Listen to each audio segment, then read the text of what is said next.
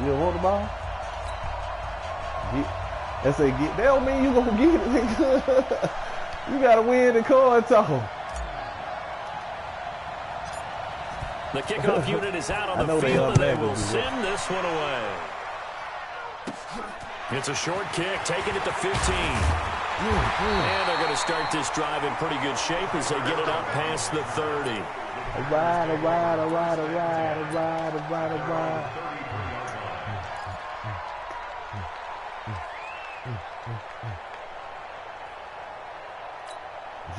So they'll come up first and 10 now from the 33. Hey, come on out here. Come get some. Come get some. Come out here. Come get some. Now the man from UTEP, this is Aaron Jones. Give him 3 there on the first play of the game, and it's second down. They tried a quick hitter inside, but that one was swallowed up because what they're hoping, those big defensive linemen will take the bait and move laterally and open up a crease that they can run through. Didn't happen on that play. The last run got 3. Now here's 2nd and 7. Rodgers with a give. It's Aaron Jones. And he will lose yardage back to the 34-yard line. They'll wind up losing 3. And now it's 3rd down.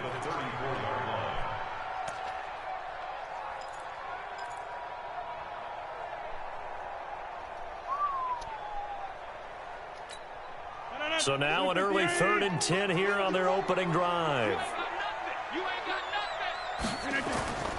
Throwing is Rodgers. Looks to throw, fires right side. And that's going to be incomplete. The coverage too good there. The contact popped the ball free, and it's 4th down. Talk to me, down, J.K. Scott ready to punt it away. The 49ers have Richie James back deep. Then win your first option with it. Roll, man. God. Oh, what a play on special teams here. This is going to be down inside the 5, all the way down at the 2-yard line. He's going to be back there. And he's got to be fired up about that effort. I don't think he could have walked down and placed it any better than where he ended up putting the football. That was excellent. You promise? You promise? Here we go. Oh, man. We got to find our way out of here. They'll run for the first time with Tevin Coleman. And the result here, a pickup of 8. Leaves them with 2 to go on 2nd down. We talk about setting a tone or beginning a drive. That run was absolutely textbook. I'm telling you, partner, now they're not just thinking about an easy drive. They're thinking about maybe taking it downfield. Started at their 2. Now they've got a heavy amount of breathing room. Coleman, and he'll get it up to the 12-yard line here. Not too many more ideal situations in 2nd and 2 in order to try and pick up a first down. They ran it and picked it up.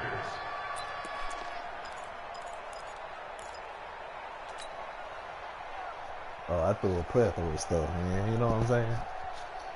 Here we go. I do a plethora. Garoppolo now, first down throw. Man open, that's Deebo Samuel. And he'll go down right on the edge of the red zone following a pickup of about 7 or 8. And, boy, they had high praise for this rookie receiver when we asked the coaches about him, didn't they? They certainly did, and obviously they liked his measurables, otherwise they wouldn't have brought him onto the team. Height, weight, speed, all of that. But how about what they really said? Competitiveness. That's what they really liked about him. The way he goes after the football, competes for it, and decides when it's in the air, it's his and only his. Garoppolo going to hand this one to Coleman, and they'll bring him down at the 27-yard line. 6 yards to pick up, and that's a first down. 2nd and 2 is prime time for a little bit of a gamble, isn't it? Open up the playbook, go play action, toss that bad boy deep. But in this situation, go ahead and give it to your back. Let him pick up a first down. Keep the sticks moving. Garoppolo on first down. The first catch of the game for George Kittle. And they'll get it up just short of the 45 at the 44. 18 yards, first down Niners. I do believe we'll see a little bit more of this as this game progresses, because when you can have that type of a gain in the middle of the defense, it hurts them in so many ways, because most teams like to be strong down the middle. And if you can sting him I see that big try to peek right in the corner. I said, God damn, they got me so good, that middle third, the seam routes, the end routes. Yeah, you're right. Probably see more of that. Yeah, it takes a lot of courage and fortitude to go in the middle as well. And he's got it. Huh?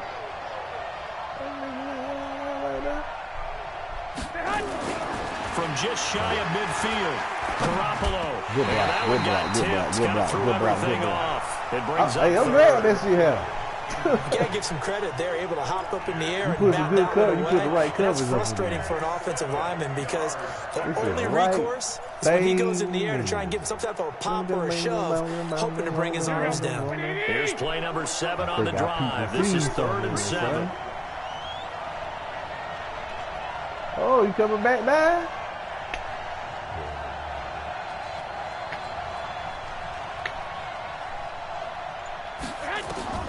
Here's Garoppolo to throw. Get off! Come on, man! It's a move. Back at the 43-yard line. Oh, man, you didn't know what I wanted. And it brings up 4. What, man? You know what I want this time? Oh, a big decision here early. Look at this. They're going to go for it on their own side of the field. Chunk, man. We're looking for the #1 spot. They do go for it. It's Garoppolo. We're looking for the #1 spot. And they ain't going to get in our way. That ain't going to get in our way. Too shy of the 40. We need that spot, dude. We need that #1 seed. Pickup of 16. So into Packer territory now. Here's 1st and 10 at the 41. They'll run with Coleman on 1st down. Preston Smith there on the stop. Despite the blitz, they're still able to pick up a nice solid gain. The disadvantage of blitzing often alters the normal spacing and run fits and leaves creases like they were able to exploit right there. Huh? Hello? The first down run got 5. Here's 2nd and 5.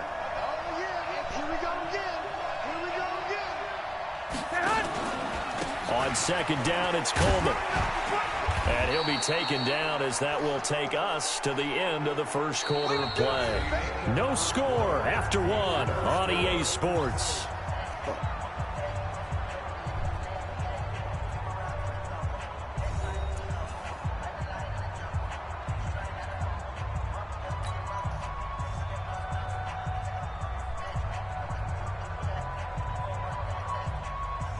Here we go. Watch the screen. They'll try and run for it here. It's Coleman. And he'll lose yardage on the play back at the 37-yard line. Not at all what they envisioned on 3rd down. 3 yards in the wrong direction.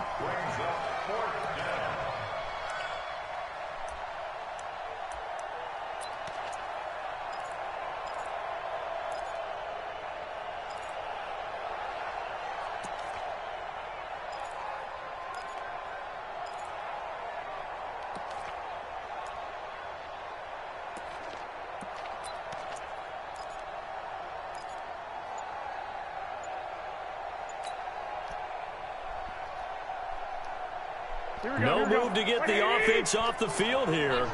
They've converted once on this drive. On 4th, they'll go again and try it once more. Now on 4th down here, that pass knocked away and incomplete. The Niners go for it, but it doesn't work out. And the Packers D comes up with a big stop. I said, why you get back on the phone now? The Packer offense ready to get their next drive underway. And on the first drive, 3 and out. And I know that these are professional athletes, but I would imagine sometimes you get the nerves at the beginning of a game still, don't you? Those don't ever go away.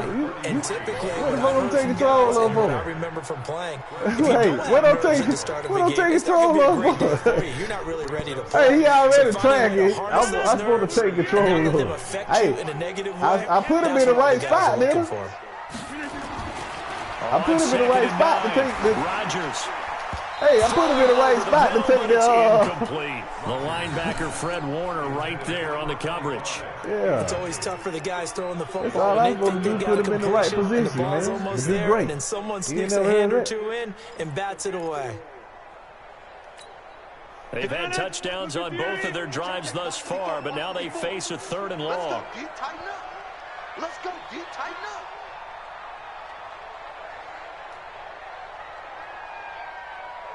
Check, check. Fresno, Fresno, Fresno. Jump out.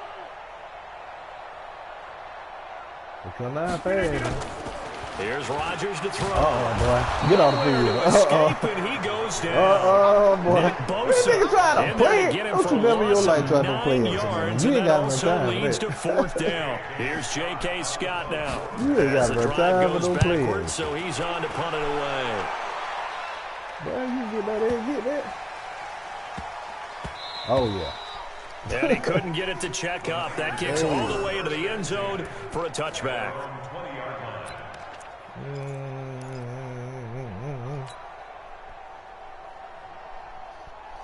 Here we go. The 49er offense set to get this drive underway. They had a great drive going last time. They were moving the ball, and then all of a sudden it just stalled out. So we'll see what they can do here, Charles. And it's always easy to second guess when you don't get it on a 4th down try. But they had to like the feeling that they had going on offense. They want to continue to see if they can capture that again on this drive and maybe get in the same position. Yeah, and that's, I mean, like I said, they were moving the football. It's not like they went 4 and out, so I don't think it's a deal where the offense doesn't have confidence. No, I agree with you totally on that one. If anything, they may have gained more confidence. Okay, they stopped us one. And he's got Daylight. It's a foot race. Hey, go be patient. 10. Be patient. Touchdown. Be patient. 49ers. Tevin Coleman. Roll it up. 73 yards. As his guys are first onto the scoreboard here this afternoon. Come on, give me. After a fairly uneventful first quarter, that last play, that'll make a few highlight clips. It certainly will, and you're exactly right. The first quarter almost felt like a feeling out process, didn't it? Both teams, okay, what are we going to do? Looks like they ramped things up just a little bit to start the second quarter. That's fielded in the end zone. And he'll elect not to return this one, so they'll bring it out to the 25 on the touchback. He might feel a little loose right now. Speak to you playing, man.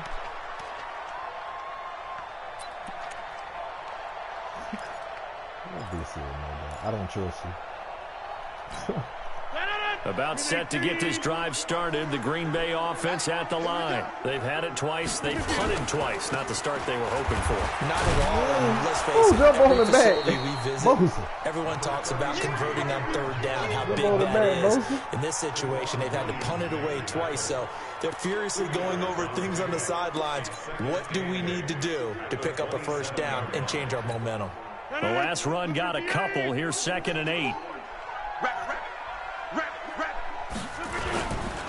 They'll try the right side with Jones. Man, you know we'll need the 3, man. 3 here as he's out to the 30. You know we'll need the 3. Well, he hasn't made much of an impact in the running game thus far, and after that last run, not much is going to change in that area. He hasn't been able to get anything going, and really the offensive line not helping him much. Offensive line ain't helping you, what they say. 58! 54! Right, 54! Come on, boy! Slip it down! I know what you like. I'll watch you. I'll watch you. I know what you like. You like the coverage. Problems on 3rd down so far. I know what you like, man. Hey, I know how you like to do that. Roy Perry. The average in the league, somewhere around 40% on 3rd down for offenses. So what's the answer to this? Either convert them or don't get to 3rd down in the first place. Get your big chunks of yards on 1st and 2nd down. Only 29 yards on the punt there. Definitely not his best. I know his style. The Niners will go on offense. I know what he like. 1st and 10. By the scene, you run that one play. 49er offense set to get this drive underway. Things progressing to plan so far. Their defense has been solid, and they've got themselves a 7-0 lead after the touchdown the last time they had the ball. And this is no time to even think about, hey, are we going to milk the clock? Hey, are we just going to do ball control? This is the NFL. 7-0 leads, they don't last very long unless you continue to push the envelope on offense. 2 minutes on the clock, second quarter, 7-0 ball game.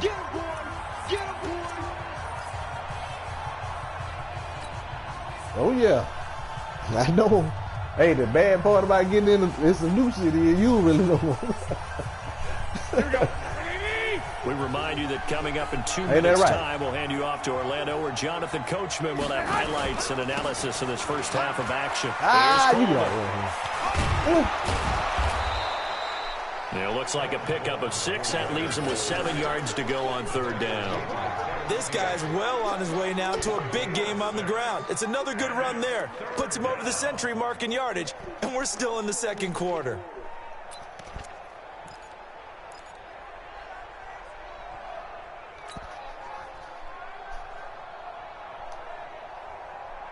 It looks like the Packers have added an extra DB on 3rd down.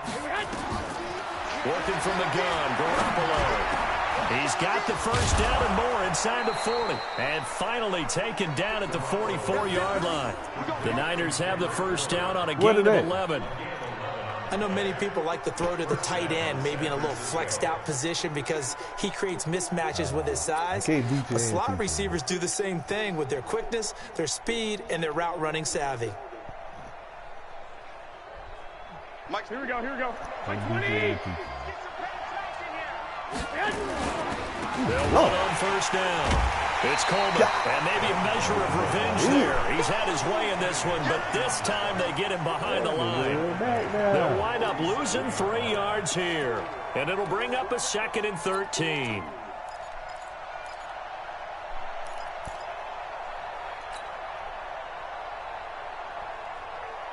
Here we go. To throw, it's Garoppolo. And that'll be incomplete. Took a pretty good shot as he tried to pull that one in. Couldn't hang on 3rd down. The beauty of being able to play his own defense when you can sit back and see the ball coming out of the quarterback's hands, guess what? Creates a lot of confusion, kind of a muddle in the middle of the field where you can go make a play on the football. Oh, that shit. I had to pull him down just so you wouldn't intercept it. An incomplete pass on that last play, and that means they'll need to come up with something here on 3rd down. A shotgun snap for Garoppolo. Got a man. He finds Sanders. And this is going to result in another first down as the tackle's made at the Packers' 27-yard line. I think it all came together there. In-breaking route, drove it with excellent pace. Money throw right there to move the sticks.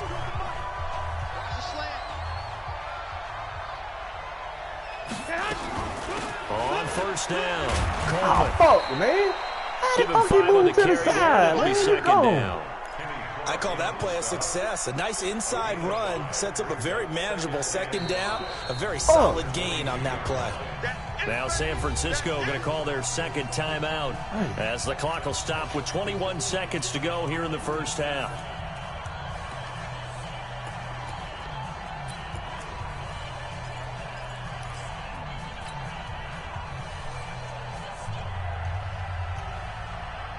Here we go. Let's pick it up. It's out of time, guys. Out of time. Let's get off the field. Let's get off the field. From the 22, Garoppolo. Hey, where the flag? Thank you. God damn, where the flag? Down. Let's check in with the referee. Man, nigga, you talking about me? So the pass incomplete in the end zone, but contacted pass interference. And now where does the ball get placed? At the 1-yard line. 1 yard line. They gave up excellent real estate on that one. That's going to work really, really well for the guys who threw it. This man, I had never seen no shit like that before. Here we go. 180. 15, check back 15. Hey. Check 13. Check 13. It's Coleman here. And across the goal line into the end zone. Don't be yelling at them kids because you see your ass with that. Tevin Coleman. As the first half is winding down. And the Niners are able to stretch their lead. And that'll give them a 2-score lead here, but I'm looking ahead. They just want to hold it for the final moments here in the 2nd quarter. They don't want to give up anything on the other side. No, not at all, because if they don't, it almost had the feel of an imposing their will score. And right now, they want to make sure they keep that and carry it into the 2nd half. Short kick here, fielded about the 17. And they're going to start this drive in pretty good shape as they get it up past the 30.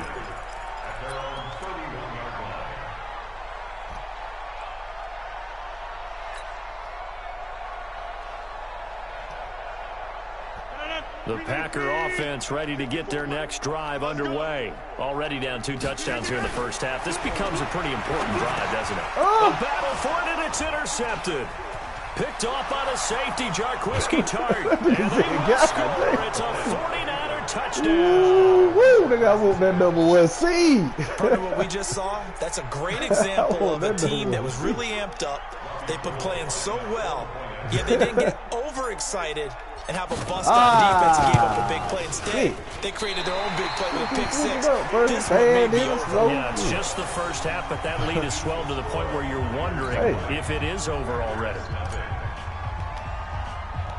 So they throw the pick 6. They'll get another shot at it now as this one's in the air.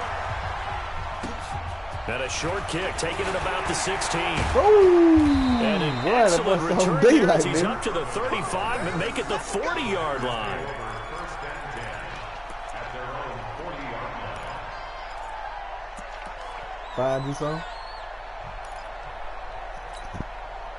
About set to get this drive started. The Green Bay offense at the line. And from this spot in the field with the clock where it's at, you think we're just going to see a D and that's it?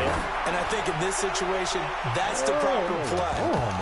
We do know there's some risk takers out there that may want to take one more shot before the clock runs out. The first play of the drive there is incomplete. That's it for the first half. 2 more quarters to go. Plenty more to see after the break. All right, Coach, thank you, and we welcome everyone back for quarter number 3.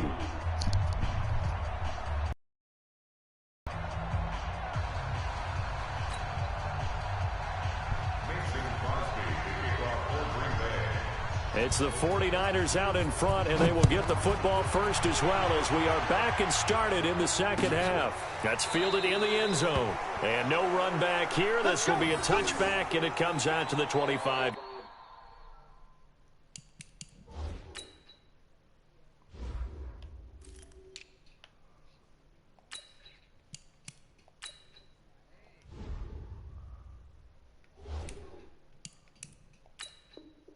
All right. Yard line.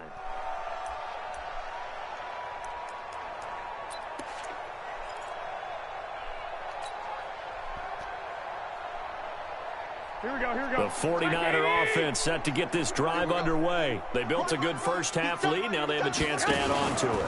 And what I'm thinking is that the offensive staff spent the entire halftime just working with them on, here's what we think they're going to do to attack us in the second half.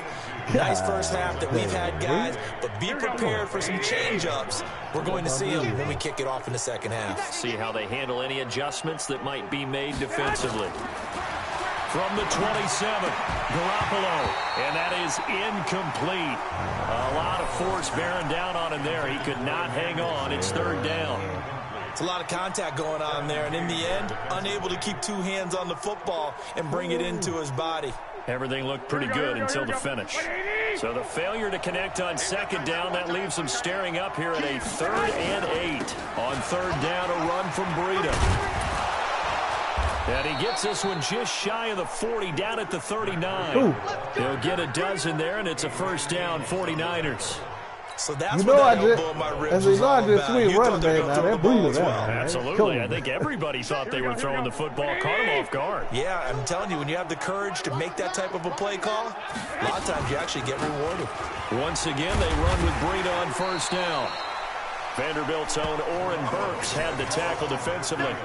They're trying to show that they can run the ball and protect this lead. Give it to the backs, but able to keep away, don't you think? And that's probably a good philosophy at this point, going to make that defense stand up and stop them. From the 44, Garoppolo. This one into the hands of Kittle, the tight end. And this is going to result in another first down as the tackle's made at the Packers' 45-yard line.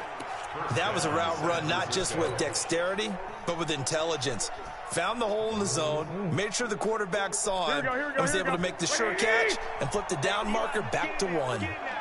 So into Packer territory now. Here's 1st and 10 at the 45-yard line. Now a run on first down is not going to get off the ground as they will get him behind the line of scrimmage for a loss of 3. It's a tough one right there. He ran right into the teeth of the blitz as the linebacker was freed up in order to stuff that one for a loss. I think quarterbacks got to see that. Got to find a way to audible into something a little more advantageous.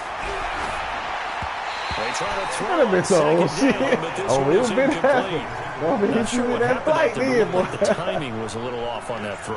Well, you know I'm a defender, so what am I going to say? Great defense. And darn right, they did something to disrupt that timing. Oh, I had that flight dialed up for you, boy. Shit, you finna get it. Here we go. 7th play of this drive coming up, but a long way to go on 3rd down. Garoppolo looks to throw. Completes it to the tight end, Kittle. And he's going to be about a yard or 2 short of the first here. He needed the 35, but didn't make it. They do get 12, but they'll be marked short. And that leads to a 4th down.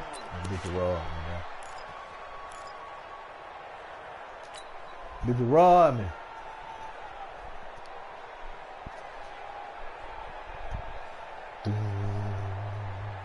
The offense going to stay out there.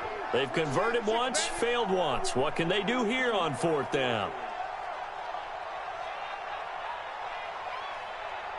21. Minus 50.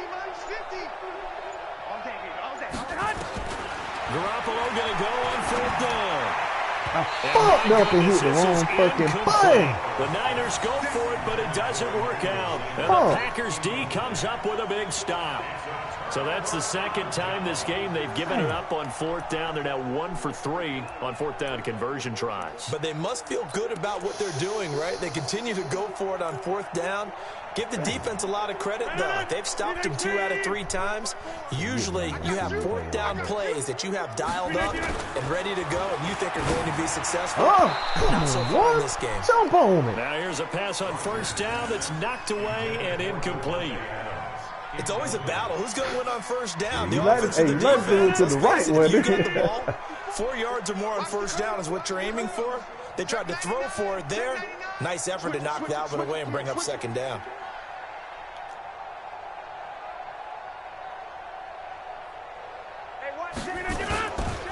Jones. Oh, Joe. I already told you, ain't no winning today. I gave you 6 well on the football now. Calling no gain on the run there, and now they'll be looking at a 3rd down.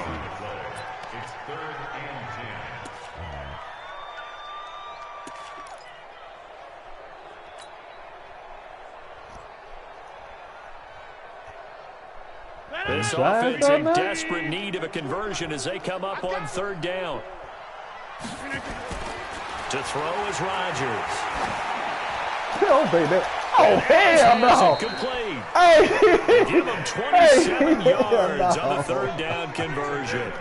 It's hard to believe when we look at the numbers that our statistician Marvin has given us about Aaron Rodgers today, that he's been held to this few. That's not normal for him. And that explains the scoreboard, doesn't it? It really does. As he goes, man, so you goes know his who that team, is and over he's there? just absolutely scintillating. You know who that but it's is? still not over for and him I don't yet. know who number 13 Looking for is. more there on 1st Oh, no, down, but this over there. downfield, One-on-one. That's what we do over there. incomplete.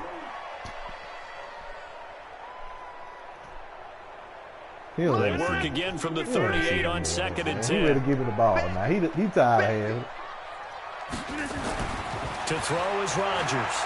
Going to throw again. He tired of having it. I told you he was tired of having it. Seahawk Richard Sherman. What I just told you. Stops at the 39-yard line. When we talk about the best corners in the league, we're usually saying shutdown corners, guys you can't complete passes against. Richard Sherman fits that definition to a T. The best part of his game, no wasted moves. He studies the opponent so well, hard to get a pass on Richard Sherman. And now a timeout coming from the defensive side for the Packers. It's just their first, so 2 remaining as they burn one here in this third quarter. The 49er offense set to get this drive underway. And now you've got the clock winding down here in the third quarter. Your 3 scores to the good. What's your approach on this drive? Too early to fully commit to playing the clock game. Yet at the same time, you're also not going pell-mell like you would in 2-minute offense. This is what NFL offenses call 4-minute football. Take the clock out of the game a little bit, wind it down, but at the same time, keep advancing the ball down the field. On 2nd and 9, Garoppolo. And this one incomplete. Too much contact to hold on to that one, and it's 3rd down. So he can't hang on, and as I watch that unfold, I remembered an expression that I've heard, maybe from you, I don't know, but you're going to get hit anyways, might as well hold on to the ball. Right, you know a coach said that, right? Yeah. Not an actual player. Not a chance at all. Way easier said than done. After an incomplete pass on 2nd down, that'll leave him trying to convert on 3rd and 9. From the gun, it's complete to the tight end Kittle over the middle of the field. And he'll be corralled out across midfield down to the 45. 15 for the Niners there and a 1st down. So you decided the 5th catch of the game for him there. Yeah, and the tight end position is now becoming a volume pass catcher. It used to be occasional, right? Safety valve. Throw one to him every so often, but more mainly they want him out there to block. Nowadays, an integral part of the passing game, and they create such great mismatches that they often become the leading receiver. Looking to throw, Garoppolo. They'll set up a screen for Breida. And he's got this down to the 35. The Niners have the 1st down on a gain of 11. 1st down, 49ers.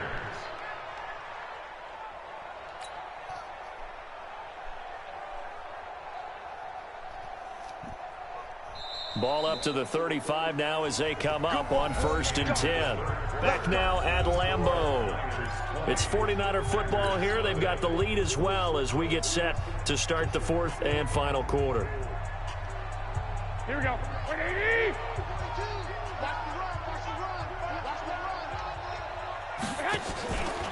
On 1st down, here's Breida. Give him 3 on 1st down. It'll set up a 2nd and 7. Bottom line, they want to keep this clock rolling, so they'll take that one right there. They just want to keep falling forward, and they want to put the onus on the big fellas up front in order to bring this one home. They stay on the ground. Again, it's Breida, and he's able to get it down to the 25-yard line. 7 yards there and a 1st down. How about this offensive line? They're really starting to establish themselves, take over this game. And before the series began, I know exactly what was said in the defensive huddle. Guys, we got to get no less than a 3 and out. Let's get off the field. Instead, they can't find any traction towards doing that. Right now, they're just getting muscle all over the field and getting pushed down it. And he stopped immediately there. Shit out of me. I cut back. Tackle made by Montrevious Adams. Run blitz there defensively, something we might see more of here in the 4th quarter. I think we'll see a lot of it, and the difference between that and a pass blitz, you're just trying to get to the quarterback. You're trying to scheme someone open who will get to the QB and make sure he gets on the ground. In a run blitz, you're actually trying to cover up gaps, trying to cover up holes so they can't run the football. 5 yards on the carry there, and it leaves them with 3rd and about 6 yards to go. Here we go, here we go, here we go.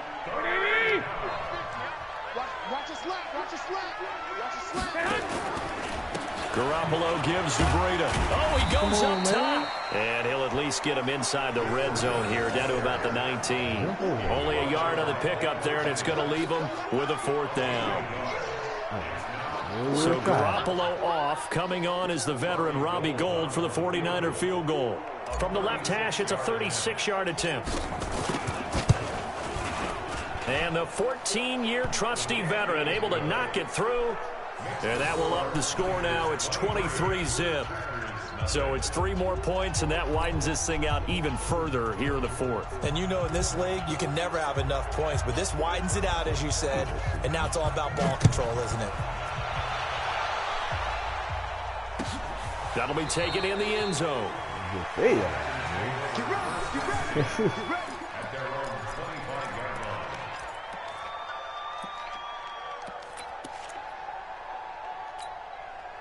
The Packer offense ready to get their next drive underway. And let's face it, this drive is not going to have any bearing on this game, but it's kind of important for one reason, isn't it? It certainly is. You got to get points. And, okay, all right, I'm being facetious here, but you get points, you feel a little bit better about yourself as you move on to the next one. They'll wind up losing 3 yards here, and that'll make this a 2nd and 13.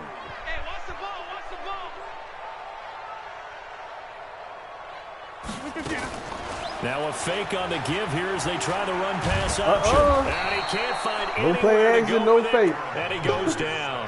Nick Bosa picks up his 2nd sack of the afternoon. We've been around this league for a while, and many coaches never pull their starting quarterback, almost no matter the situation. In this case, though, I think he's got to make a decision. He's taking a pretty good beating out there. Yeah, with the deficit, maybe not wanting to risk an injury. On 3rd and long, it's Rodgers. And that will be incomplete. Just nothing there again. He's been sacked multiple times. We've seen the interceptions, of course. He's really been through the ringer, hasn't he? And what we've seen is a defense is well coordinated. The front and the back really in sync. The front putting on the pressure. The backside being ball hawks and picking passes off. James now to return. 12 yards on the return that time. And out will come the offense as they take over.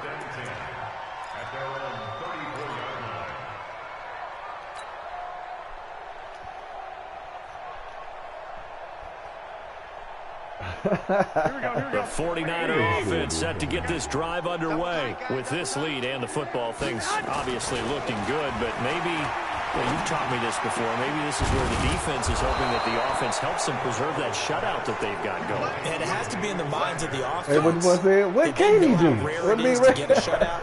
So take care of them, protect them, take care of the ball, move it downfield, run the clock down.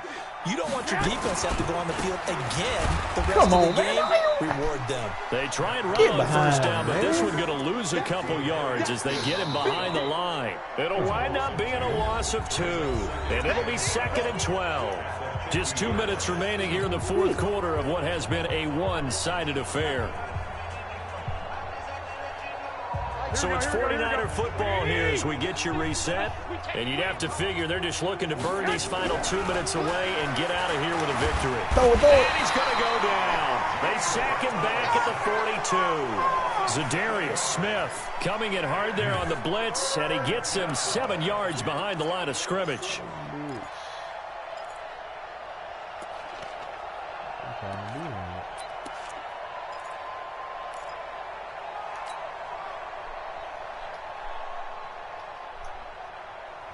Well, that last sack, it puts Garoppolo and the 49ers in a tough spot. They face a 3rd and long. On 3rd and long, it's Garoppolo. Hold on, baby. Come on, hold on to the ball. You can tell they were hoping for a flag there offensively. Several on the sideline motioning. Hey, why not a penalty? Why not a penalty? What did you see? Yeah, I think you've got to let them play, and the officials are instructed. If there's contact coming from both sides, no flag. Let them fight it out. And forces 4th down. And a little too much mustard on that one. It hits a couple yards into the end zone. A missed opportunity there maybe to pin them back.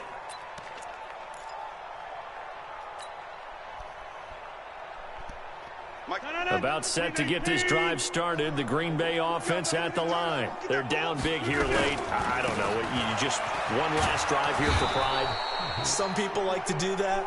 I remember playing for a guy once. We were down huge, and someone said, "Coach, what do you want to call?" He just waved a hand like, "Who cares? Let's get out of here." And yeah, you know that means like an X back there. Some teams like to do something at the end to feel a little bit better as they continue to move forward. Yeah, probably just want to put this one behind. I don't know if they start like, I think it might be they hot because I think he got an interception last time. Seen a whole lot of wide open receivers. Everything seemingly has been contested. And that's another nice job there to force it into completion. They've been very cohesive, knowing each other's moves all game long, and they've been on the spot just about every time. And they've held them in check on the scoreboard. They get 7 there, but it brings up 4th. Throwing now is Rodgers. And he finds his tight end, Graham. And he's able to get it to the 33. Good enough for a 1st down. So no reason not to try it there, and they do indeed convert on fourth. And that'll be incomplete with just 6 seconds left on the clock. Come on, man. Brings up 2nd and 10. 2nd and 10 from the 33-yard line. Let me go hunting now. Rodgers to throw again. He's going to let it fly. And Rodgers intercepted a 3rd time. Picked off by the former first-rounder Jimmy Ward.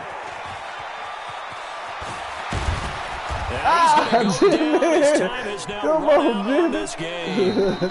So the victory here for San Francisco. And this was truly a total team effort, Charles, on both sides of the ball. Well, they absolutely pitched a shutout, so it can't get much better than that, right? The defense led the way, but the offense did their part as well. They moved the ball up and down the field. So you've got to like what you saw. Let's see what's wrong.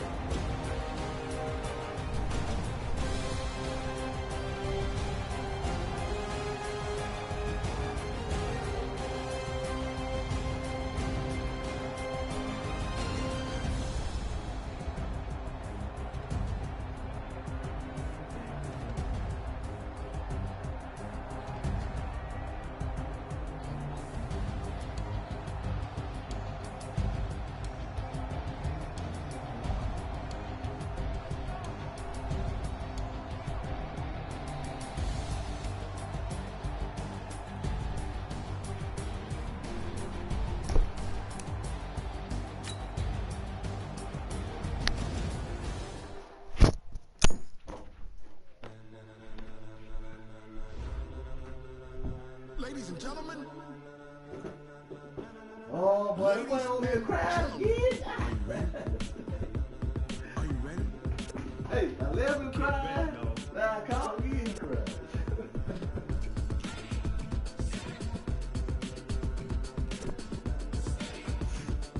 Oh, you had a game?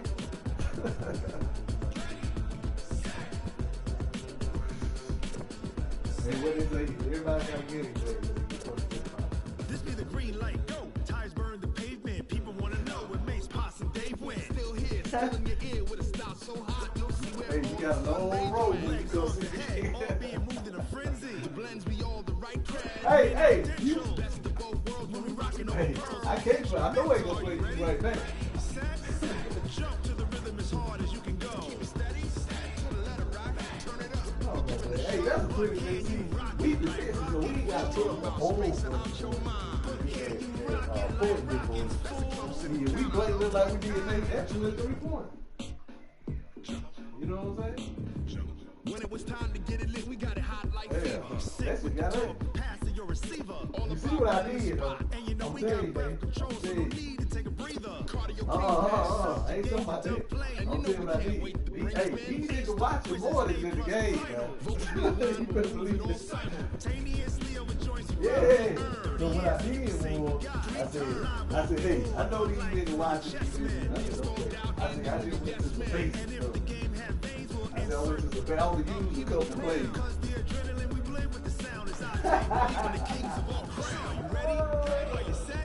Then jump to the rhythm as hard as you can go. Keep it steady, let it rock, turn it up, y'all keep the flow. But can you rock it like rocket fuel? What you talking about? Space out your mind. But can you rock it like rockets full? Counter away.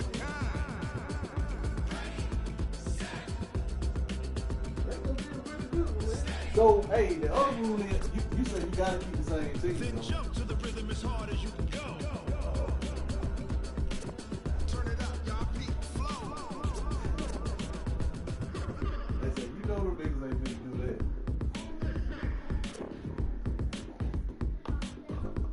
Yeah, I think the same thing.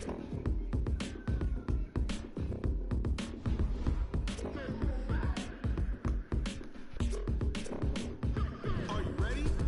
Set. Jump to the rhythm as hard as you can go. Keep it steady. To the letter rock. Turn it up. We giving the show. But can you rock it like rocket? What you talking about? Space out your mind. No, don't say Rock it like it. rocket. That's a close encounter of what kind? That's good shit there, man. Hey! But can you rock it like rocket fuel? Hey, I hear say it myself that shit like I see it. This nigga might just be running off over.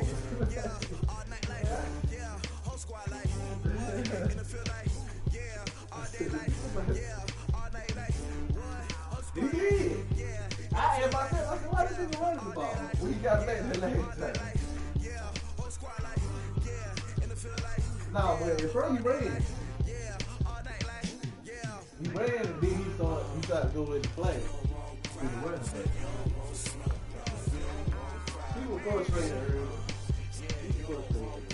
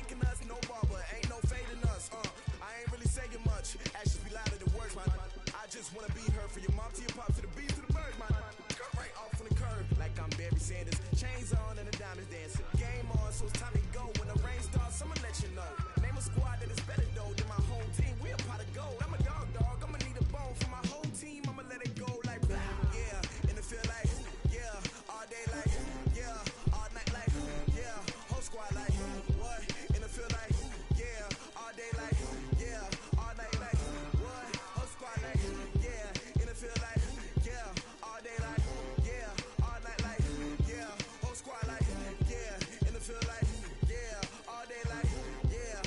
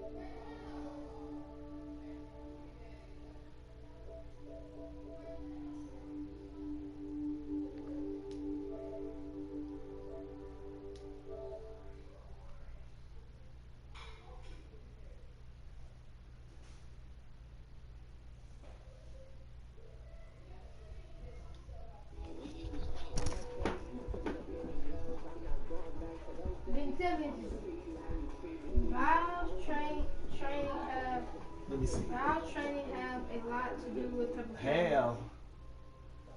Has. Let me see that.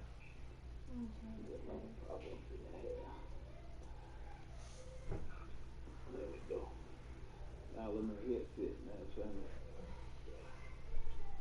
God, that PlayStation Pro.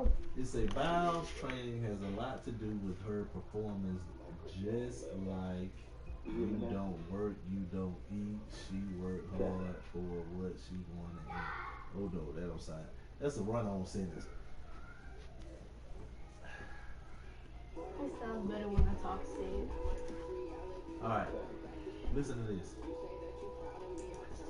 Bowels training has a lot to do with her performance. Period. Right? You got what you got to have to make up a sentence? Period. A noun, verb, stuff like that, right? Alright. So do this as I'm doing it. You can fix it while I'm talking. EA Sports coverage of the National Football League is on the air. A moment ago, here was the scene.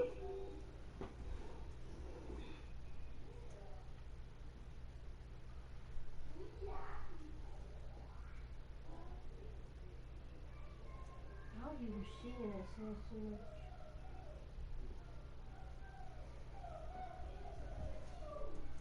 Finish?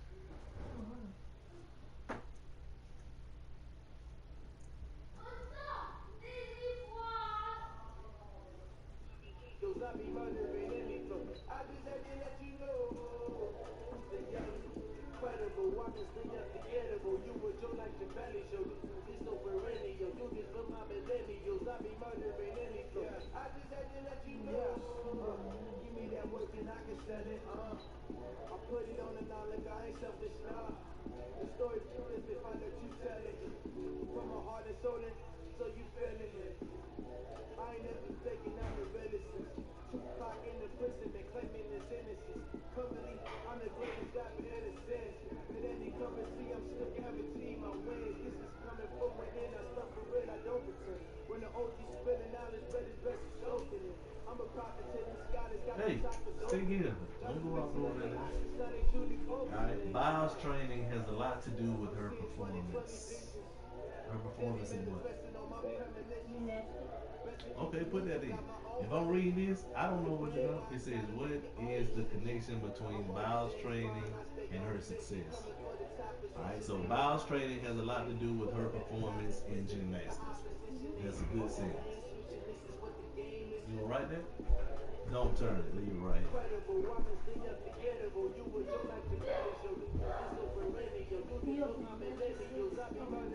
Ain't that what I said?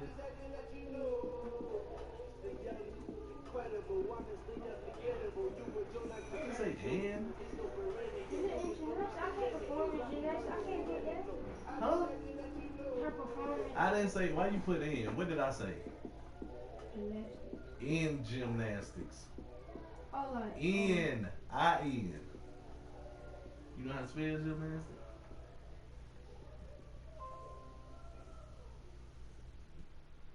Man, how you spell it?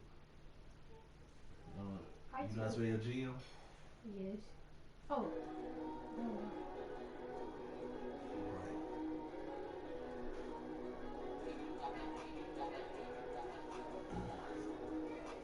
Okay. So that first sentence I did. Bowels training has a lot to do with her performance in gymnastics. Now, what the second sentence is, just like if you don't work, you don't eat.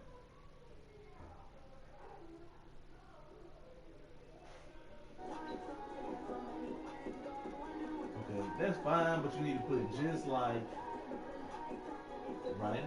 Just like the, yeah, like T-H-E, no space, T-H-E, phrase, you know what's a phrase? P-H-P-H-R-A-S-E, like that. And then you know how you do this.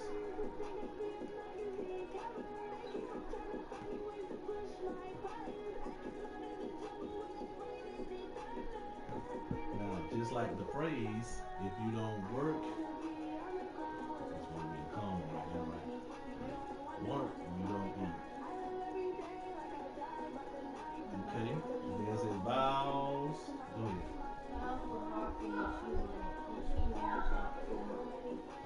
you say and what did you read? And she never. And hold on, keep reading. And she never stopped till she reached that dream. Shouldn't it be stopped? ED.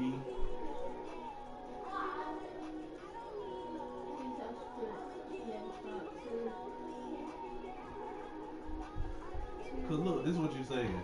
Vowels, work. Should it be work? She already did this, right? So this stuff should be past tense, right? So you gotta make everything in there past tense.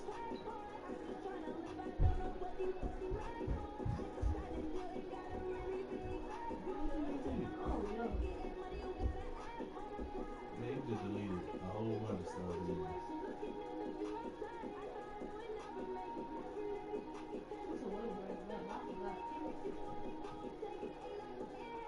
This is a way to bring what back? You can't bring that back. I forgot though. Nah, not unless you got a refresh button. You better be bringing that back on your own. Yep, so that's why you don't be lazy and put your thing on. Now you gotta rewrite all that on. Peace on. Here was the scene, the Falcons coming out for their title to the roar of all the folks here in Atlanta. We're ready for football as these Falcons get set to match up with the Indianapolis Colts.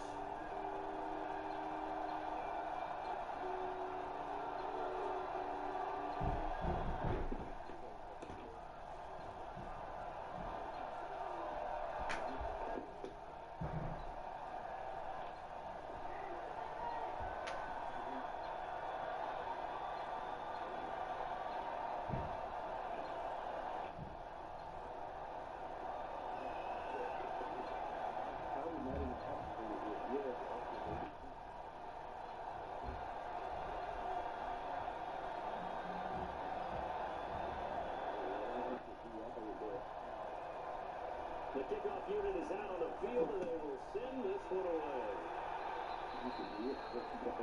And that drives coaches insane, doesn't it? When they see that happen, it just doesn't feel right, does it? Plus, you're giving up yardage.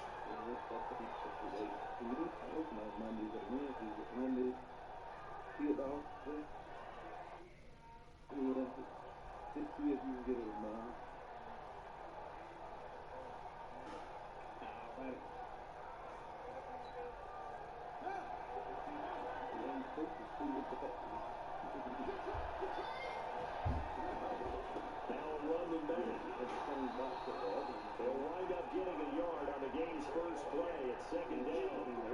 They tried a quick hitter inside, but that one was swallowed up because what they're hoping, this big defensive lineman will take the bait and move laterally and open up a crease that they can run through. Didn't happen on that play.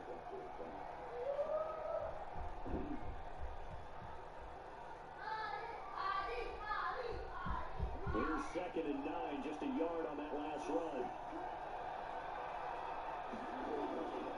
On 2nd down, here's a run with Matt. And able to work about 5 yards out of this as he's taken down up near the 47. A quick burst there, and he nicely bit off a pretty decent gain.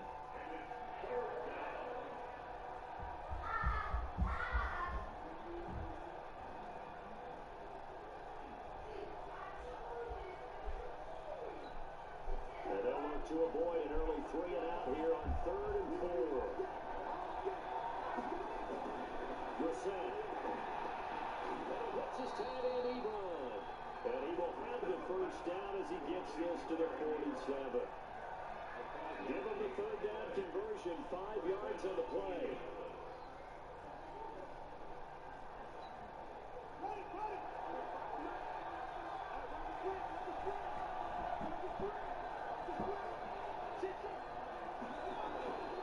They'll run on 1st down and Marlon Mack.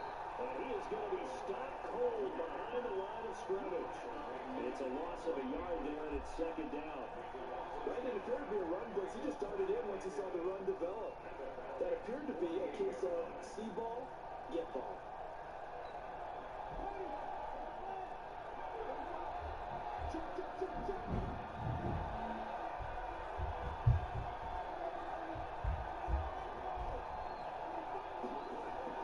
On 2nd and 11 now. It's complete here to T.Y. Hilton. And that's going to be good for another first down as the tackle's made at the Falcons' 31-yard line. They sure put the coverage guys in a stress on that one. They thought they were going deep. Ends up curling inside for a nice chunk of yardage. Line of scrimmage, the 31 now on 1st and 10. Here's the set. Ebron caught left side. 23 yards on the play. His passing's been on point on this drive, hasn't it? Been very accurate.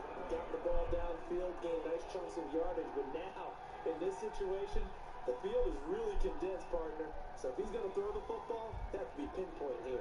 As I was going to ask you about that. Field shrinks, has to be sharper, but it's been a good opening drive so far. Now they just want to see if they can cap it off with the bell ringer and put it in the end zone. 2 big plays in succession. Not sure this D knows what hit him, but now they got to get ready. It's 1st and goal. They'll run here with Matt. And that'll move him a little closer as he takes it from the 7 down to the 40-yard line. Brandon, all things considered, they have to feel pretty good about getting that type of a gain, considering the blitz that they just had against them. 2nd and goal from inside the 5.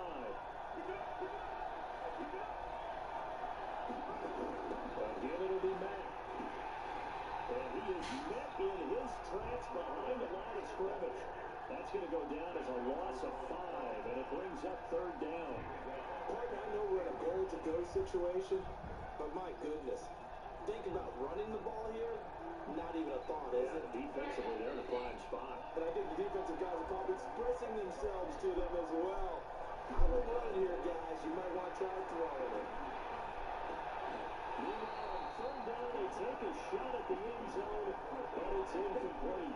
That's a good job there creating the contact, the first incompletion. And now since it's 4th down, that should set up a field goal situation. And a nice sigh of relief defensively to be able to hold them to 3. Vinatieri's kick is good. And the Colts hit the scoreboard first. It's 3-0. Able to move the ball on that drive. Yes, just 3 points, but 4 first downs were in there. Yeah, and you can look at it and feel pretty good about the whole thing and think, okay, this should continue throughout this ball game. On the flip side, if you're a defender, it's almost like we only gave up 3. They moved the ball on us pretty well. It's a short kick, taking it to 15. Gets past 1 man. And he nearly broke that for more, but as it is, they'll start this drive at about the 37-yard line.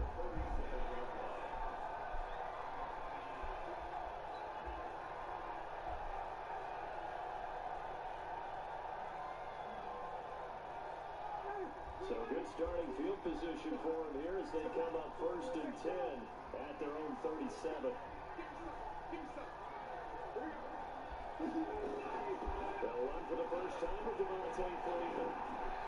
And that'll be good for 8 yards to the 45. A nice run here early on. It doesn't take a great play caller to realize you want to establish a guy his caliber who runs like this early because they'll pay dividends as the game progresses. 8 yards the gain on that last run. Here's 2nd and a couple. Well, Ryan going to give it to Freeman. He's got the first down or more inside the 40. And finally down at the 42-yard line. 23 yards to pick up there. They were not fooling around at all, were they? 2nd and short, and they brought out that heavy package. Almost like the super heavy package against that defense, didn't it? Yeah, I don't think they expected that much beef up front, and it turned into an easy first down conversion. This is Freeman on 1st and 10. There is stopping was Darius Leonard. I call that play a success. A nice inside run sets up a very manageable 2nd down. A very solid gain on that play.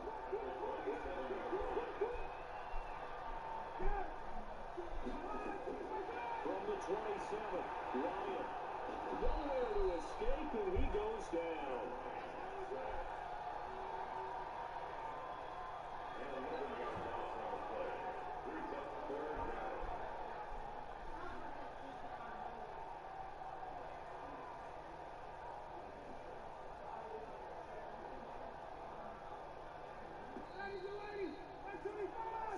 After 1 on Sports.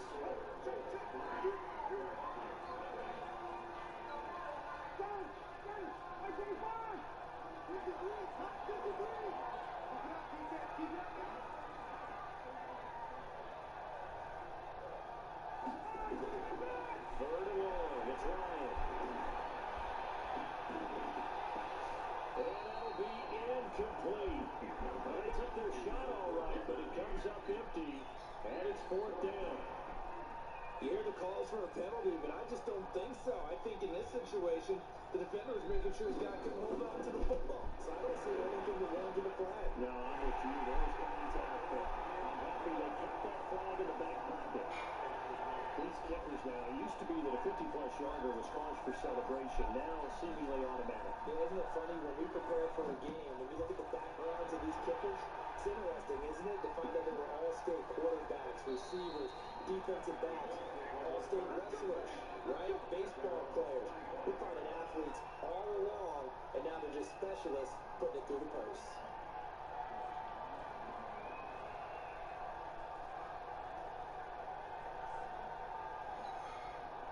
The Colts come to the line ready to start their next drive. And last time they got 3 points, but it was a chip shot field goal. When you go to the sideline after a chip shot field goal, maybe the offense not too happy. It's a balancing act, isn't it? Because you're exactly right. They're none too pleased that they didn't punch it in for 6 points. But we also have to remember they did put points on the board. 3 points is 3 points. And in this league, you take points when you can get them. Not easily done. One play has him up past the 40 already, and another 1st and 10. On 1st down, they'll stay with Mack on the ground. And he'll be tackled right on the midfield logo. Just what you want on a 1st down run. Call it 8 yards, and it's 2nd and 2. Brings up 2nd and 2 at the 50-yard line.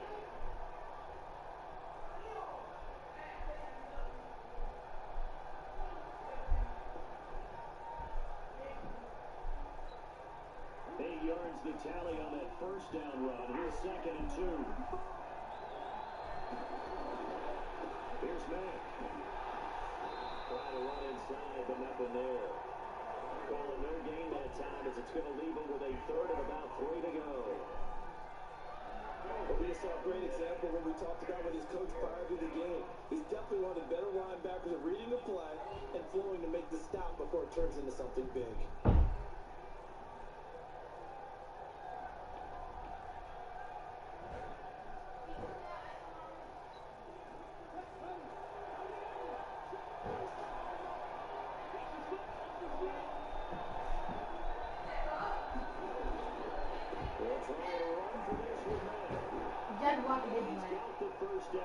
Before he's brought down at the 42. It goes as a gain of 8, it moves the chains. They're making it look easy out there. Another 1st down. So far on this drive, let me do this little bit of math here.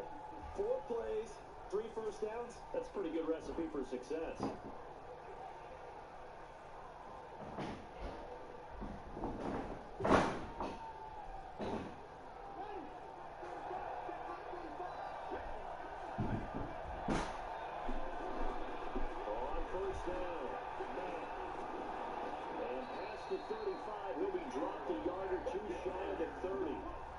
For an Indianapolis 1st down on a gain of 10. Tremendous blocking by the interior of the offensive line. They didn't just gash him there. They blasted a gaping hole for him to gallop through. I think if he comes back to the huddle, he better be giving them a whole lot of credit and thanking them for that much space to rumble. All runs on this drive so far. It's 1st and 10. Brissett sets to throw it. And that's going to be incomplete. Too tough to hold on to that one. It's 2nd down. The positioning here is key. As a defensive See, whenever I touch him, he'll start blowing up. See? Make a play on the football, but in this case, making a play on the man I thought was it all the was difference. the same That's what forced the start blowing incompletion. up. See? Here's 2nd and 10 now from about the 32.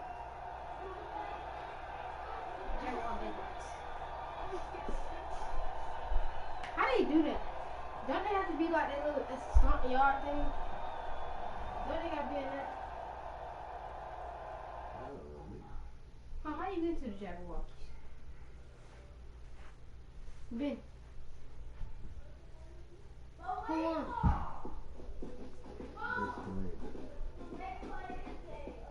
Watch out, always doing that. Look at that ice on my wrist. That's on my wrist. That's on my chain. I got them sketches. See you doing some work.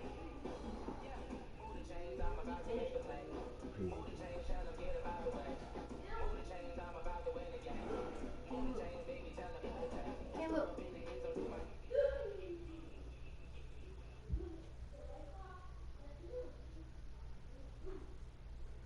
More time.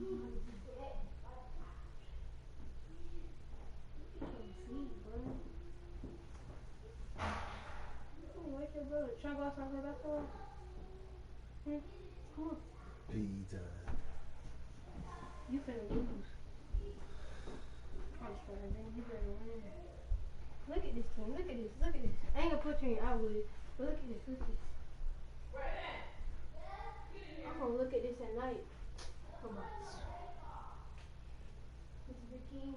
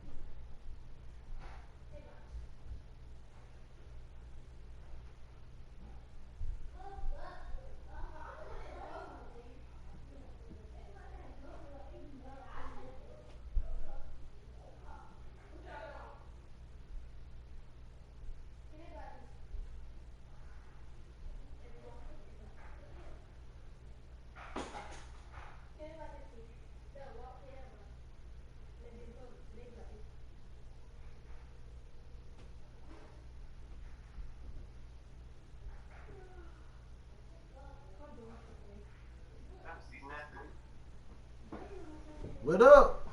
Where the commission at? I can get that nigga something. Hey, when you been down up in the closet, that nigga better hold on to do something for that nigga shit go out. Cause we can't talk about conviction.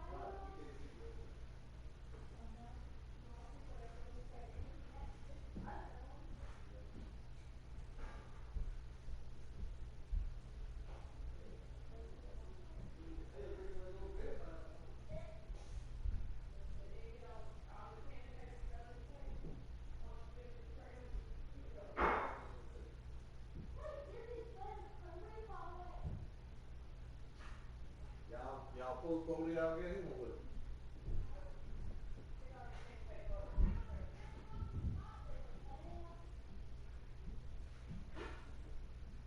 So y'all just gonna go 0-0.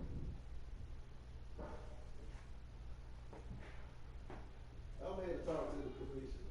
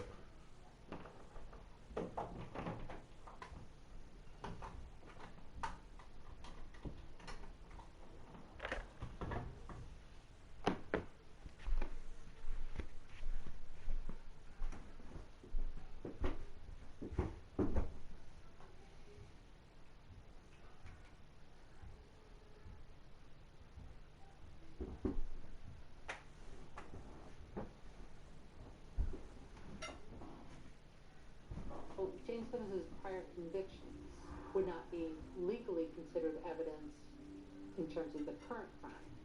But in the court of public opinion or common sense that fit into this larger pattern. Days pass, and James Simmons continues to elude authorities. I had some very sharp, dedicated detectives that had been working 15, 16-hour days. Their tanks were getting on empty. Finally, on Tuesday, Mark...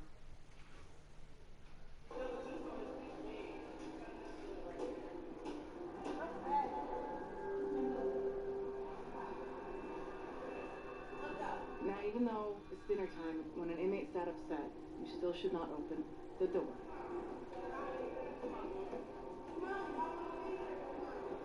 As a jail commander, I'm like, no, there's no way a CO would do that. That's wrong. I couldn't believe she'd really pop the door.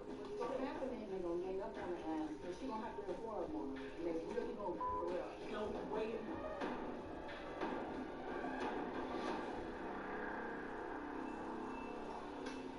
The cell doors pop, and it's on.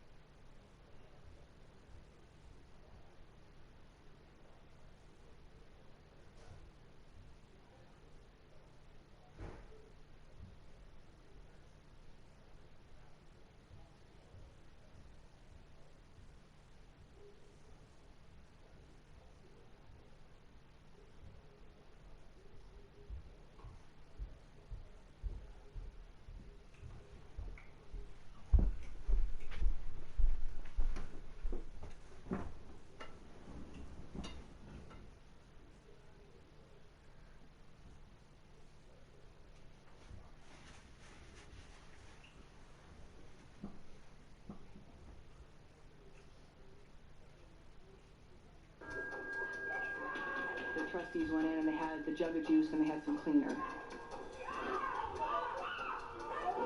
And they went into Caswell's cell and actually dumped the juice on her bed, soaking all of her stuff in juice, and then threw bleach at her.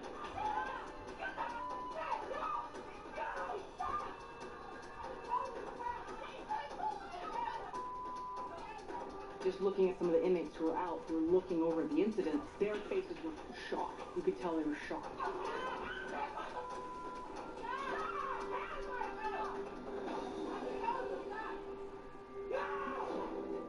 This is bad. This is so bad.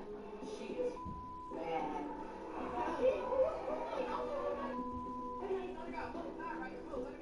And talk back.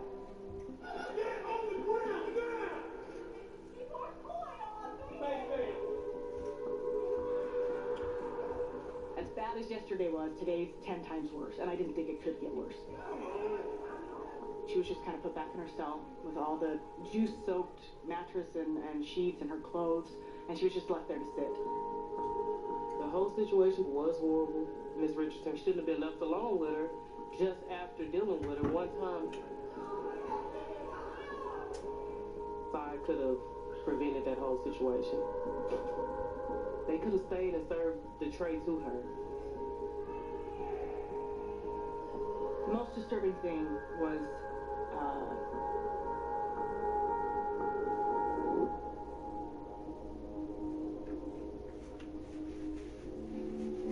just thinking Caswell. How fearful she must be to know that she can't even sleep in her bunk at night. Someone might pop the door and let people come in and kick your ass. How scary is that? No one deserves that. It was heartbreaking, and I couldn't do a thing.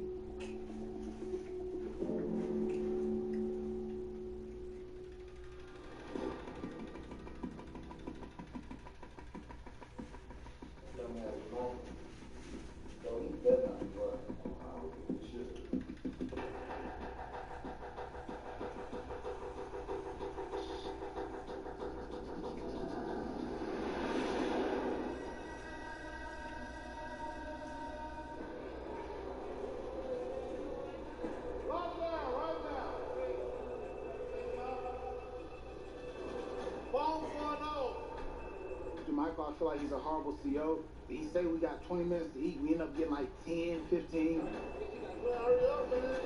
And I know I ain't tripping because he the only CO who be acting like that.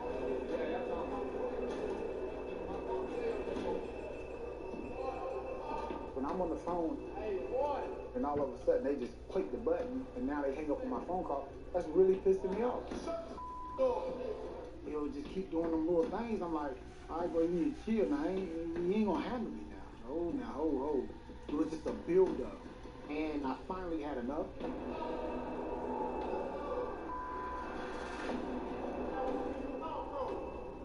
Yeah, that way. You know not to play with me. Man, you better sit down somewhere. You don't stand nobody around here. I don't know where you from. For about a week, Tony's been testing Jermichael. Just little bits at a time. White boys treat you better than you treat. I know you're a sellout.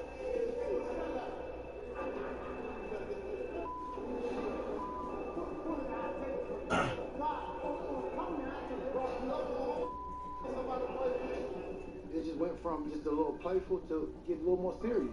I'm looking at it like, all right, cool. Let's see how you handle yourself.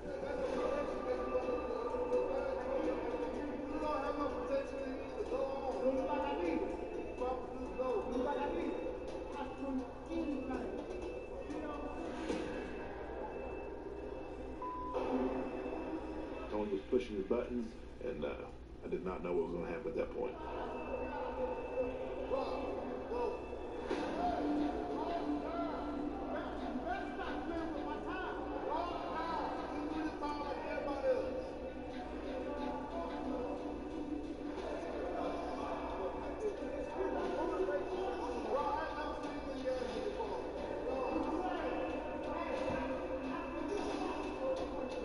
He said something along the lines of, I've never seen you here in Gaston and this and that.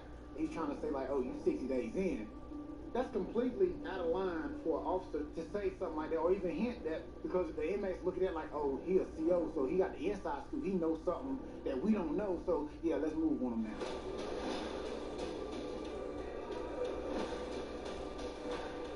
Now it's personal, so how you want to play it? I'm gonna bring...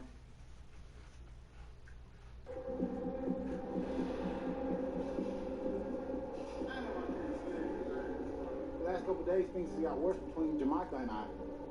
He said something along the lines of, I've never seen you here in Gaston and this and that.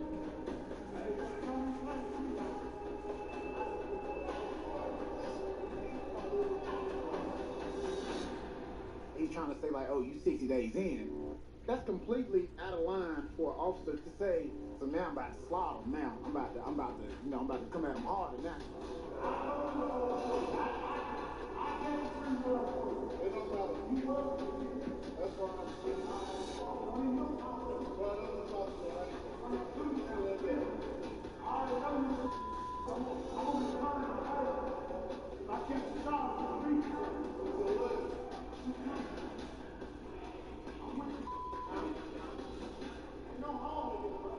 He's not backing down.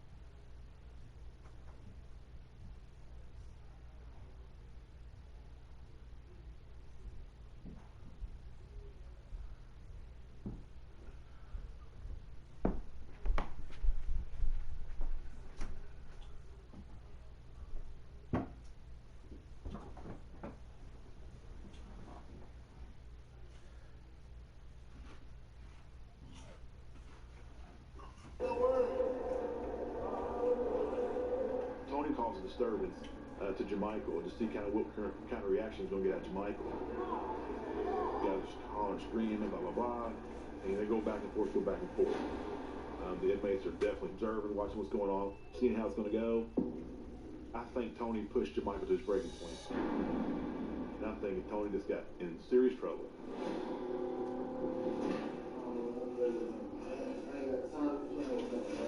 You scared?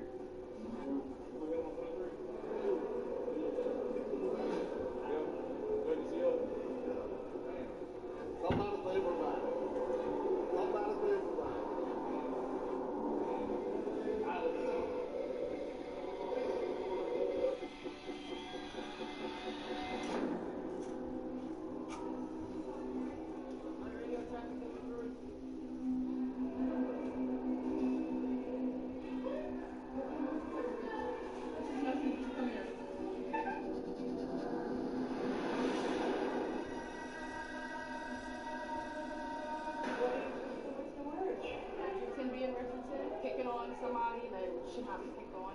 If y'all got a wrong say, I'll write you up. She's been poked at for 2 days straight. And she takes trustees up there and pops the door and lets them show bleach on her and pour juice on her to get back at her. People that she chose to be out their cells all day long. Just your buddies. Just yes. It's not right. It's not right. Because she can't. I have a whole different outlook now on police. They're supposed to serve and protect people, but situations like that was not protecting anybody. Well, would you okay if I came and sit you guys out to talk to you in the interview room?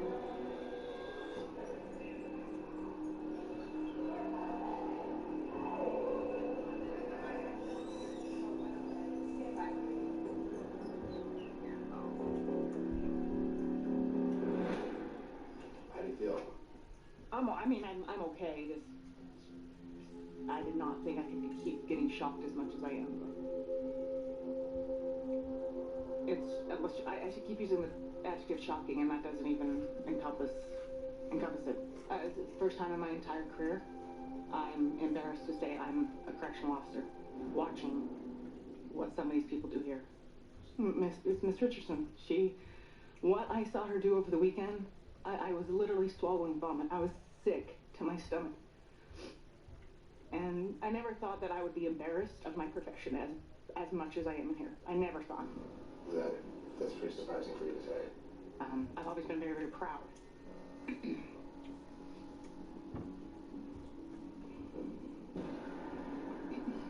I take such pride in what I do, in helping people, in representing all of law enforcement. That's the thing, is one bad person makes all of us look bad. And there's so many good, so much good, but you see this type of bad? No wonder people hate us. No wonder. I hate them, and I'm one of them. Sorry.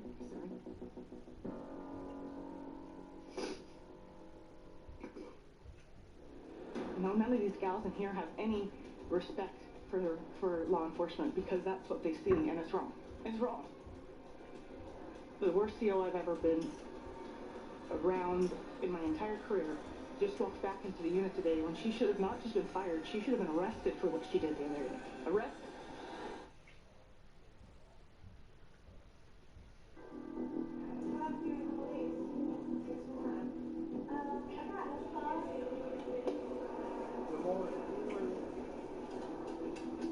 There's over 30 inmates that have wrote grievances on what happened and how she harasses me.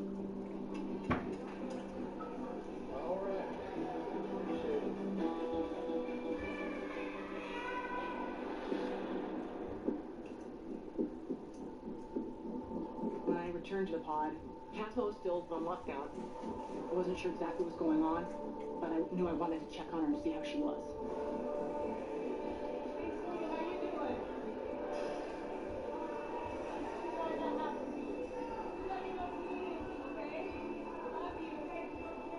My cellmate Ashley and our hearts are going out to Caswell. Let's go, ladies. I need you to lock down. Let's go. I'm surprised that she's still even here. No, seriously. Oh,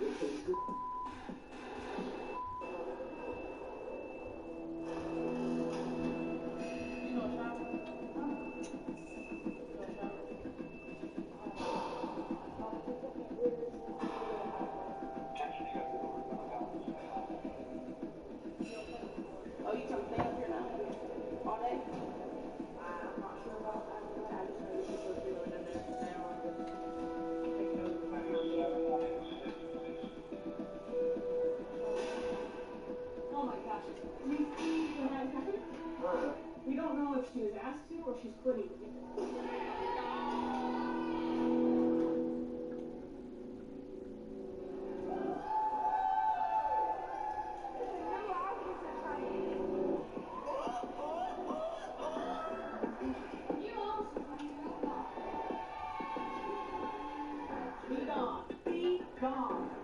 When I heard Miss Richardson was let go, everyone in the unit was ecstatic. It is a good thing for Etowah County that she's no longer employed here.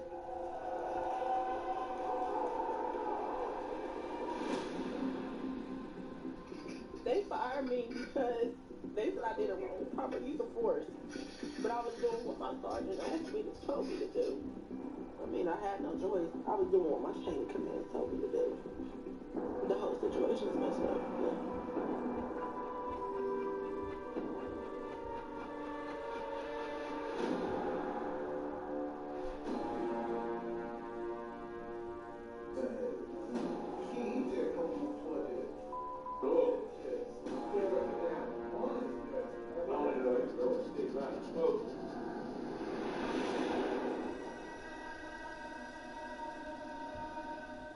What you think? You think this is real? I don't think on the phone. I don't know.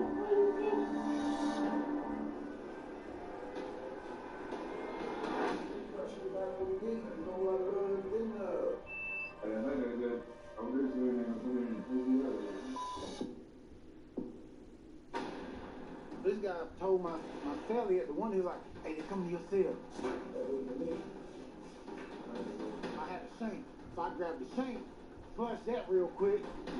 I'm like, oh, I can't even call that.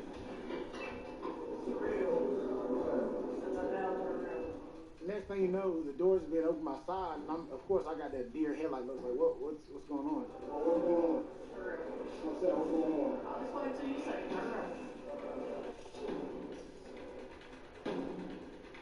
Just walking out the cell, people looking. So the first thing I'm thinking is, what's really going on? Like, where are you taking me?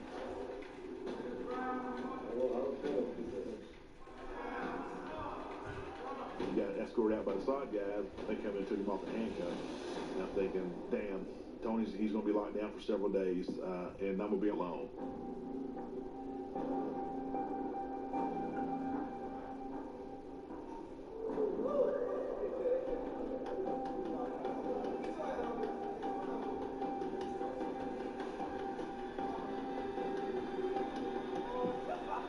I'm thinking like, all right, it's time to tap out.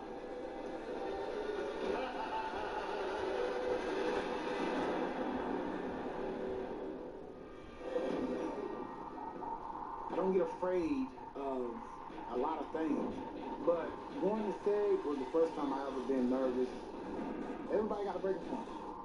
Tony has a lot of stuff in his cell, so those guys are trying to get items.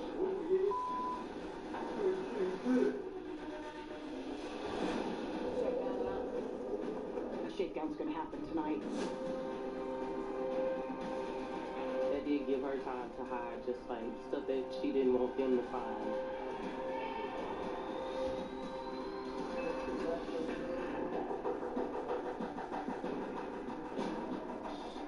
They mean business. It's the real deal. Why they ran the unit like that? I don't know. Why do you think they did it? Because I was on that. All right, listen. I got the key to this door right now. Guess what?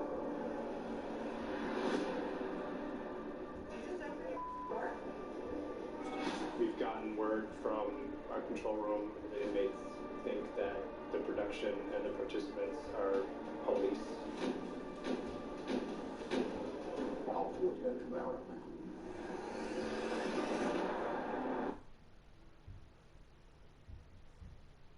switching to Geico really save you 15% or more on car insurance? Do woodchucks chuck wood?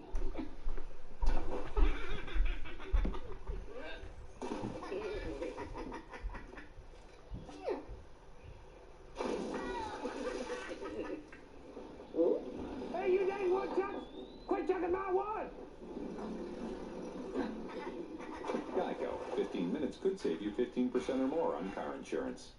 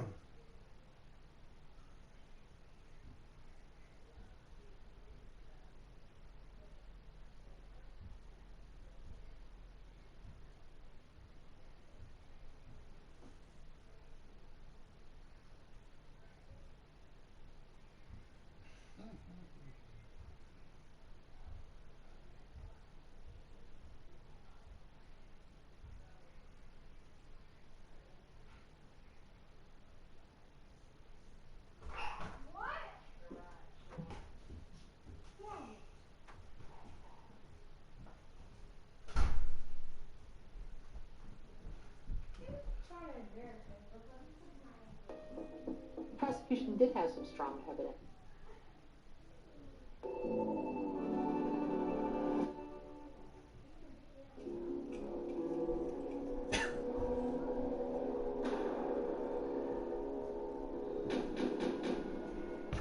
But you got cameras on your phone. What? You got cameras on your phone outside. If Angel suspects me, I'm in danger. This is very serious.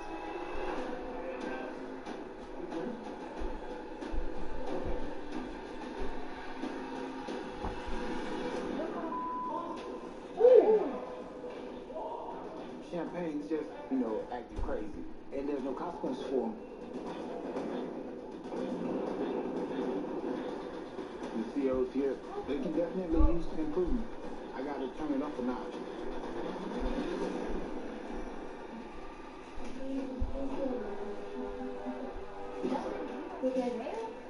Alright, go. I did not think things would get to this point. What if her suspicions would come back? That maybe I am 60 days in and she would start telling people again, and all the work I had done to get people to believe my cover story would be for naught.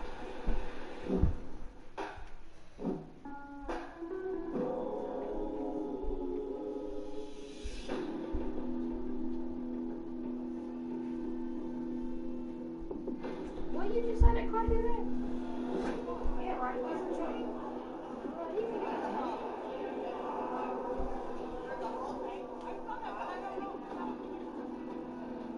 After the whole kissing incident happened with Betsy, it's been kind of weird, not knowing where Betsy's head was at or what she'd be thinking about me. I was concerned what might transpire.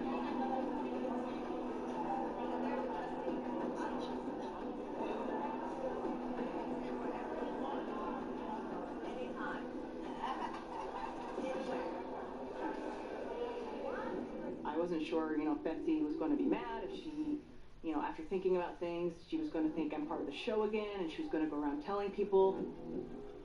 She has a very good pulse in the whole unit. The whole unit loves her. She could turn the whole unit against me in a heartbeat if she wanted to. How does that make you feel? That's nerve-wracking.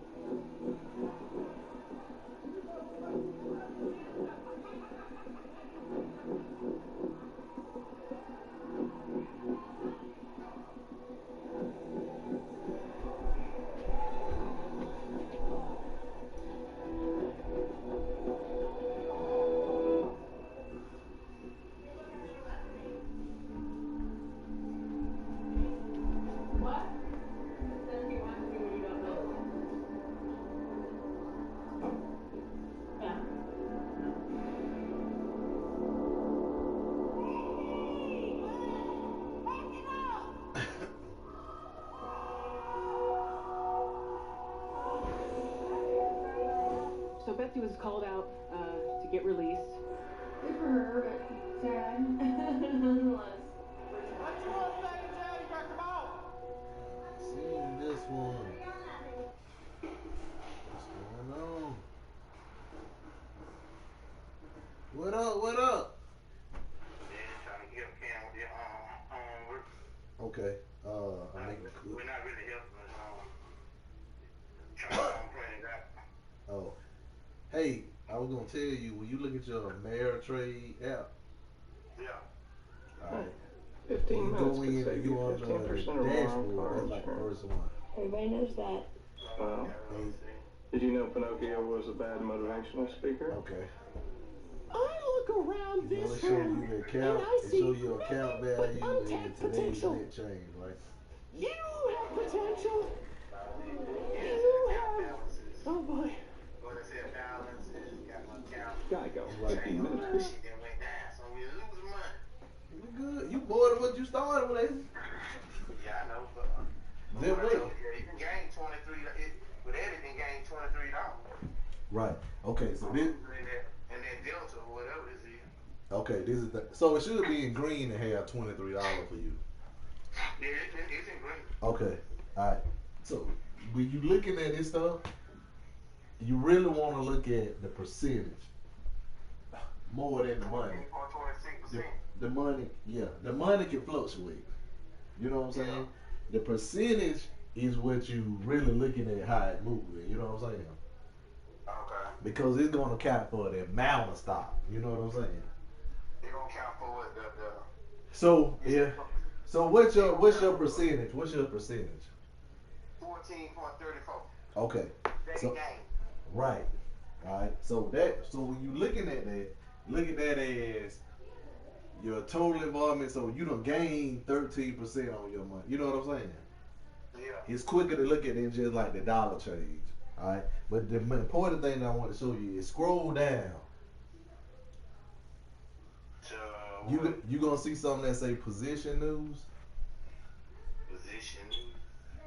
Yeah, I see that. All right. Now, if you click on that, right? Yeah. Never mind. Don't click on that one.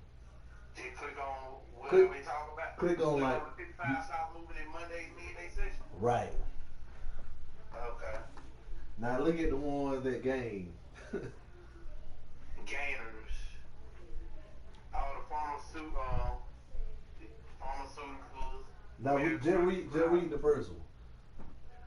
Zyx, whatever, pharmaceutical shares client. Damn, 93.3% to 1241 announces collaboration agreement with University of Edinburgh to reduce runaway information, coronavirus.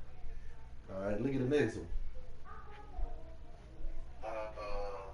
American Virtual Cloud Technologies jumped 45% to $2.98. Yep. After the company announced collaboration with Citivia on COVID-19 rapid tests. Mm-hmm. Everybody dealing with the COVID-19. Yep. And it jumped in 73-74% after the company signed an agreement to distribute COVID-19 antibody rapid point test kit. Man, that was $1 and something. Nova Bay. 39. Oh, your one's on there. I was on there. Oh, is that at the bottom? Kim Bio, keep going down. You see it? Build-A-Bell gained 25. Look at that Build-A-Bell. Keep going. 21% to folks after follow more than 4% on Friday. Man. So you see what I'm saying? Like that's why you subscribe to like say you subscribe like them stock like news article and online stuff or whatever. Because when you start hearing news, you link the shit together. You know what I'm saying? Like when they announced, remember I said they announced Wednesday that they finna start with them coronavirus testing. Yeah. So you know, you put a little money in there, you know what I'm saying? We'll see what it do. You know what I'm saying? Yeah. I like that shit. Whatever pharmaceutical, them bitches jumped to $12 at 93%. But check this though. Like that second one, it jumped 45%. to $2.90. See, we could have bought more stock with that. So see, when you research it, and see, look at that. The other one, this one, Acorn Incorporated rose 39% to that shit ain't but 37%. You know what I'm saying? Oh, yeah. And see, this the point. The more you get on the grind level, you just want to see how the bitches become rich. Just think about when they got on the Nike and they was like 50 cents a share or something like that. Yeah. You know what I'm saying? Now you can buy a lot of them. But see, now, like say us, we doing like 9 shares. That ain't shit. But see, we could have had 900 shares. You know what I'm saying? We got into something smaller. Yeah. At the bottom, you know. So them the one that hit. You get on, you be on some shit that 50 cents or $2, and then that bitch hit, and then go up to like shit $80 a share. Shit. Oh yeah, you in that ain't? Yeah, yeah. Oh, actually, I'm out of there. Yeah. So that's what we need to start looking for.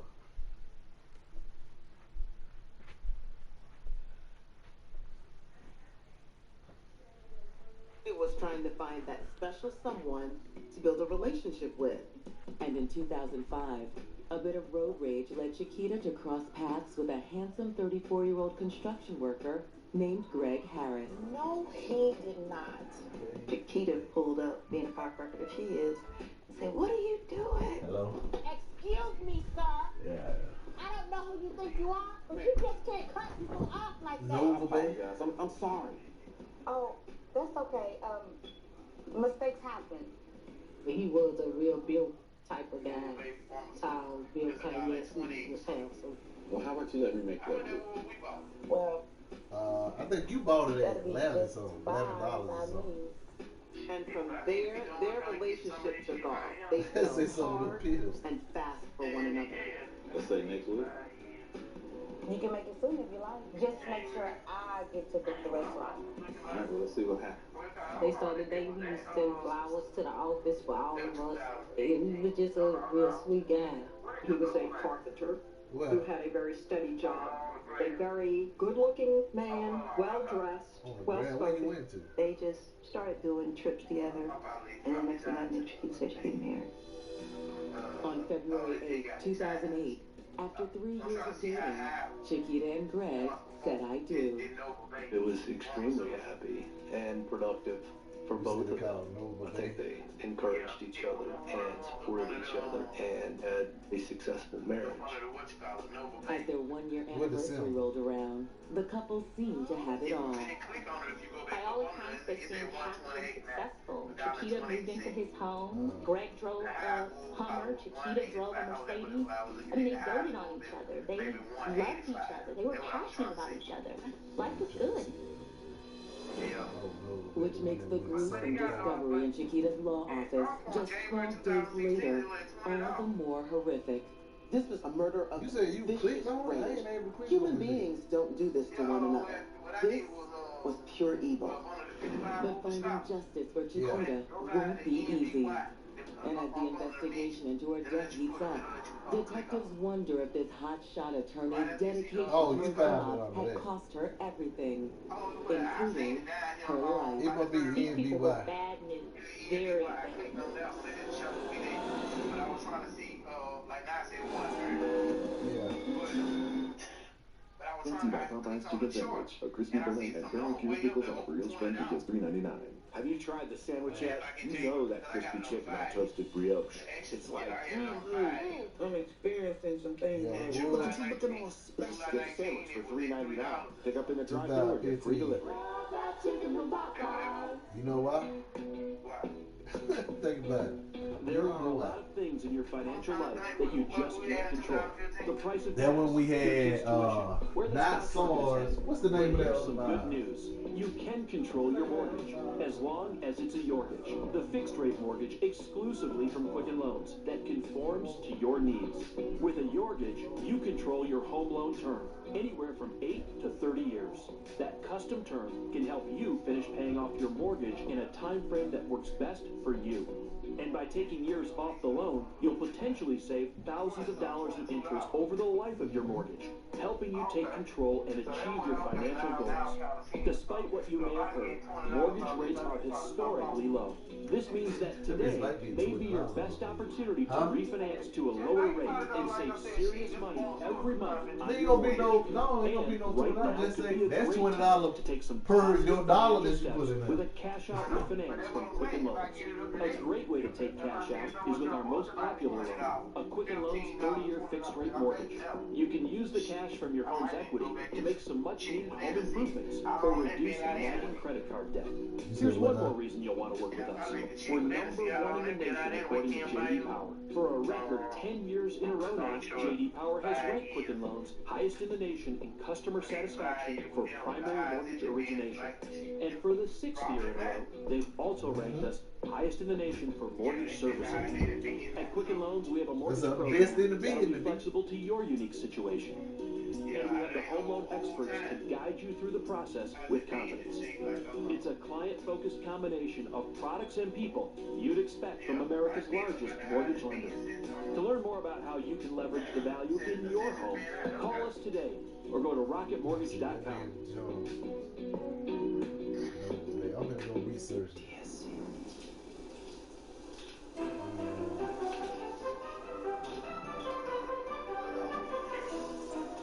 A razor this good is going to get borrowed. For a limited time, get an extra with the double razor share pack from Dollar Shave Club. Outback delivery is here. So now you can enjoy great steaks here, big game platters here, and daylight essentials here. Get free delivery when you order now through Outback.com. Outback Steakhouse.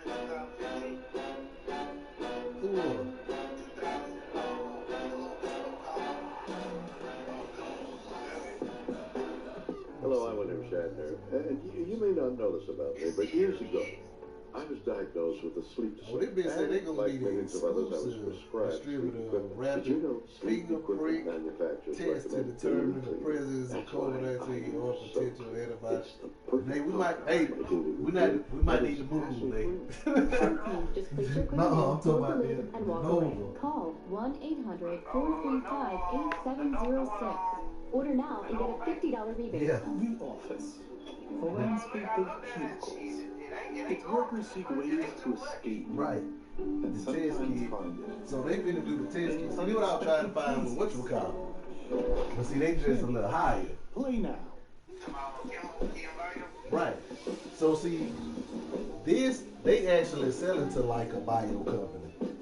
See, they selling to Shenzhen, micro-profit, biotech company to become the exclusive U.S. distributor of a rapid finger prick test to determine the presence of February of COVID-19. 2009, 34-year-old Now look, this just off of the news that the shit finna do that. You know what I'm saying? They ain't even producing it yet. In addition to her successful law practice, Chiquita had also hit the jackpot with her new husband, Greg Harris. Only me. Chiquita and Greg were very happy.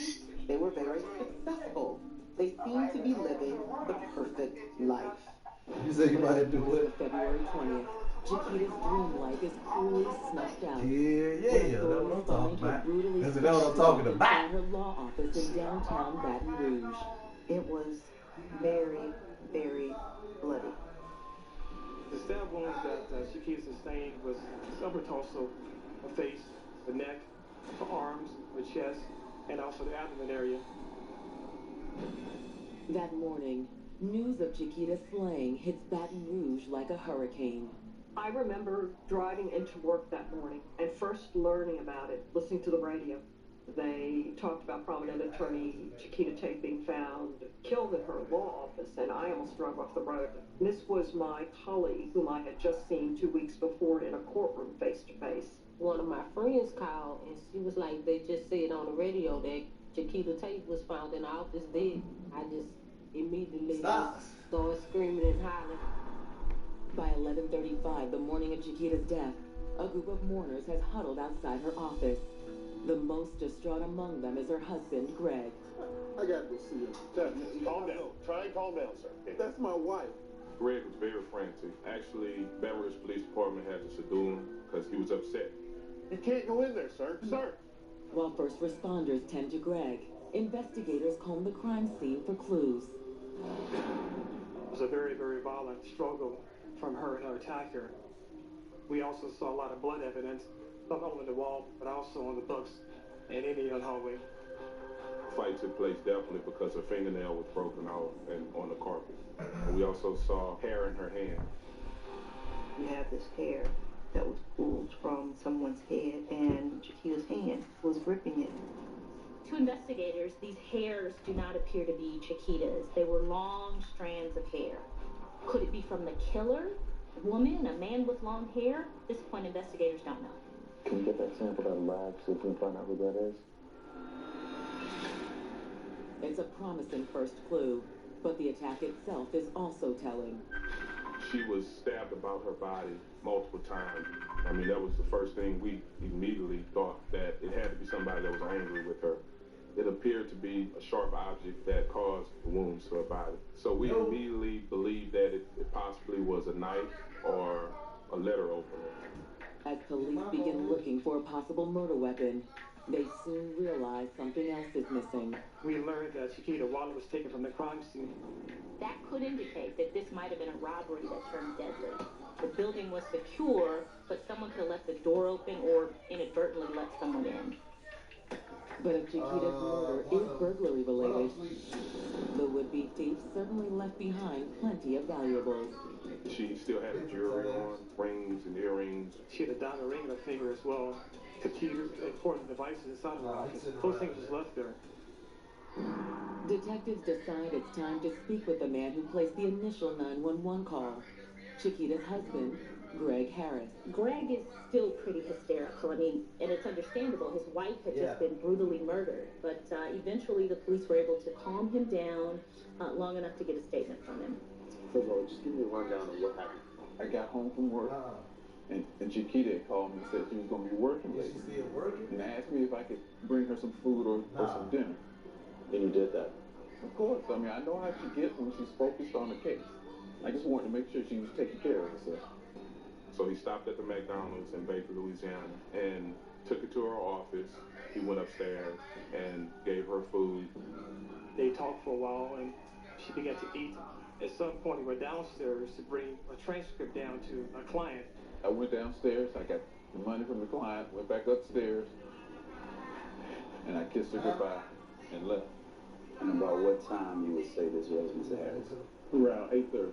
I was tired, I went to sleep, but I woke up around 2, and I realized that Chiquita wasn't home. I came back out here.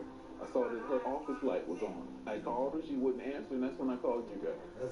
He answered all our questions. He was very cooperative, very articulate, and he was very forthcoming with answers to the questions that we were asking.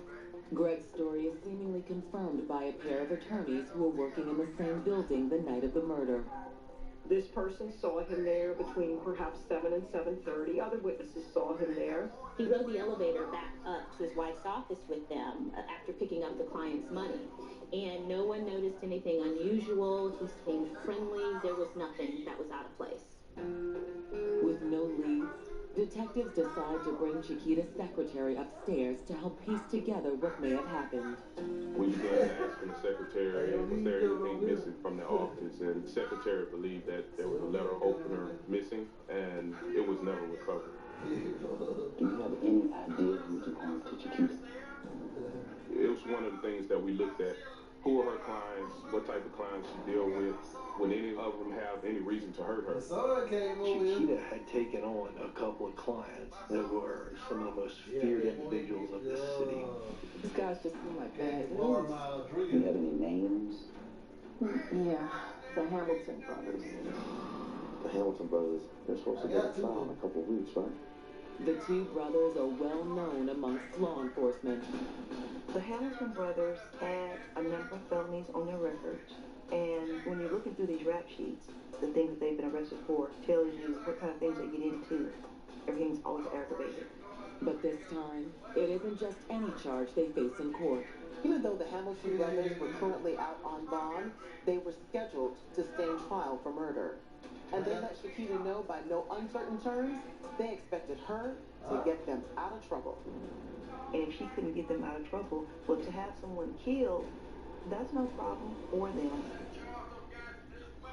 Oh, It's time Charles. to step up, prep Charles up. said he ain't got any money. Prep He up. lied To help keep you free from the risk of HIV. From the makers of Truvada, there's another PrEP option, Yeah, Descovy for HIV. PrEP, a once-daily prescription medicine that helps lower the chances of getting HIV through sex. It's not for everyone.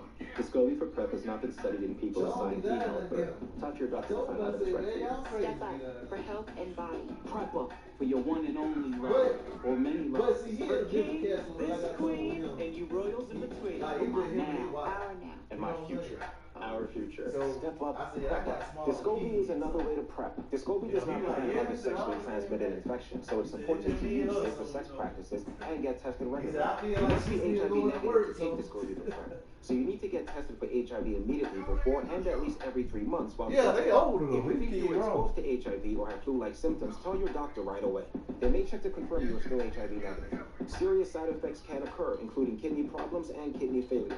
Rare life-threatening side effects include a buildup of lactic acid and liver problems. The most common side effect was diarrhea. Tell your doctor about all the medicines and supplements you take, or if you have kidney or liver problems, including hepatitis. If you have hepatitis B, do not stop taking Descovy without talking to your doctor. Ask your doctor about your risk of HIV, and Descovy for PrEP is right for you. words are loud, but actions are louder. Step up. Prep up with Descovy for PrEP. Get help paying for Descovy for PrEP. Learn more at stepupprepup.com. Chips Ahoy wants me to announce their delicious new cookie with Hershey's milk chocolate. So just imagine all this, but with chunks of all that. Can we get a visual? New Chips Ahoy cookies made with Hershey's milk chocolate. For all those going out each day, doing what they can to hold us all together, we're here to help those helping us all by keeping our lights on.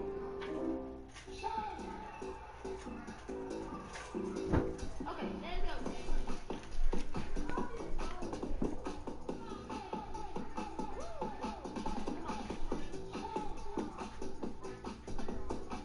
There was this love triangle going on. Rage just took over. Somebody shot this woman in cold blood. Love will make you do some crazy things.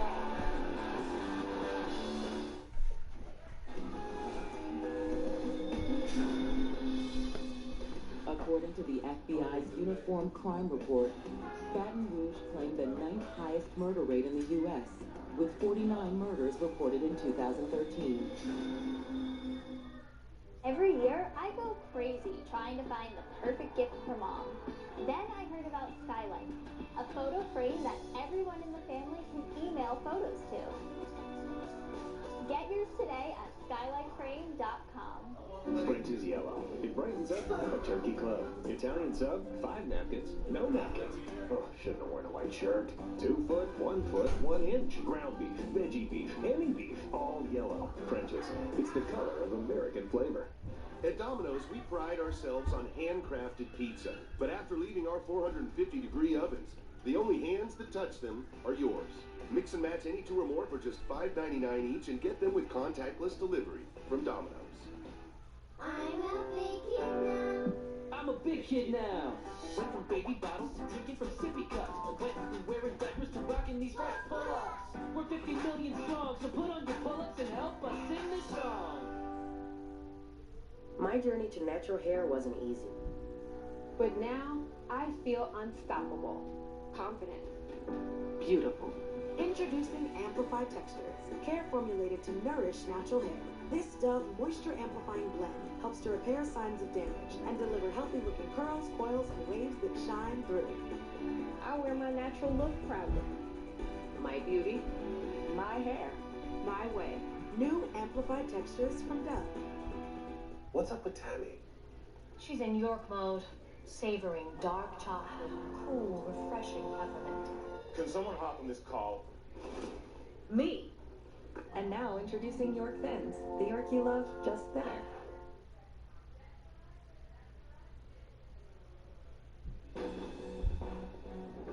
Police in Baton Rouge are investigating the stabbing death of high-profile defense attorney Chiquita Tate. It's a crime that has investigators considering several possible motives, one more chilling than the next.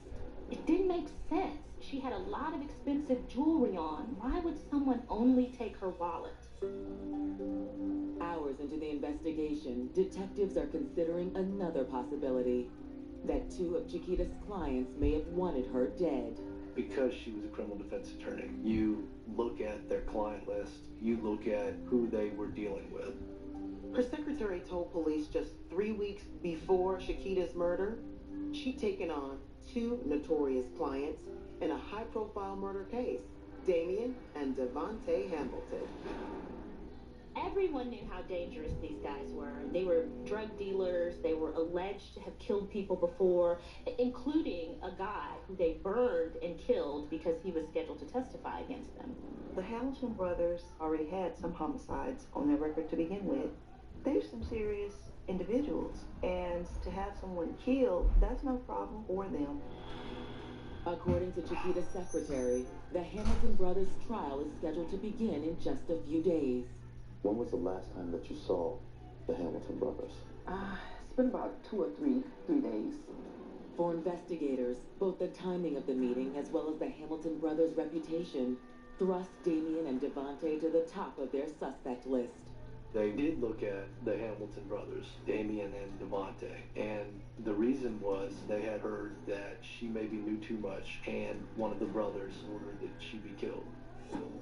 Detectives put out a bolo for both Hamilton brothers. It doesn't take long to track down elder brother Damien. Damien was actually in county jail, locked up on another unrelated murder charge. But in an odd turn of events, the fact that Damien is in the county pen also proves he wasn't involved in Chiquita's murder. At least not directly. Porter's arrest report looks like Damien was definitely behind bars the night of the homicide. Is Damien's younger brother Devontae the one who murdered Chiquita? When police finally track him down, Devontae is adamant he is innocent. You know how this goes. Let's make it easy, honest. Why'd you kill Miss Tate? Man, I told you, I wasn't even in her office that night. Why would we kill our own attorney? I mean, damn, Miss Chiquita's the one who can get us out of this. So you saying that you like the work that she did for you? Yeah, man. What, y'all not hearing anything I'm saying? These people had alibis. They had no reason to kill her. She was fighting so hard for them. She was working over the weekend, working late the night she was killed to try to protect their rights in court. It made absolutely no sense. But just as detectives are about to release Devontae, another key piece of evidence surfaces. We received information that Chiquita Tate's wallet was found on Verdier Lane. It was found thrown to the side of the road, which was, to us, pretty strange for someone who would steal her wallet. At 10:30 that night, after the murder, a young woman was driving her car when she saw with her headlights what appeared to be a wallet. They stopped the car, she got out, she looked at it, and she had gone to school with Chiquita Tate. Fortunately for us, she immediately called the police the next morning when she heard that Miss Tate had been killed. For detectives, the discovery helps establish a definitive time frame. We knew that Greg Harris was in that building as of 8:23, but we knew by 10:30 she had to have been dead because her wallet was discarded. The discarded wallet, found in a high crime area, suggests the deadly robbery theory may be back on the table. But when detectives look closer, it doesn't appear anything is missing. Her credit cards were still in it. Everything of value was still in it. So what kind of thief steals a wallet, believes everything in it? That means the robbery angle is off the table. Not only is the robbery theory ruled out again, the placement of Chiquita's wallet by the roadside leads investigators to believe the killer wanted it to be found. Verdier Lane is a high crime area in Baton Rouge. We felt the killer deliberately took that wallet, put it there, thinking some fool is going to pick this up and he's going to take one of these credit cards and go to the mall and start spending money, and that's the first person the police are going to hone in on. Chiquita's killer may have planted the wallet by the roadside in order to frame an innocent person, but detectives still don't know who committed the crime or why. Then, in early March, investigators receive a call from the crime lab. The crime lab had been analyzing some hair that the detectives located in Chiquita's hand. She had been clutching these long strands of hair. It appeared that Chiquita had been fighting with someone who had long hair.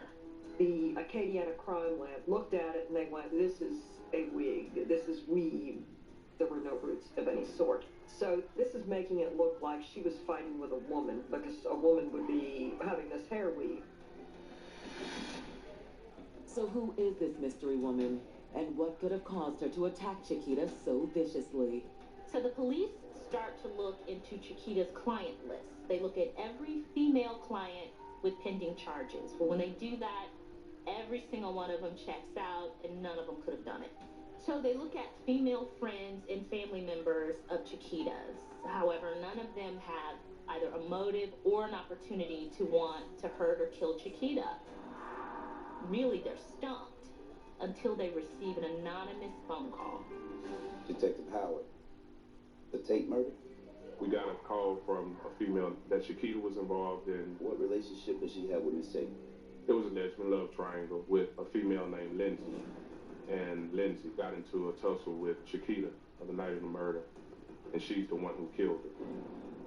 Not only are we learning the possible identity of Chiquita's murderer, but they've got this huge bombshell that just landed in their laps. This seemingly happily married woman was potentially leading a double life. You cannot make this up. John Grisham couldn't make this up. But as investigators dig deeper into this game-changing new lead, it becomes clear that Chiquita Tate isn't the only one involved in this case who's leading a double life. So when we talked to the person who was giving us this tip, the shock on our face, it was astonishing.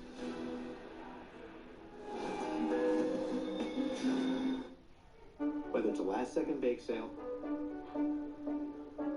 Taco Tuesday, or a meal for your future in-laws, it's gonna be great. With McCormick by your side for over 130 years, it's gonna be great. Hi, I'm Molly, a Domino's franchisee.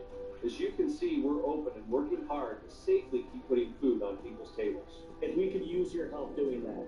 If getting some full or part-time work during these tough times can help you, Domino's is hiring. Head to jobs.domino's.com. Apply today. Because we're not only committed to putting food on people's tables, We're committed to helping you put food on your table. What time is it? Bet my wife never gets home in time to see little man go to sleep. Her bus stop is a mile away. I wish I could at least walk home with her. I'm completing the 2020 census for my family. My response can impact how public funding is spent in my community. That could mean education for little man and a closer bus stop for her. Hey. Hey, shape your future. Start here. Complete the census at 2020census.gov. As a struggling actor, I need all the breaks that I can get.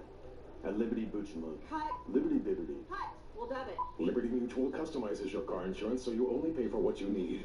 Only pay for what you need. Liberty, liberty, liberty, liberty.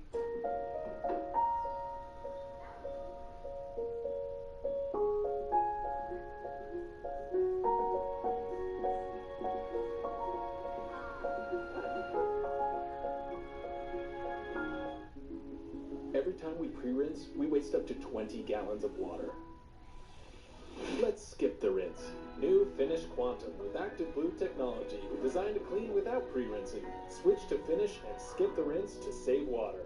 There was this love triangle going on. Rage just took over. Somebody shot this woman in cold blood.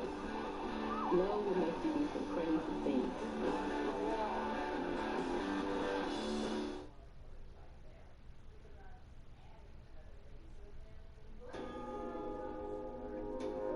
After a series of frustrating dead ends, detectives in Baton Rouge have just received a lead that threatens to blow the Chiquita Tate murder investigation wide open. The Tate murder?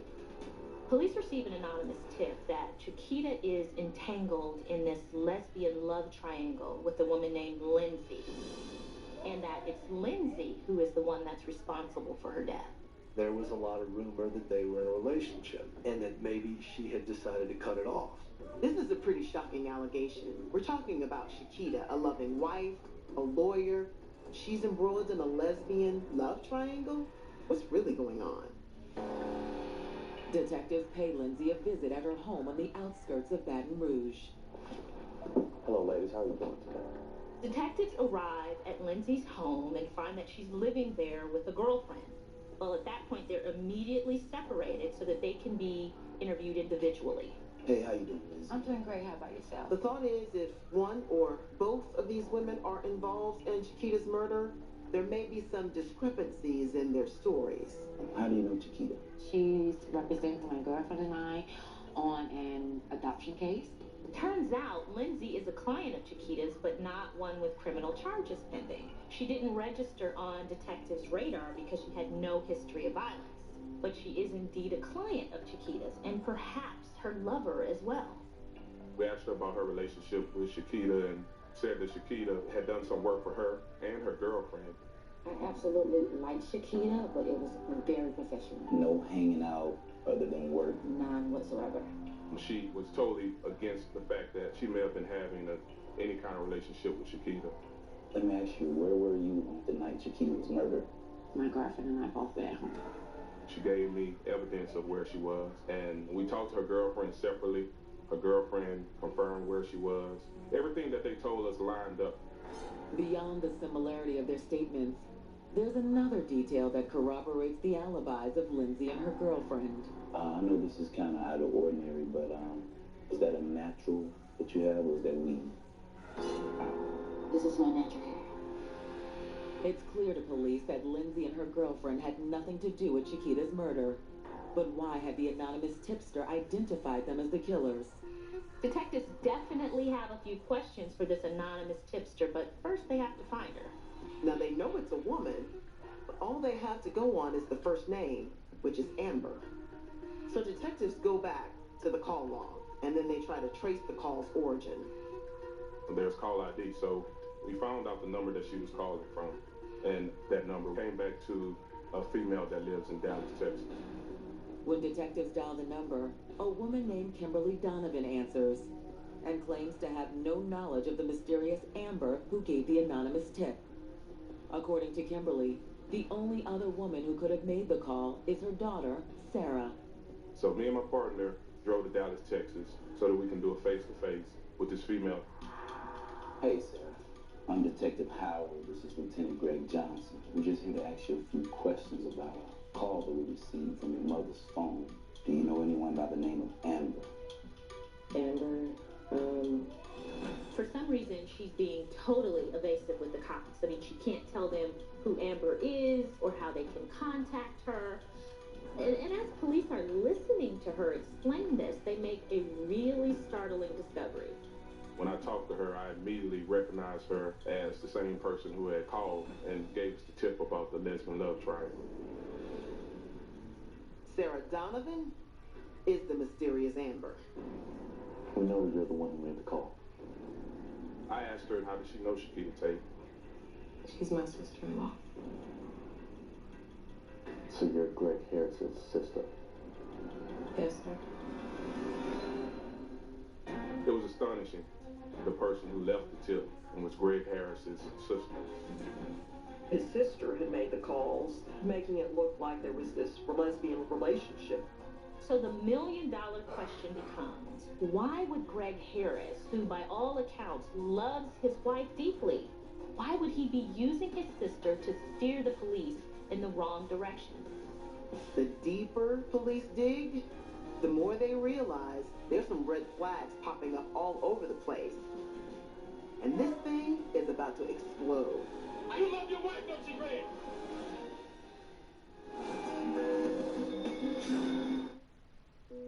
Did you know you could get life insurance for less than 32 cents a day? With Guaranteed Acceptance Whole Life Insurance through TrueStage, you can get up to $25,000 in protection with a single phone call, and you cannot be turned down for any reason. Even if you have health problems or are living on a fixed income, Guaranteed Acceptance Whole Life Insurance policies could work for you. With prices starting at less than 32 cents a day, that's as low as $9.40 a month. TrueStage can help free your family from immediate financial stress when you're gone. Utility bills, mortgages, car payments, those are a lot of things that can add up pretty fast. My mom didn't have life insurance when cost all fell on me. And that's expensive. We're still paying for that. Yeah, we're still paying for that. Call 1-800-329-6740 now. In one phone call, you can help prepare your family with protection amounts up to $25,000. There are no medical tests or health questions. And remember, you cannot be turned down for any reason. In fact, TruStage policies are already protecting over 20 million Americans. And rates are designed to be affordable, starting at less than 32 cents a day. That's as low as $9.40 a month. Plus, your price will never increase and your benefit will never decrease. When I leave, everything will be taken care of for them. Call 1-800-329-6740 now for a free, no-obligation quote. TruStage offers plans to fit your budget with prices starting at less than 32 cents a day. Help protect your family from immediate financial burdens after you're gone with guaranteed acceptance whole life insurance through TruStage. Call 1-800-329-6740 now. Have you tried the sandwich yet? You know that crispy chicken on toasted brioche. It's like... I'm experiencing some things right now. Look at you looking all special. Get the sandwich for $3.99. Pick up in the drive-thru or get free delivery. After tracking down an anonymous tipster in Dallas, Texas, Baton Rouge police are hot on the heels of an unlikely prime suspect in the murder of 34-year-old defense attorney Chiquita Tate. Now the potential suspect person that shows the best promise was the husband of Chiquita Tate, Greg Harris. The person who made the anonymous phone call fed the police a story about Chiquita being involved or embroiled in a lesbian love affair. Well, that story was a lie, and the caller turned out to be the sister of Chiquita's husband, Greg Harris. He didn't seem like he could be the person to kill his wife, but police wanted to bring him back in for further questioning. But before police even get that chance, some more troubling information about Greg bubbles up. We got information from Baker Police that there was an outstanding warrant for Greg Harris for domestic violence on Chiquita. Detectives bring Greg Harris in for questioning. They begin by pressing him about the domestic abuse warrant.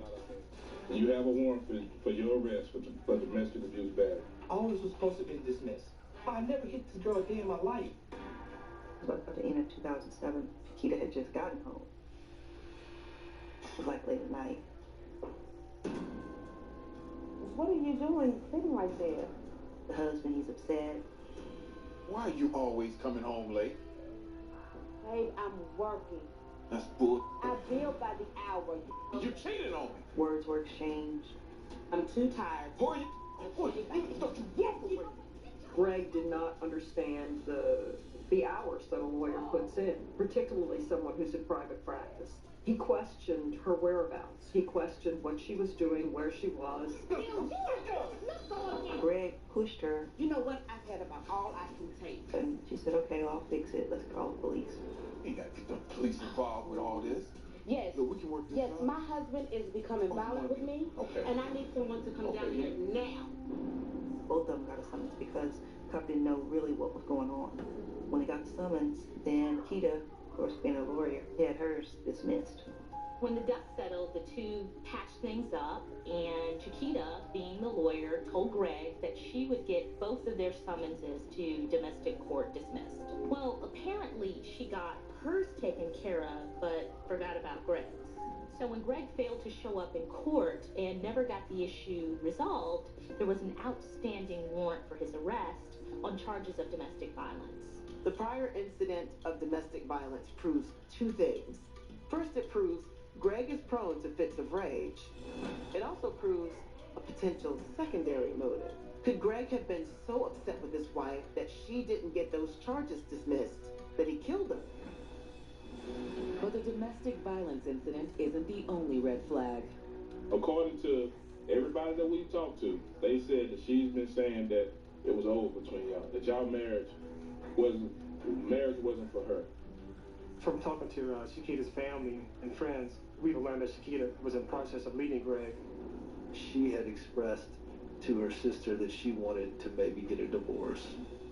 That week, Chiquita called me that Thursday morning, and she was like, I just called to tell you I can't do the marriage thing anymore.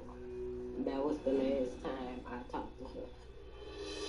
Well, you have a domestic abuse battery warrant for you, and your wife was killed. Come on now. No, man. From his body language, position in his chair, he's moving back and forth, indicates that he's been deceptive and not being truthful about his answers. And sometimes he rubbed his hand together and he would look away from us, indicating that he was looking for answers. We had witnesses who saw Greg Harris in the building as of a certain time, and we also had tickets that were on the vehicles of Chiquita Tate and her husband, Greg Harris, that pinpointed the fact that he was there at 8:23 p.m. Detectives knew that Chiquita's wallet had been found about 10:30 that night. So that would have given Greg a potential 2-hour window to commit the murder and then try to dispose of the wallet. Hey, you love your wife, don't you, Greg? Yes, I do. Thank you. Greg Harris was calm initially until we got to pressing him with specific questions. His whereabouts once he left her office, and also the next morning. Then Greg became agitated. You trying to put on a show? You getting pissed off now? Yes. Oh, okay. We knew that Chiquita's wallet was found in part of the city that's called Gardere. At some point, we pressed him about going to that location. We convinced him that he had GPS on his vehicle and that we had cameras all over the city and we could actually track and watch where he had been. Tell me the whole truth then, Greg. When I left, turned around to get the computer, went down Gardere Lane, because there's a co-worker I was trying to get in contact with over there. He said that he actually went to Gardere Lane to buy some steroids from his steroid dealer who lives off of Gardere Lane. And that was exciting for us because we could place not only the crime scene, but also on the location where the wallet was found. Holding Greg on his outstanding domestic abuse charge, detectives secure a search warrant for his home and vehicle. Both proved to be a treasure trove of evidence. We found that Chiquita Harris' blood transfer was mixed with Greg Harris' transfer on the lens of the glasses that were found in Greg Harris' car. We swabbed the interior of washing machine and dryer, which is a logical place people would try to wash bloody clothing, and we found blood residue. But it's in the couple's bedroom where police make the most shocking discovery. Howard. Yeah, what you got? You won't believe this. We found weed under the bed that Greg Harris supposedly slept in. So it was readily available to Greg if he wanted to take the weed and plant it in Chiquita's hand. That convinced me that he was the person who committed this murder against his wife. On Monday, March 16, 2009, authorities charge Greg Harris with the murder of Chiquita Tate. While police are confident they have their killer, Chiquita's family members find it difficult to accept that the same man their sister once loved is now accused of taking her life. I couldn't believe it, didn't want to believe it. And once they started telling us what evidence they had on him, it took a whole lot of praying to not want revenge. But as the case heads to trial, Greg Harris's attorneys are confident they hold the trump card. A piece of evidence so shocking, it just might set their client free. By the time both sides rested their case, no one knew which way the jury was going to decide.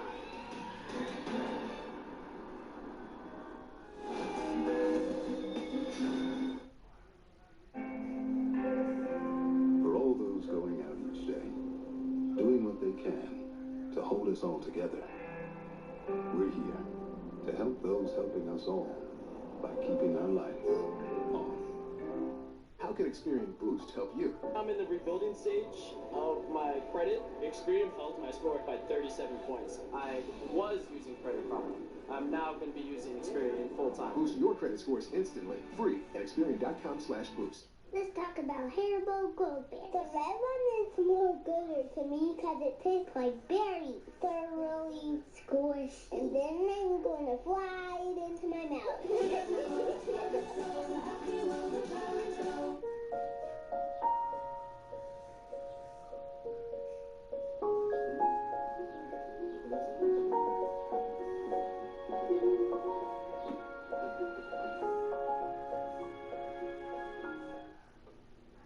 You know what? The way you care for your baby, It's absolutely perfect. And that inspired our perfect diapers, our softest yet with trusted protection. New Huggies Special Delivery. Big day? Yeah, big day.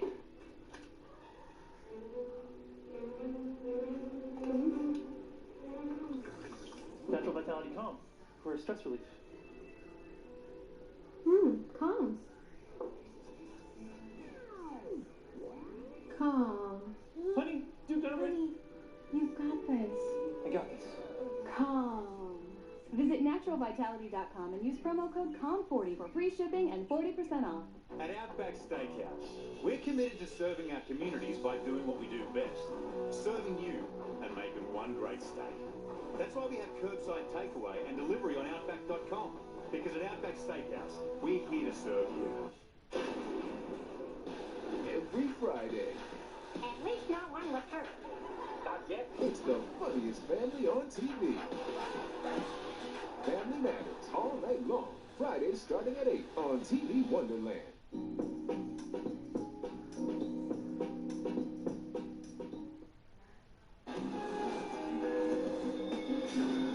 Greg Harris had no history of being the type of person who would commit murder. And besides this event with her, the prior domestic abuse, had been a law-abiding citizen. And so we believe that it was not the nature of Greg to commit such a horrific act.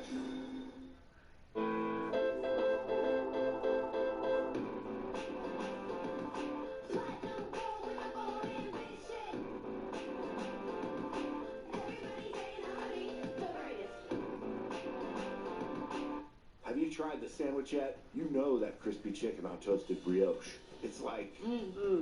I'm experiencing some things right now. Look at you looking all special. Get the sandwich for $3.99. Pick up in the drive-thru or get free delivery.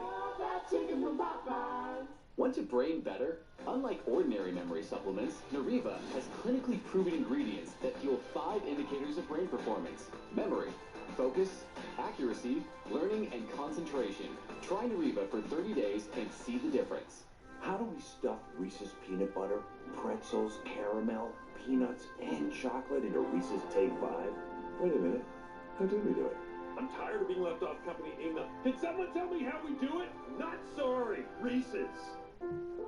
What does it mean to be a good neighbor? It means being there for each other. That's why State Farm is announcing the Good Neighbor Relief Program. We know that our customers are driving less, which means fewer accidents. So State Farm is returning $2 billion to auto policyholders for the period ending May 31st. And will continue making real-time decisions to best serve you, our customers. Because now, more than ever, being a good neighbor means everything. Like a good neighbor, State Farm is there. So, what do you think? It's incredible. Don't be scared of having your dreams come true. That sounds crazy. I think I could do a little crazy. The Baker and the Beauty, tonight on ABC. Thursdays are for lovers. I'm gonna do what I can to keep you. Liars. He promised he'd never hurt her. And cold-blooded killers. I believed in being a real ride or die. She couldn't see what was being done to her. Introducing True Crime Thursdays on TV1. We don't switch. With all new episodes. I thought I needed to do that for my man. For My Man. New season premieres Thursday at 9 on TV1. If something happened to you, what would happen to them? Their home, their education, their future. You need life insurance. And chances are, SelectQuote can help you get it for less than $1 a day. SelectQuote found Jacob 40, a $500,000 policy for only $19 a month. And SelectQuote found his wife Wendy, a $500,000 policy for only $17 a month. Our secret? At SelectQuote, we aggressively comparison shop highly rated companies to find you the company with the best rates. We found Gary, 35, a $1 million policy for only $22 a month. Why pay more? Give your family the security they need at a price you can afford. Call 1-800-741-6565 or go to selectquote.com now and get the insurance your family needs. At a price you can afford. SelectQuote. We shop, you save.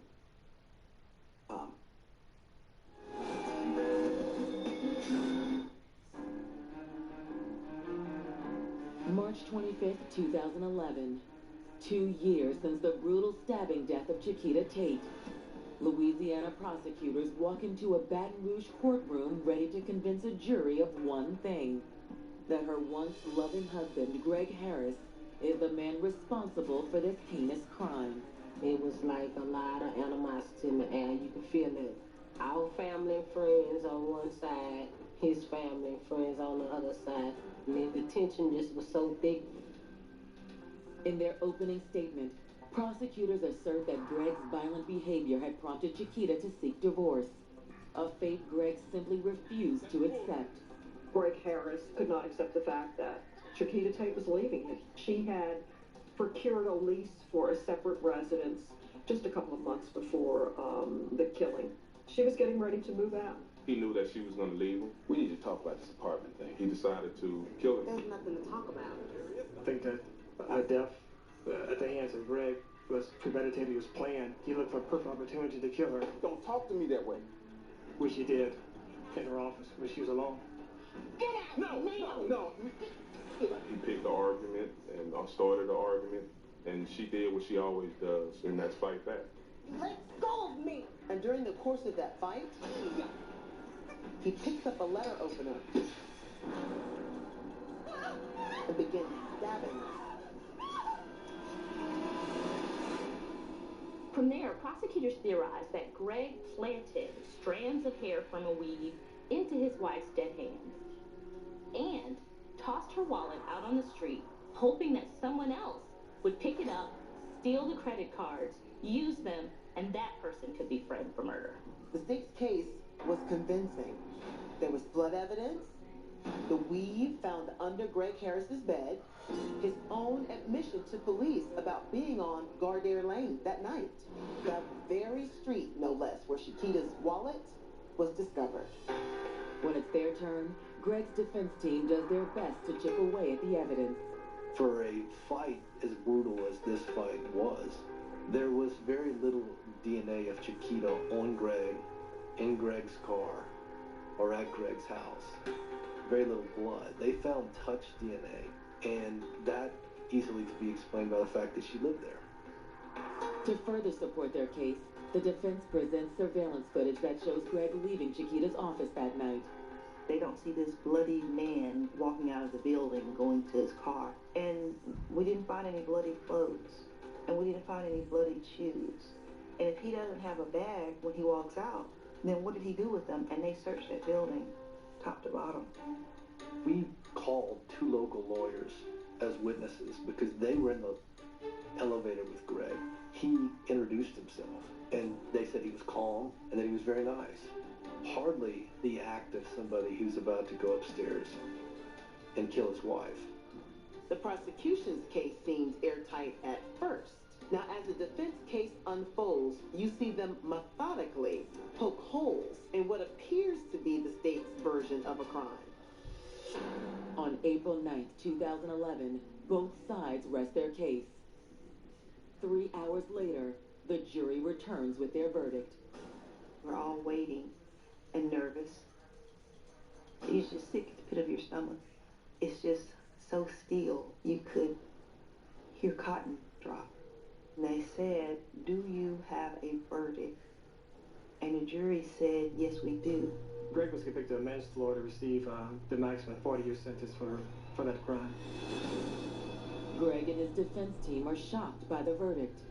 It is a gut-wrenching experience because you are standing next to somebody who has basically lost their life. While still alive, they will be essentially caged for the rest of their life. Chiquita's friends and family are equally stunned by the verdict. How do you stab somebody for your manslaughter? And it was just chaos after that. It was just total chaos. That jury of 12 determined that he was responsible for the murder, but that he had not planned the murder. They believed that something happened upstairs in that office that caused him to go into a fit of rage, but that it was not planned. The manslaughter was a maximum of 40 years, which the judge did impose. Now, he will be a man in his 60s when he's released. So to me, he's lost his life. And I hope he thinks every day about what he did to that woman. She was my sister, but we were like best friends. We try to keep her memory alive. We have memory parties. It's like she's gone, but she's still here. She had put her whole life in this system, and here she was a victim. She literally gave her life and ended up being a statistic in that system. A trial in that courthouse on the criminal floors where she fought just valiantly for other people. That's what still haunts me.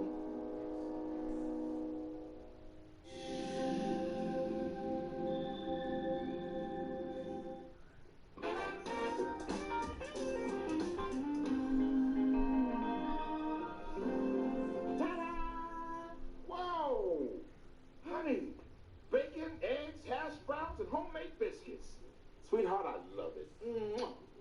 Mwah. Wait a minute.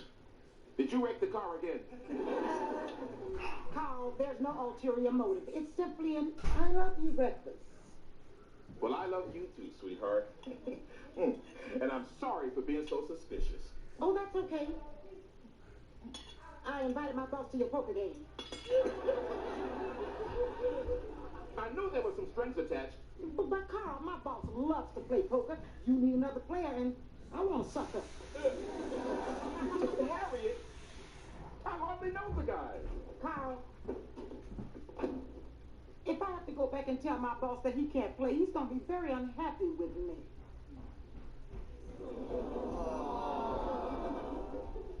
Oh, all right, he can play. Thank you, Carl. I owe you big time. Well, you can start by getting me another biscuit. Can't, late for work.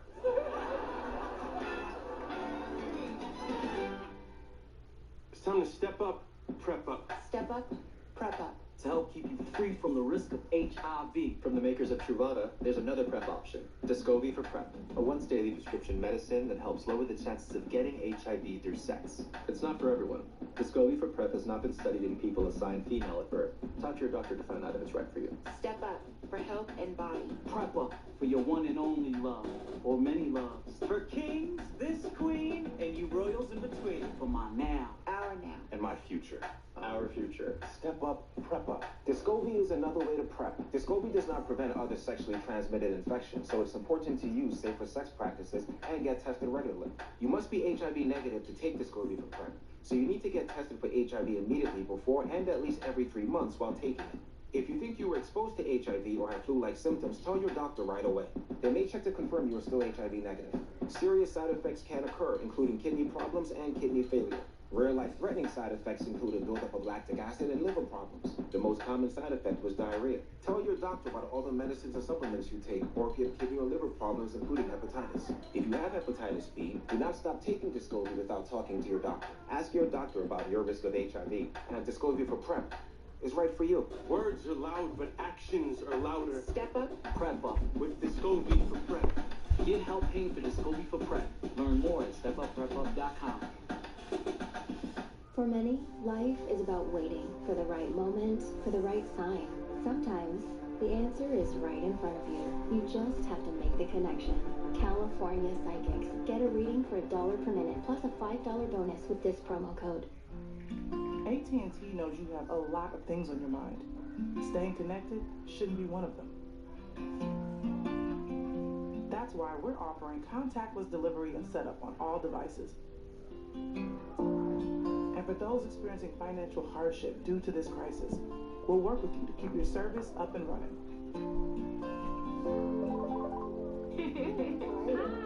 Because at AT&T, we're always committed to keeping you connected.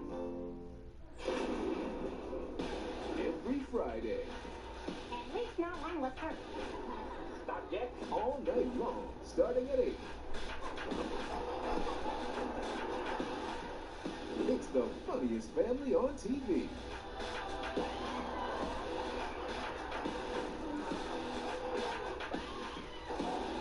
Family Matters, all night long. Friday starting at 8 on TV Wonderland. Big day? Big day. Natural Vitality Calm for stress relief. Calm. Visit naturalvitality.com and use promo code TV offer for free shipping and 40% off. Home. A place of belonging. where we feel connected. To some, slightly more than to others. Candy Crush. Play now. The Bissell Crosswave Cordless Max lets you vacuum and wash your floors at the same time. Dry messes, wet messes. It even freshens area rugs. It releases clean water and Bissell formula. Microfibers mop while soft bristles scrub and sweep, and powerful suction pulls the dirty water into a separate tank. It's cordless for cleaning freedom. It even cleans itself. And when you buy Bissell, you help save homeless pets. To learn more, go to BissellCrosswave.com.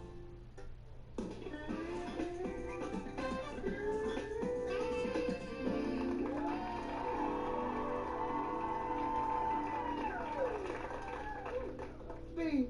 Live and in person. Why aren't these bugs somewhere under a rock where they belong? Oh, because Bugs and Hugs is coming to see you. Bugs and Hugs? Oh, yeah. She's a bug collector I met over the internet. Wait a minute.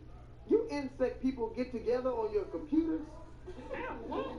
Why, we even have our own chat room. It's called the Beehive.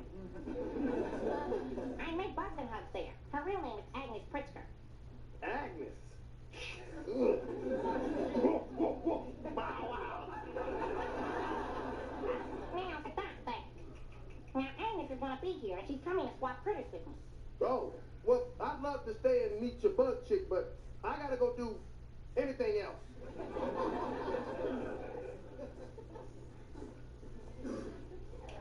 Well, don't you worry, my little dung beetle. You're not going, you're just for showing.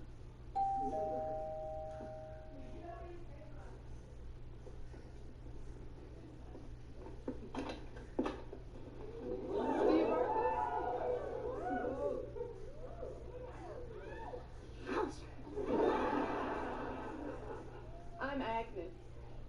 Oh, tomato. You're Bugs and Hugs? That's right. And you must be Larva Dude. Absolutely.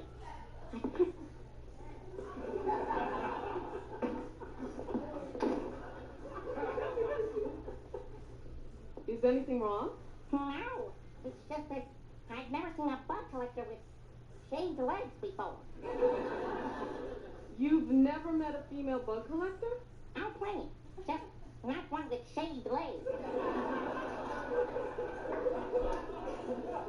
Oh, wow. Oh, your Supreme Spambiatus is magnificent. Oh, thank you. I take pride in my carrion clown beetle. Where did you find it? Okay. And I dead fish on a riverbank right next to a badger dropping shortly after brunch. Oh, you are so lucky. Okay. Would you consider trading your clown beetle for Chrysophora chrysocloa? You have a glorious scarab? Mm-hmm.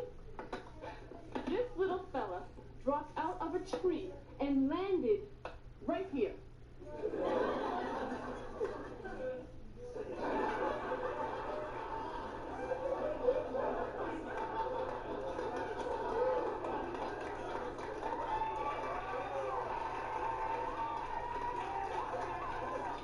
Lucky bug. So, do we have a trade? Why, is the Jerusalem cricket a ground dweller? Great.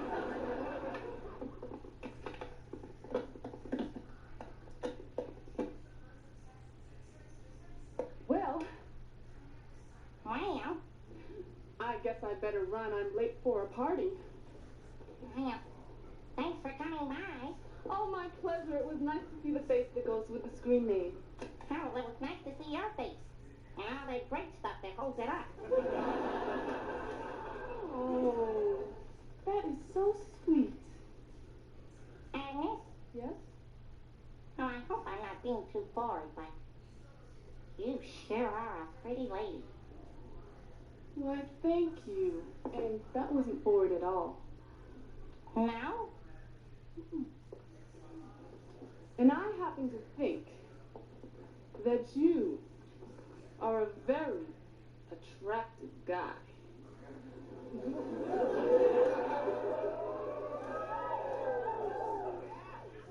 You do?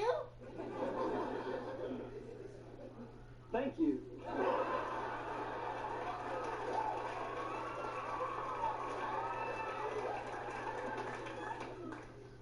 You know, it's strange. We just met, but I feel this chemistry between us. Me too. It's like electricity. You know what I think? What? It's passion. Oh, wow. Sometimes passion needs to be expressed. Sure has. See only you. Oh, your body. Here for you. Your lips. Are aching to be kissed.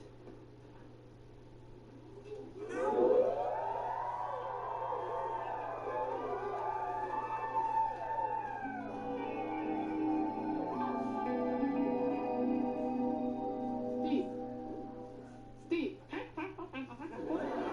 I said I guess I'd better run. I'm late for a party. Oh, right, yes. Thank you. Party. Yes. Oh, thank you. It was nice to meet you, Larva Dude. Charlie, was nice meeting you too, Bugs and Hugs. Whoa.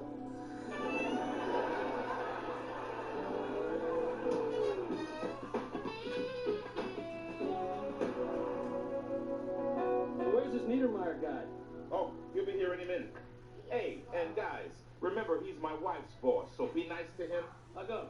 You're my boss, I ain't nice to you. Well, that's because you don't know any better. You guys bust me up. A couple of cookie vacuums for sure.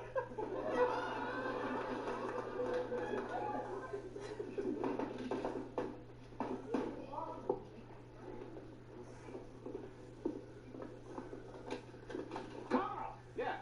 Nick Niedermeyer. Sorry I'm late. Stopped off to get a pizza. Oh, great. Where is it? Ate it. Hey, pigeons! Nick Niedermeyer. I'll spell it for you later when you write me those empty checks. Choked on my chicklets.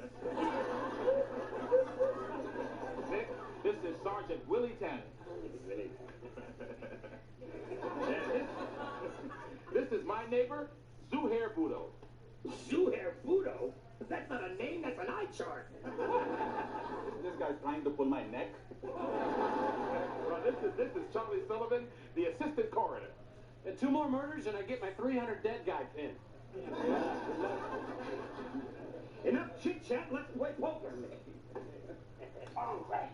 Okay, fellas, the stakes are 50 cents, $1, and $5 on the last card. What stakes? Come on, let's put some serious money on the table. No, this is just a friendly game. Can I deal? Thanks.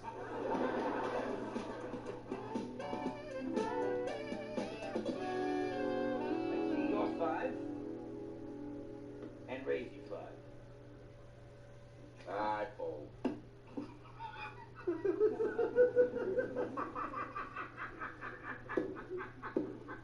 What is so funny? All I had was a 10 high. What'd you have? Pair of kings. I bluffed you, pal. You should have stayed in. Well, thanks for pointing that out, Nick. You know, I may have to rename my house Chateau Winslow. Because you're buying it for me. This game has taken a dark turn. So, Carl, how's the game going? Oh, just fine, sweetheart, just fine. Are we in the same game? He's a loud, stinky man. Relax, Zuhair. Just like I told my wife, everything is just fine.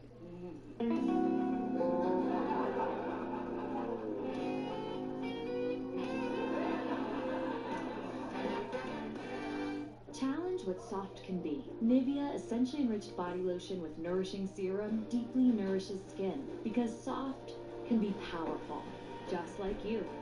Nivea. Try new Nivea body wash with Nourishing Serum. Outback Delivery is here. So now you can enjoy great steaks here, big game platters here, and date night essentials here. Get free delivery when you order now through Outback.com. Outback Steakhouse. If I could do one thing, I'd make sure that there were more textbooks in schools. I'm a teacher. I've seen the need. But my girlfriend here likes to say, Don't just talk about it, be about it. and we're about the 2020 census. Because when everyone gets counted on the census, it helps inform public funding in our neighborhood for the next 10 years. So don't just talk about it. Be about it. Complete the census online, by phone, or by mail. Shape your future. Start here at 2020census.gov. Hi, I'm Tyler, and I'm a professional chef. And I'm Tyler. When he was in 9th grade, I was a do-it-yourself kind of kid, so Mom found a school that was tailored for me, Connections Academy. going to class online really works well for me. I have a flexible school day and teachers who are there to support me. Which gave me the confidence I needed to follow my dreams. That's a recipe for the future. Online learning may feel new, but Connections Academy has been helping students and their families thrive online for 20 years. Enroll now for the fall. Little Caesars has always been a trusted, family-owned company with a history of value, fun, and now no-contact pizza portal pickup and delivery. With large $5 pepperoni pizzas, everyone can still enjoy a family pizza night. Gold Series what's behind the scenes. Putting in the work that you don't see for beautiful results that you do. You mean business, and so do we. Gold Series provides deep moisture to strengthen your hair from within. We work hard while you work wonders. Hi, Grandma! At Macy's, we know at times like these, even small things can make a big difference. So we're extending this special offer of an extra 30% off and free shipping on orders of $25 or more. Now at Macy's.com. Does this make you want a Reese's? Oh, how about this? Okay, we'll stop. Just kidding. We're not gonna stop. Not sorry. Reese's.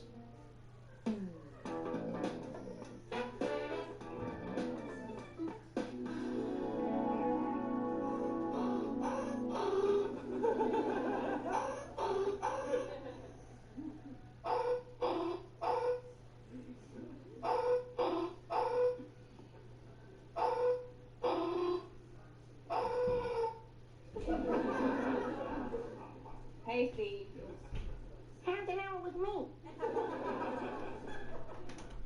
Look again. No, Clara. That nigga said 3 cities.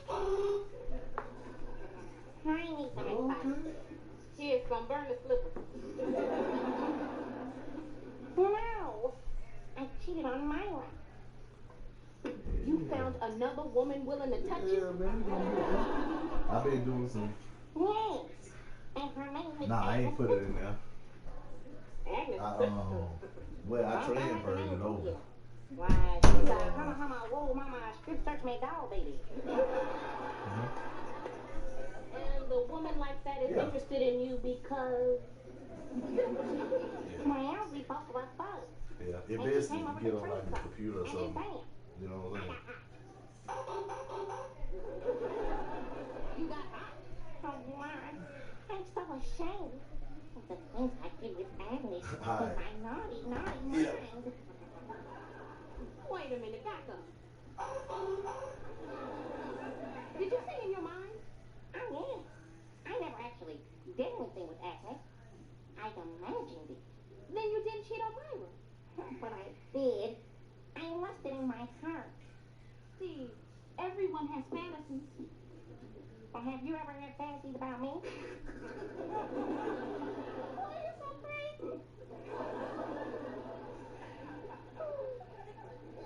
Oh, come on. You had to have at least one fantasy.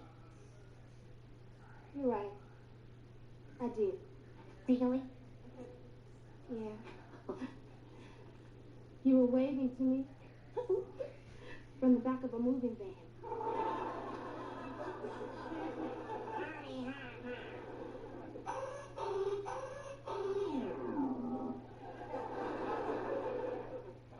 If you really feel like you've done something wrong, then I think you should tell her and get it off your chest. Oh, but I might lose her. That's just a chance you'll have to take. That's the only way you'll be able to live with yourself. You're right, Laura. I'm gonna tell Myra. But if she dumps me, will you be my sweetie? Well, you are really a trip. Go ahead, think it over.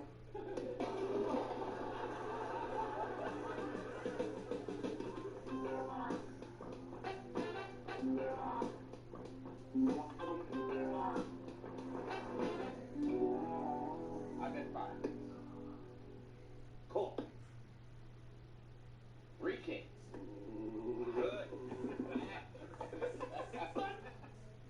Not good enough. A flush.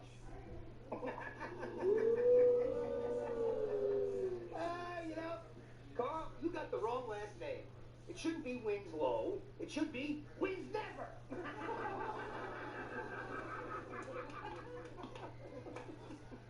Okay, guys, let's pony up for the food. How much is it again? $5 each. That's not fair. Why not? Well, look at you. I could live a year on just what you spill.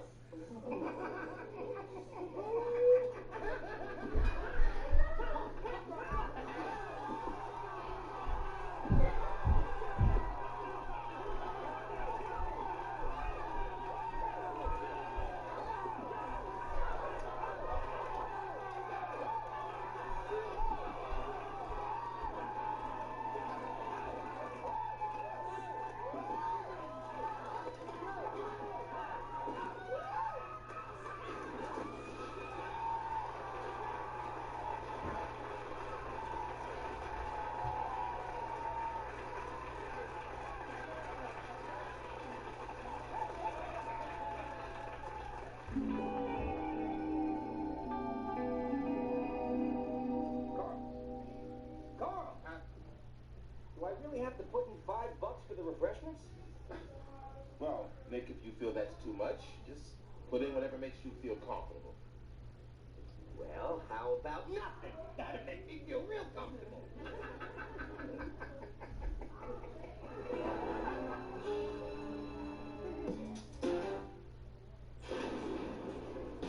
Every Friday. At least not one with her. Not yet. All night long, starting at 8. It's the funniest family on TV.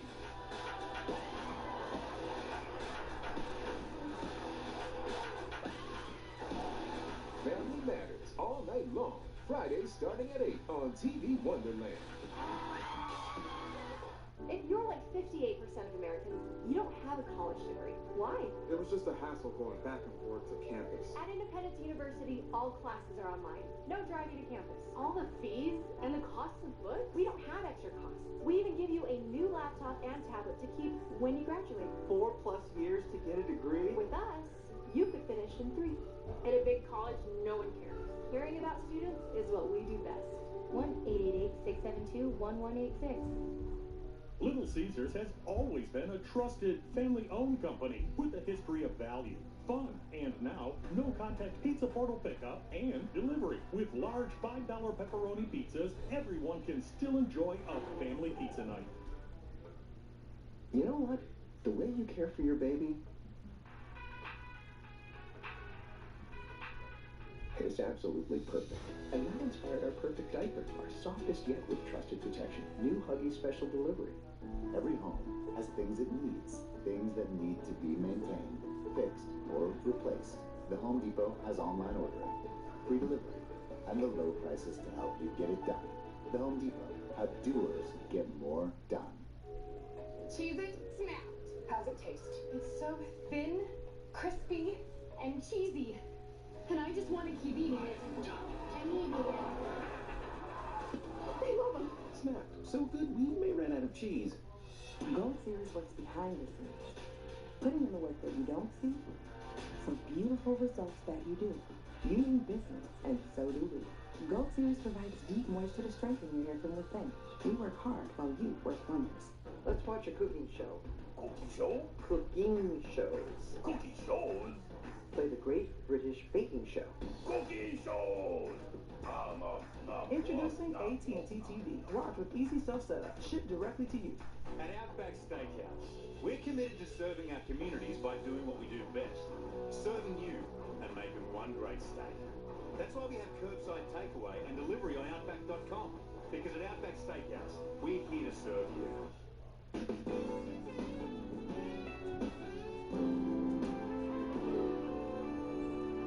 Picture romance, right? Stars, the full moon. Oh, I'm sorry, Banana Butt. I'm preoccupied. I have a confession to make. What is it? I met a girl. No. Her name is Agnes. Agnes. That's a stupid name. I met her on my computer. Oh, an internet tramp. And now she came over to trade bugs. But the thing is, she was devastatingly gorgeous. What? Why, the next thing I knew, I was picturing myself giving her a big, juicy kiss. You what? Leave it to her for front and center. Now, Myra, please come to Myra. Myra, please just come to Myra. Don't make me use this.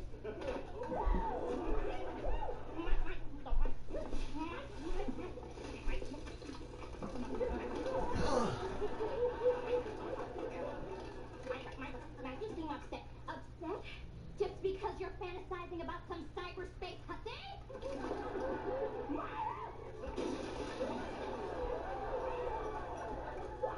Why, you're lucky that wasn't me. Why, you're lucky that wasn't you.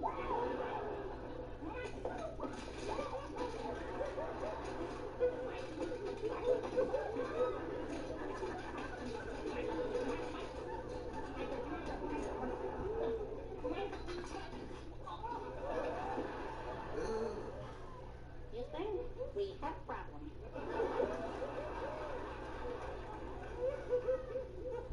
Myra,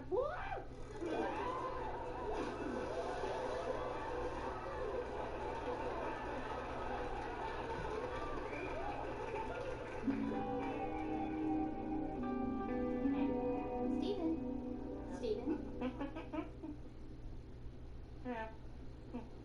I said, I imagine myself giving Agnes a big, juicy kiss. Oh, no biggie. Come again? Steven, you're a strapping young man with raging desires, and I can't control your fantasies. But if you ever act on them, I'll nail your ears home to Mama. Owie. After all, you're a macho pinata with big pipes inside, and I'm not the only gal in line to smack you. Ain't true. And besides, my job is to make sure your real life is a whole lot hotter than your bug bimbo fantasies.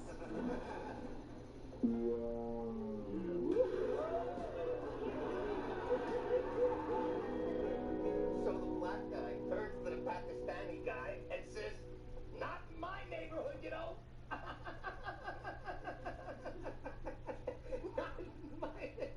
You guys will come to appreciate my sense of humor as the weeks go by. Mr. Niedermeyer, the only thing that's gonna go by is you. Bye. Carl was nice enough to invite you into his game, and you've been acting like a jackass. It's really okay. No, it's not okay, Carl. I kept quiet last week, and I haven't said anything tonight. This poker game is important to you, and I messed it up by inviting this windbag.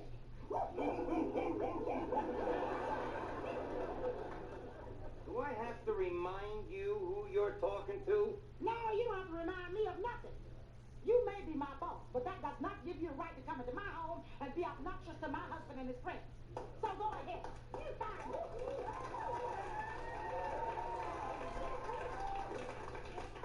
But you'll never play in this game again. You go, girl.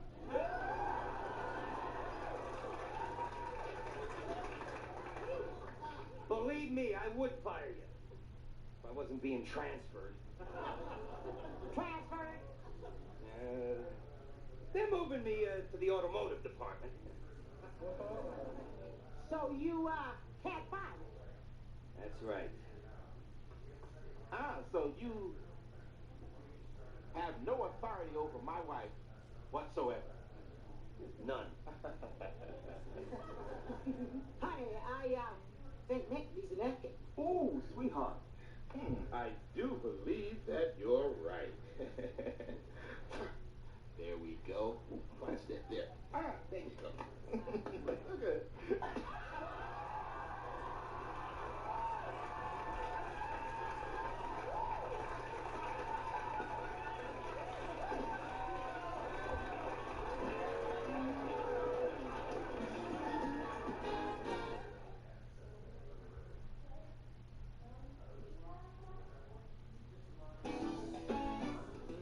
Come live with me and be my love, and we will all the pleasures prove, that hills and valleys, dales and fields, or woods or steepy mountain yields.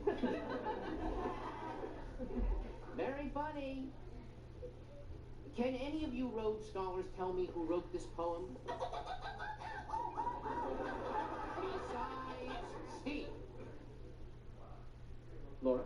Christopher Marlowe? She's right. Chris wrote it in 1589 in London in a 2-room flat, just after dining on a boiled potato on a beach. Right as usual, Mr. Urkel. Class, I have an announcement to make. I'm going to be absent for the next 2 days while I undergo some elective surgery. Congratulations on your new hair plug, sir.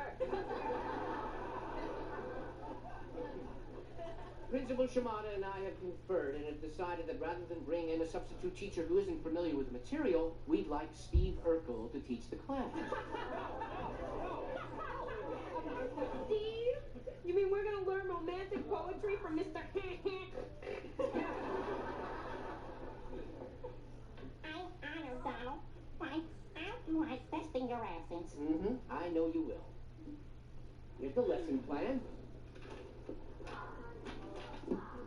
Okie poetry fans. Our reading assignment for tomorrow is...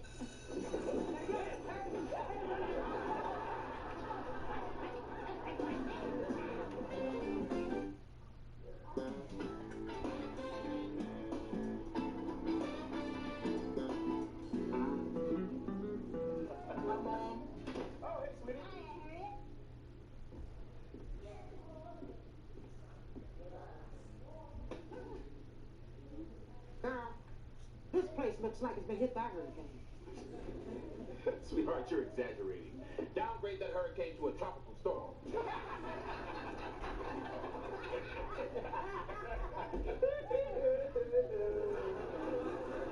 Well, any way you look at it, Carl, the storm clouds are gathering. I'd love to stay for the argument, but I think I better go upstairs and practice dialing 911. I'll see you. I guess I'll go play Crazy Eights with my hamster. Carl, you promised me you were going to help out around here. Oh, well, my sweetheart, I am. And the best way that I can help out is to get out the way while you do your thing, babe. While I do my thing. Carl, we've gone over this 100 times. I've asked you to help out, and you say you will, and then I end up doing it all by myself. Well, excuse me, Harriet, but I happen to work a 50-hour week. When I come home, I am bone tired. I work too, and I'm way past bone tired. I need a nap to get to bone tired. And it's not fair for you to expect me to do the bulk of the housework. Well, I don't expect it. Women doing housework, well, that's the natural order of things. Oh, really? Sure. It's genetic. Women have what you call the kitty cat gene. They have a low tolerance to clutter. Ladies like things neat and clean and tight. You see, men, on the other hand, don't have the kitty cat gene. We not only tolerate clutter, we cherish it. We enjoy it. We revel in it. Carl, were you shot in the head at work today? Harriet, you don't get my point? No, because I don't have what you have. What's that? The jackass gene.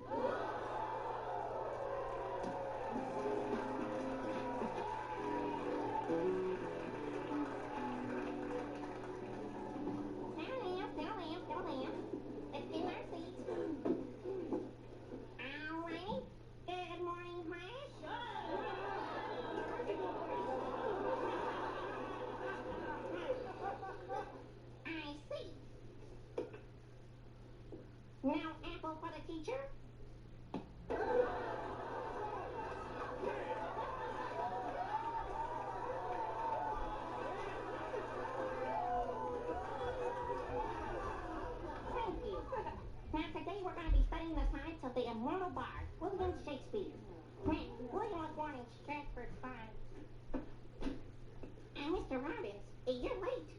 care to tell us why? Yeah, I was letting the air out of your tires, and I lost track of the time. Well, that's no excuse. Even vandals should be punctual. Now, grab your poetry books, class, and open them to page 52. Hey, Urkel, no can do, man. I forgot my book. Oh, for Pete's sake, Kissel. You only have two things to remember. Your books and the name of your parole officer. Yeah, well, I know Lucky keeps some spare books in the top right-hand drawer. You know, if you keep this up, you won't graduate until you're eligible for Social Security.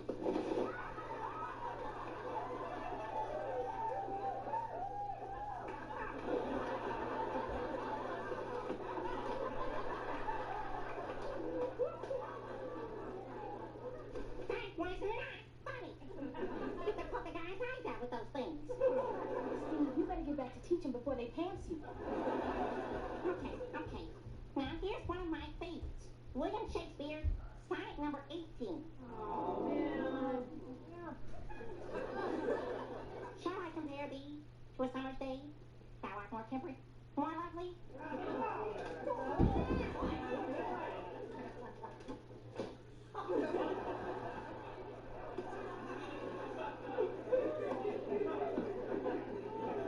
Okay, that does it.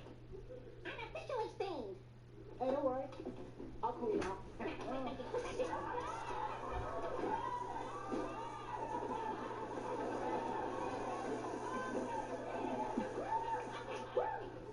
Big mistake, Kissel. I'm writing you up.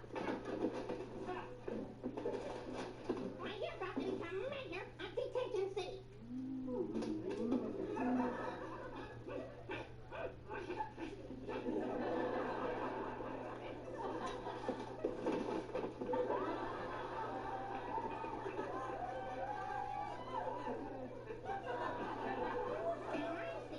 It's the old superglueless substitute teacher to the multi-purpose aluminum chair trick.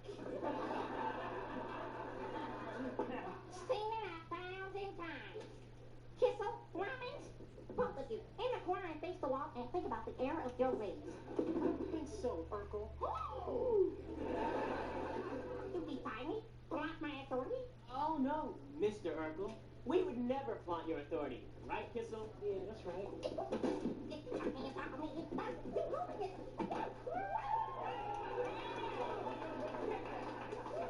We look up to you. Oh, I see you punks want to play what, huh? Well, now they're going to be clapping erasers after school. Yeah, right. Hey, everybody, class is dismissed.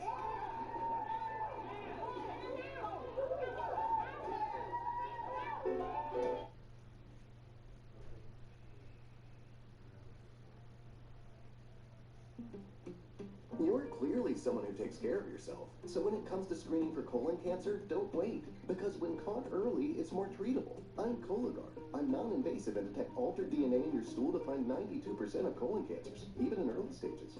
Tell me more. It's for people 45 plus at average risk for colon cancer, not high risk. False positive and negative results may occur. Ask your prescriber if Cologuard is right for you. I'm on it. That's a step in the...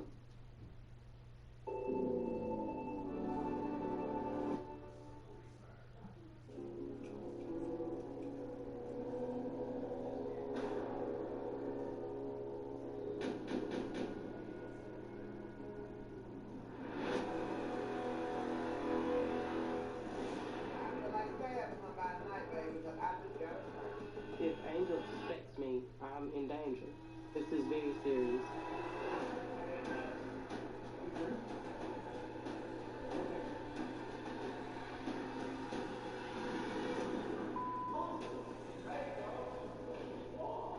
Champagne's just, acting crazy. And there's no consequences for him. The COs here, they can definitely use some improvement. I gotta turn it up a notch.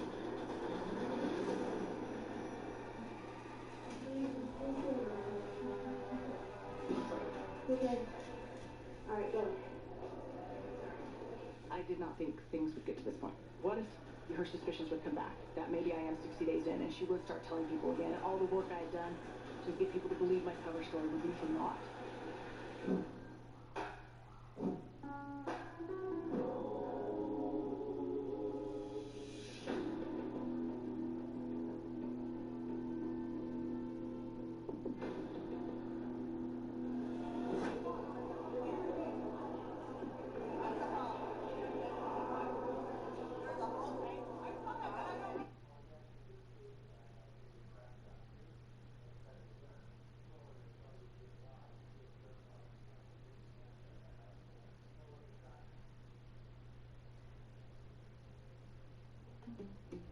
You're clearly someone who takes care of yourself. So when it comes to screening for colon cancer, don't wait. Because when caught early, it's more treatable. I'm Cologuard. I'm non-invasive and detect altered DNA in your stool to find 92% of colon cancers, even in early stages. Tell me more. It's for people 45 plus at average risk for colon cancer, not high risk. False positive and negative results may occur. Ask your prescriber if Cologuard is right for you. I'm on it. That's a step in the right direction. Hey there, Live PD Nation. Thinking about you guys. I hope you, your family, your loved ones are staying inside and staying healthy. Let's all do our part to help healthcare workers, first responders, and everyone on the front line by staying inside. From all of us at Live PD, everybody at A&E, We appreciate you. so take care of yourself. We will get through this together. Stay safe, stay healthy, stay home. We are here with you.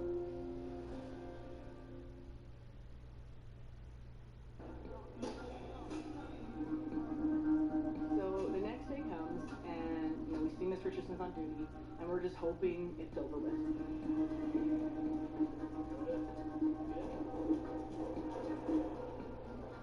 Again, pill pass happens, and I knew this is really going to be bad, and I couldn't do anything about it. The side member was sitting right there in front of the deputy's desk. As a side member, they should have taken a nurse there to Caswell's door, given her her meds, and been done with it.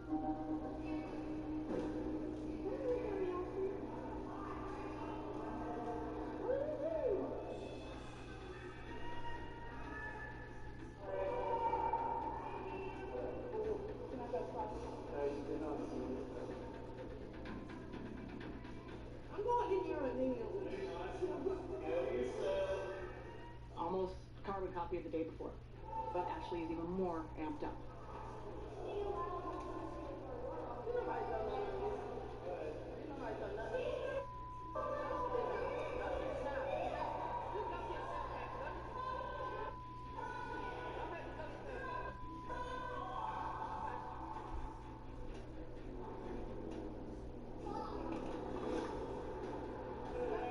She goes even more crazy, throwing anything she can get her hands on.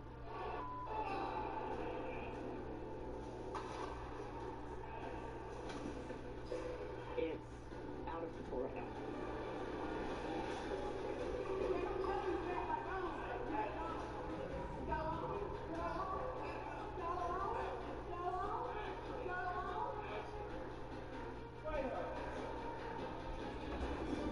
If somebody like Caswell has been sprayed like several times, eventually that spray is not going to do anything. The side member did absolutely nothing to help. You needed to react. He didn't react.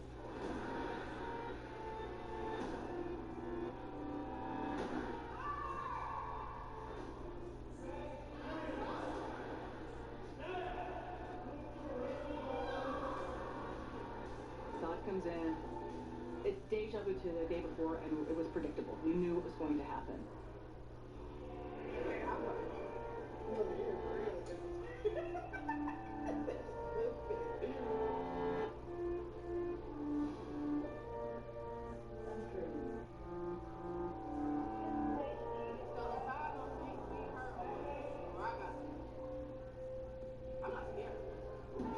And then, not even like 10 minutes after that, Miss Richardson has to serve dinner to her, having to open her door again. I knew that it.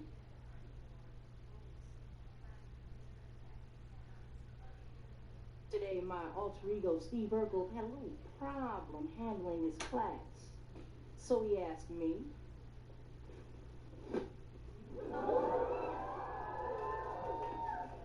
To pinch hit, so to speak.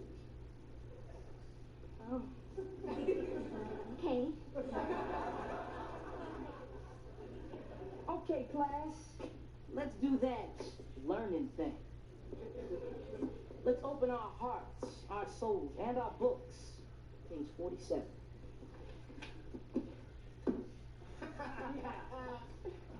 Mr. Robbins, do we have a problem? Yeah. Poetry makes me curl. I see. Well, Let me tell you something, my friend. If you're gonna do something, do it right.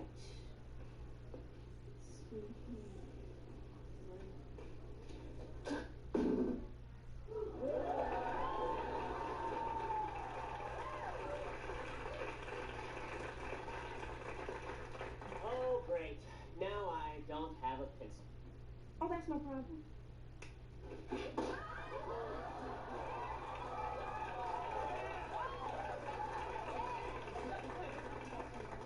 Take your pick. Now remember, kids, don't try this at home. Now, what page were we turning to again? 47. Right. All right. Ah, here's a great poem by Azumi Shikibu. In this world, love has no color. Yet how deeply my body has been stained by yours. Lick a stamp and mail that to me. This is a waste of time. Who cares about some stupid poem? Chill. Just relax. Now you see, ladies, the free exchange of ideas is what learning is all about. Now you know what I think, Robbins? What? I think there's too little romance in this crazy cockeyed world. You see, it's my belief that a woman likes to be wooed. Romance is for wusses. Oh, really? Well, there's a school dance coming up. And it's no secret that you have got a thing for the divine Donna. Please. Have you asked Donna to the dance yet? Yeah? And what did the delicate flowers say? Well, she said, bite me. Ouch. But I'm curious. How did you ask her? First he tells me I got broccoli in my teeth, and then he says, hey you want to go to the dance and bump butt? Sounds to me like you could use a crash course in romance. Come with me, my man.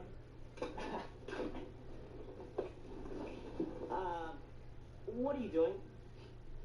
Changing your life. Read this to Donna. I really don't think that... Go ahead, read it. Donna, if I could touch No. You got to be smooth. Gaze into her eyes. Put some feeling into it. If I could touch your hand, my love would soar. If I could touch your heart, it would mean far more. If the music played and you chose me first, only that would quench this lover's thirst. Pick me up at 7. All right.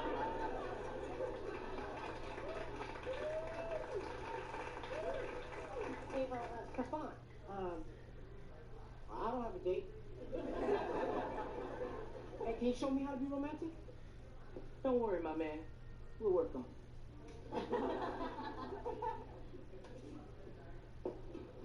Laura, I'd like for you to stay after class. Why, was I bad? Not yet.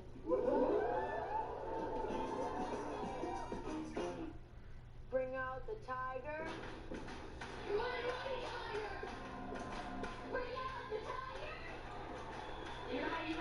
Tigers start their day with a great taste of Frosted Flakes, so they can be great part of a complete breakfast.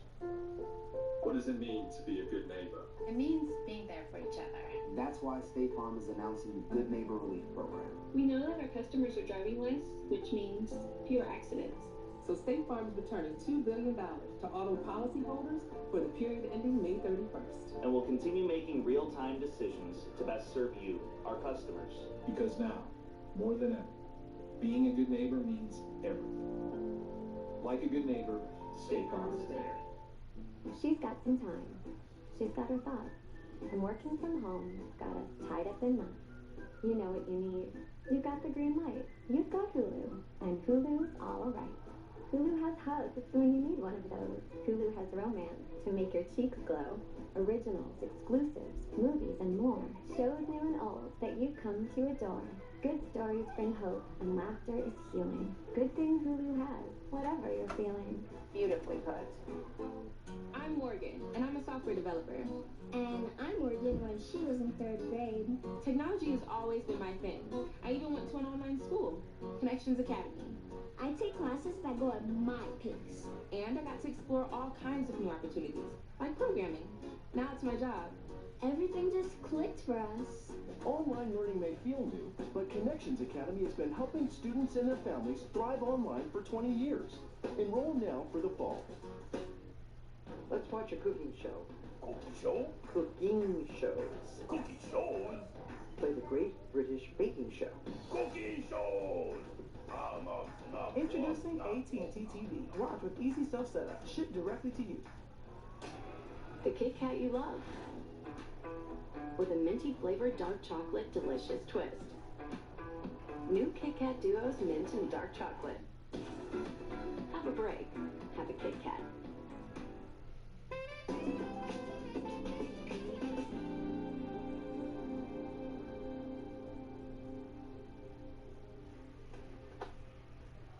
Hi, sweetheart.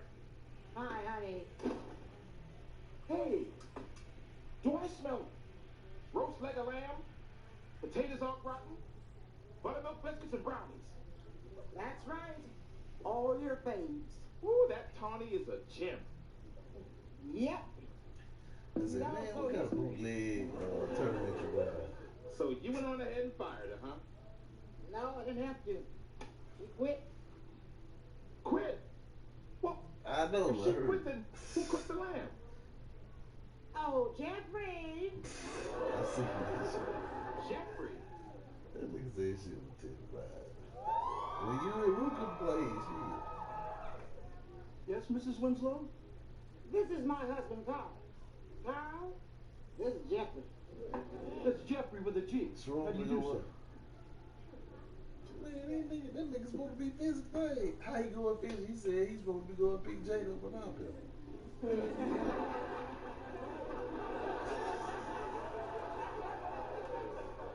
Oh, he was already picked up. Where you at now? What did you do? Strangle the lamb yourself? Well, Jeffrey does have very strong hands. Gave me a wonderful leg rub this afternoon. He what? Nam is looking tight again. The other way, Jeffrey.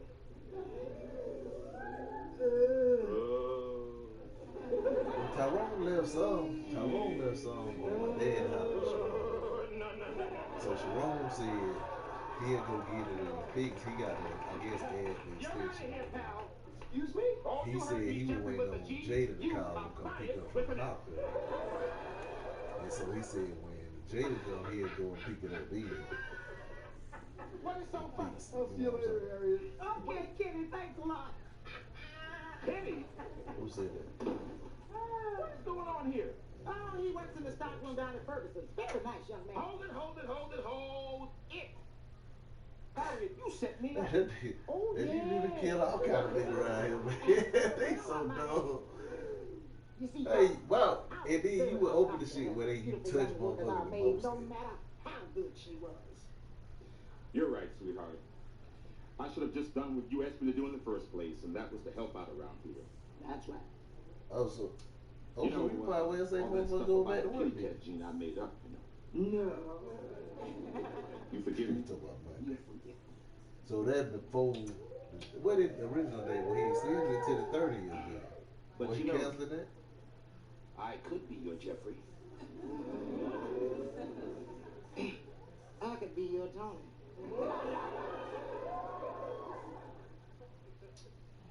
On a neck rub? How the shelter in place Not still down, work bro, when you're back. motherfuckers at work? That nigga just a dumb.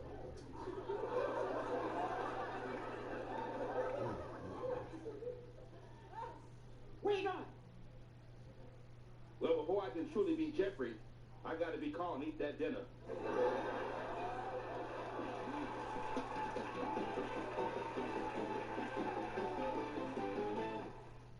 Challenge what's soft can be. Nivea Essentially Enriched Body Lotion with Nourishing Serum deeply nourishes skin, because soft can be powerful, just like you. Nivea. Try new Nivea Body Wash with Nourishing Serum. If you need a new appliance Them now, was talking about, he the probably help. Pinky and Jordan, the men, Get your entire order online. They said these bitches gonna get torn, man. Get special buy savings like this LG stainless steel refrigerator. The Home Depot. How doers get more done. For all those going out each day, doing what they can to hold us all together. We're here to help those helping us all by keeping our lights on. Show me reality. TV. Where my hobbit dad? He must just did. Play Lord of the Rings. Play my straight out of the Shire playlist. I want to see the king. Follow Ron. Search more cartoons. Play the last OG. Take me to the You know, close to the battle at hand. You know, we haven't had in-depth discussions about that. I have had a few people that have raised that issue, and we'll certainly continue to consider that, but I haven't taken any action so far. I just had one follow-up on the testing capacity. The general mentioned that they're going to do everything they can. Everything's working except at the back end in terms of the supplies and the kits. How do you overcome that when that's a problem, not just here, but nationally? Well, we had a lot of good information on the call today with the Vice President. They talked about the supply chains for swabs and many other things. So I felt very good about what he told us today, the reports that we got from a lot of the individuals that are involved in that. And so I think the supplies are going to continue to loosen up from a nationwide perspective. Also, I think as you have hot spots like New York and California and Washington that start coming, New Orleans and others that are coming off of the peak, it'll continue to open up supplies of certain things. You know, look, the industry knows that we got to test.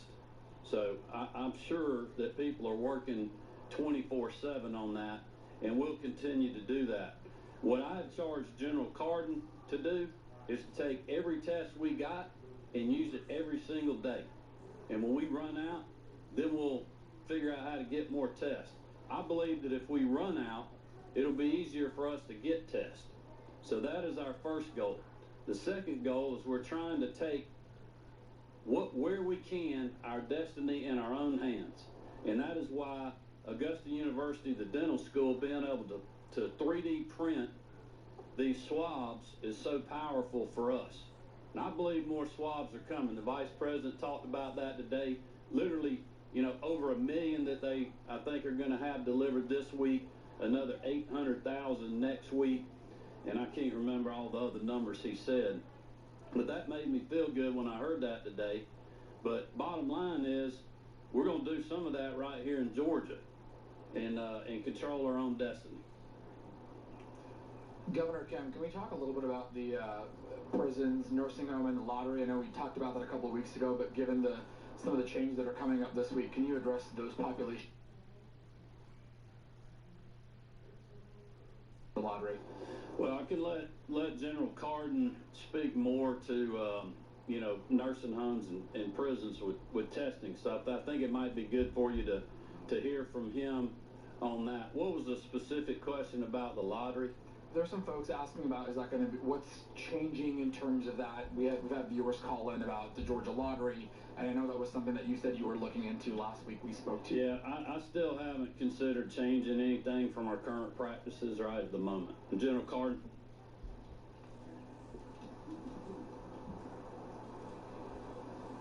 So let me first address what we're doing in prisons and then Department of Juvenile Justice and then mental health facilities across the state. The infection control teams that we put together initially for nursing homes demonstrated a whole lot of utility in our behavioral health facilities. We also trained members of the Department of Corrections in our tactics, techniques, and procedures, as well as juvenile justice. And so they, on their own now, have been trained, and they're able to deploy those techniques to prevent people from getting COVID-19 to start with.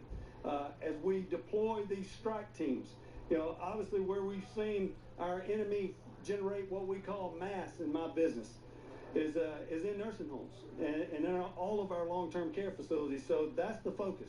And then at the direction of Director Bryson, we're bringing the law enforcement and first responder critical infrastructure workers into that fold. And as the Department of Corrections generates a demand signal back to the director and back to public health, then as we have limited capacity, as the governor's already laid out for you, then we have to focus that capacity on where our public health officials think it's most effective first. And as more capacity comes online, we're certainly going to deploy that in those areas where obviously people are together closely in many environments, mess halls, chow halls, that sort of thing. And so we're focusing on all of that. But let me just tell you, with respect to our nursing homes, you know, I've seen a lot of reports on what is and is not happening in nursing homes across the country, but I can tell you what's happening in Georgia. And I would challenge you to find a state or a territory that's got more than 1,300 service members deployed to make those living in those long-term care facilities more safe.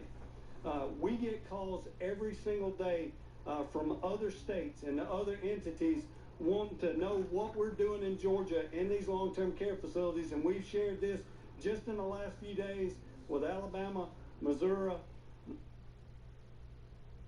Venues, however, what is really remarkable is that the governor says all of these businesses need to continue with their best practices, including social distancing. That is incredibly difficult to do when you look at the list of those businesses that will be given the green light on Friday. These are some of the most intimate connections you can have with someone when you go to get your nails done, if you're going for a massage or to get a tattoo.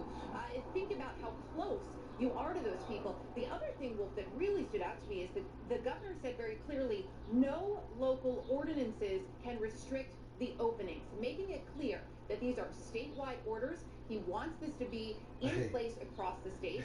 And that's something that we've seen, of course, in Florida, we're also seeing a little bit in South Carolina as well. We're seeing some local I turned it on CNN and see when the president come on. Yo, they got on that not sure that their areas are ready. Georgia Governor clear Jill, Bo Natalie. Hey, the lady said the same thing I said. She said the funny thing about this is the places that are opening are the most interactive places that you can have. Hey, so what mine said, a girl said, she said the other thing is, she said this motherfucker put an ordinance in where like it can't be overruled by like a local person, like the mayor can't come in and say, "Nah, we ain't doing it here." Forward, testing is at the top of their list. The question is how. Well, I guess you made blame Jordan for opening that back up. Of tests, because the more tests, the better. That is the axiom. The more tests, the better. Test nursing homes, test schools, test teachers, we can go in there and play poker, tell them niggas I still ain't good. The volume of tests. The president invoking the Defense Production Act for desperately needed swabs as governors push for more help accessing supplies. I think until we have a national strategy and that everyone is working together for a supply chain, we're going to have problems here. It's not just diagnostic testing that's needed. New York began antibody testing today, but officials stress we don't yet know how effective those antibodies are. But then the assumption, you know, Trump came out with that shit, right? Protected against reinfection.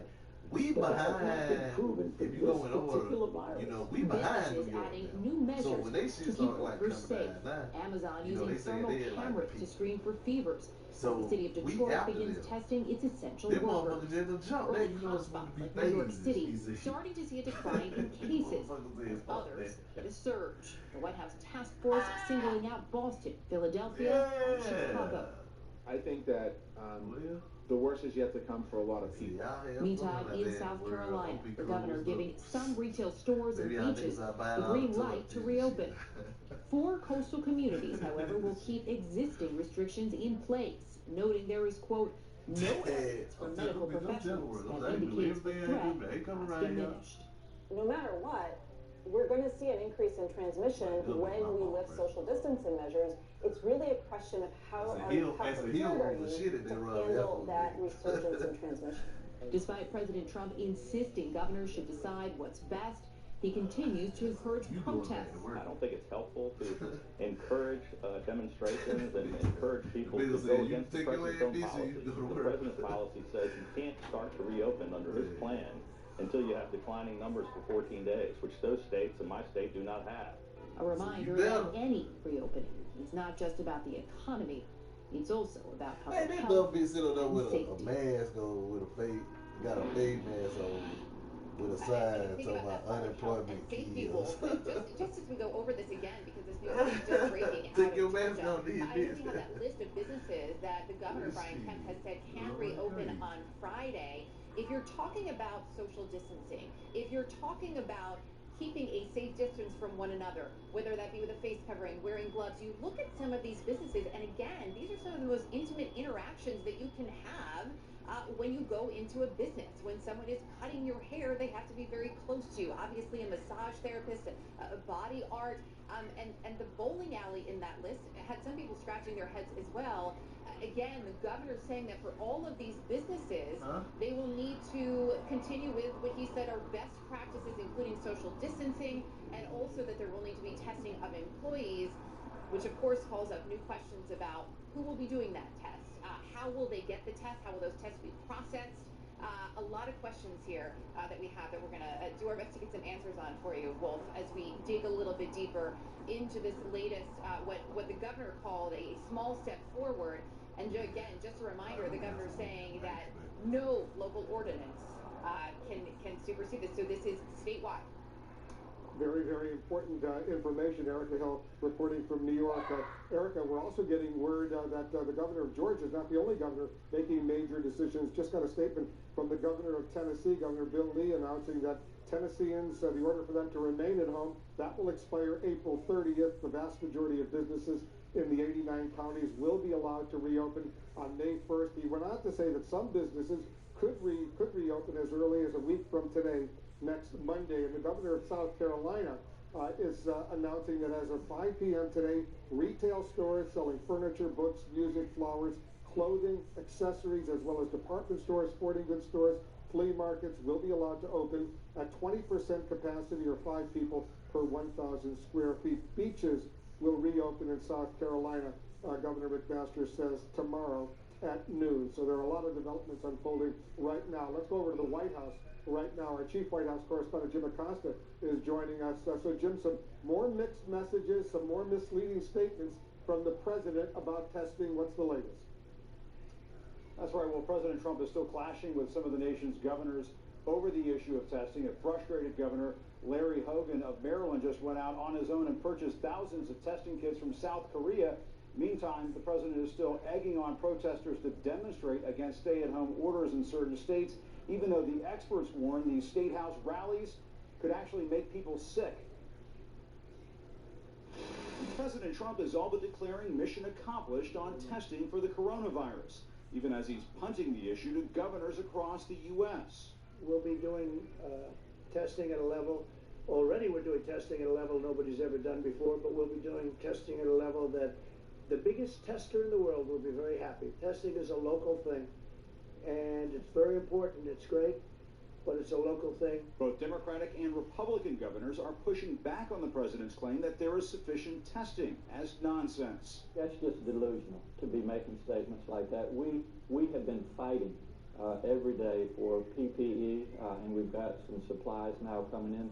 We've been fighting for testing. It's not a straightforward test. One state leader who's fed up, Maryland's GOP Governor Larry Hogan, who along with his wife went out on their own and secured enough equipment from South Korea to perform 500,000 tests. I want to sincerely thank our Korean partners for assisting us in our fight against this common hidden enemy. Even one of the president's top medical advisors, Dr. Anthony Fauci, says federal and local governments need to work together. We need a partnership between the federal government and the local people, including the governors, to help them get to things that they maybe not have any access to. So it really does need to be a partnership. One reason for the frustration in the states, administration officials had been promising nearly 30 million coronavirus tests would be on the market by now. but only more than 4 million tests have been conducted. So I'm going to answer your question and then try to persuade you to stop asking about a specific number, okay? So from March 2nd to March 14th, we have put over 10 million laboratory tests into the U.S. commercial market, and we expect that by March 28th to be well over 27 million into the market. New polling shows a large majority of Americans don't believe the president took the threat seriously enough. Yet the president is actively encouraging pro-Trump protesters to gather in large demonstrations outside state houses across the U.S. to sound off on stay-at-home orders that largely follow the administration's own guidelines. We want to open our state. Mr. Trump has complained some states have gone too far, even though he's told governors they now call the shots. I've seen interviews of the people. These are great people. Look, they want to get, they call cabin fever. You've heard the term? They've got cabin fever. They want to get back. They want their life back. Their life was taken away from them. People feel that way. You're allowed to protest. I mean, they feel that way. I watched the protest and they were all 6 feet apart. But that's not true. At many of the protests, the participants are not social distancing, a concern to Mr. Trump's own top doctors. So what you do, if you jump the gun and go into a situation where you have a big spike, you're going to set yourself back. So as painful as it is to go by the careful guidelines of gradually phasing into a reopening, it's going to backfire. That's the problem. And the White House is also keeping a close eye on the financial markets and a dramatic plunge in oil prices. You'll recall the president claimed he was on top of that situation and was working to stabilize the oil market. Earlier this month, Mr. Trump tweeted he was speaking with his, quote, friend, Saudi Crown Prince Mohammed bin Salman, and Russian President Vladimir Putin about moves he said would be great for the oil and gas industry. But, Wolf, that industry is struggling tonight. Certainly is. Jim Acosta at the White House. Thank you very much. Joining us now, the governor of Ohio, Mike DeWine. Governor, thanks for spending a few moments with us. I know you're incredibly busy over there. I don't know if you heard the top of our show this hour, but the governor of Georgia, Brian Kemp, has just announced that some businesses in his states, including nail salons, barbershops, gyms, among others, will reopen as early as Friday. We're hearing similar things from the governors of Tennessee and South Carolina. You think these are appropriate moves right now? I know you don't want to criticize your fellow governors, but is Ohio, your state, anywhere near making those kinds of dramatic decisions? Well, Wolf, what we've done is we've put a business group together, CEOs of not only big companies, but smaller companies in Ohio, and charged them with charting a course for us. Who could open first and what would be the best practices to follow as these companies do it. Because it's important for us to move the economy forward, but if we're going to do that, we've got to move forward steadily. What we don't want is a spike where 3 weeks later, after something opens up, and then we see the spike go up like that, and then we've got to retrench. Because what businesses told me, particularly small businesses, they said, look, we want to get back in as soon as we can, but the worst thing would be for us to start back and then stop, and we'd have to close again. So we want to do this in a way that is frankly consistent with what the president's guidelines are. I think he outlined a good plan. We're consistent with that. Beginning May 1st, we're going to start easing out. We hope to be in a position where we're never going to go back, and we just slowly move forward. And we've learned a lot.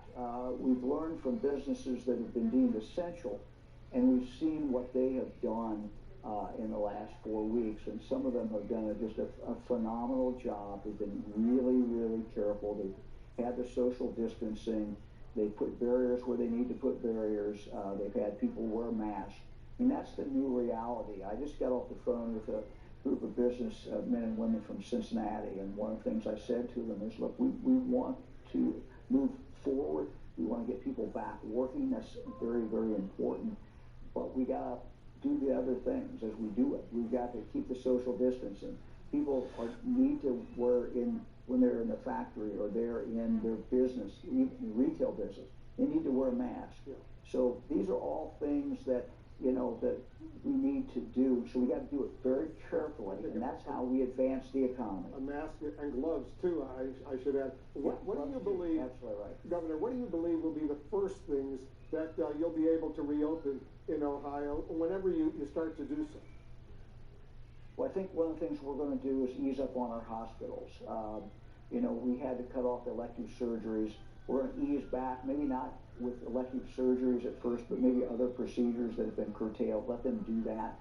Stuff that does not use up too much of the personal protection equipment, which was our real concern. We're going to do that. We're also looking at businesses that are very, very similar, manufacturing companies, for example, that are very similar to ones that are open. One was essential, we allowed it to be open. The other was not essential, but they're really doing the same type stuff, and the ability to keep the social distancing might be the same. So we're going to look to those things that have the best opportunity to keep the social distancing, open them up, see how that works, and we hope not look back. But the reality is this virus is still with us. It's going to be with us for a long time. We have to be very, very careful. We have to keep the social distancing. We know, Governor, that testing is really the key to reopening the state economy, to reopening the United States and getting back to some sense of normality. The president says testing for coronavirus, in his words, is a local thing. Did you hear a different message from the vice president earlier today? I know you and your fellow governors had a lengthy conversation with the vice president. We did. You know, those are always good conversations. Very, very open and very nonpartisan. Vice President is great about taking the information and also trying to get out information. Great exchange. I actually talked to the Vice President on Sunday about the testing issue. One of the things that I was concerned about is one of the things that keeps our capacity from going up in Ohio at our labs, where they have a lot more capacity, but they don't have the reagents. And that's being rationed not by the federal government, it's being rationed basically by the market. There's just not enough reagents. So what I encouraged the FDA to do is to approve some of these plans. Some other companies that are trying to come on the market, they've got a little different recipe for the reagent. And so if we can get those to move forward, that will help open that up. And I talked to the Vice President about that, and he certainly understood that. I know a lot of the governors say they have very smooth, very strong conversations with the vice president, not necessarily with the president, but that's something we can discuss down the road. Governor, thank you so much for joining us. Good luck to everyone in Ohio. Well, thank you. Up next, I'll speak live with the mayor of Boston. This city is one of the coronavirus hotspots right now. He's warning, in his words, the worst is yet to come. We're also standing by to hear from the health experts over at today's White House Coronavirus Task Force briefing, which we will be monitoring. The Situation Room with Wolf Blitzer, brought to you by Tractor Supply Company, providing pet food, animal feed, and gardening supplies. Out here, it goes without saying, you take care of your neighbors. So when the new day starts, we're here for you. Open and stocked with what you need for your pets, animals, and land. With the highest levels of safety and service. And now when you buy online, you get the choice of home delivery or our new curbside pickup. Because life out here doesn't take a day off. We're here for you. We rent this cabin every year. That's perfect for us. Affordable, convenient, just what we need. Like our wireless service, Consumer Cellular. We get everything we need at a really great price. Consumer Cellular offers talk, text, and data for as low as $20 a month, and they've received the J.D. Power Award for highest customer service 8 times in a row. Switching was easy. We even kept our phones and numbers. And more of our money. Make the switch to Consumer Cellular. Call, go online, or find us at Target.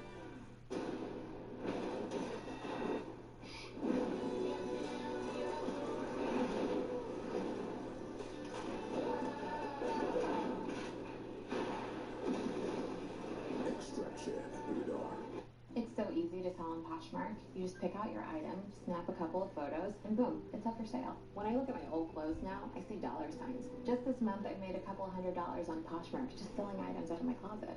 Download the free Poshmark app now. When dehydration gets real.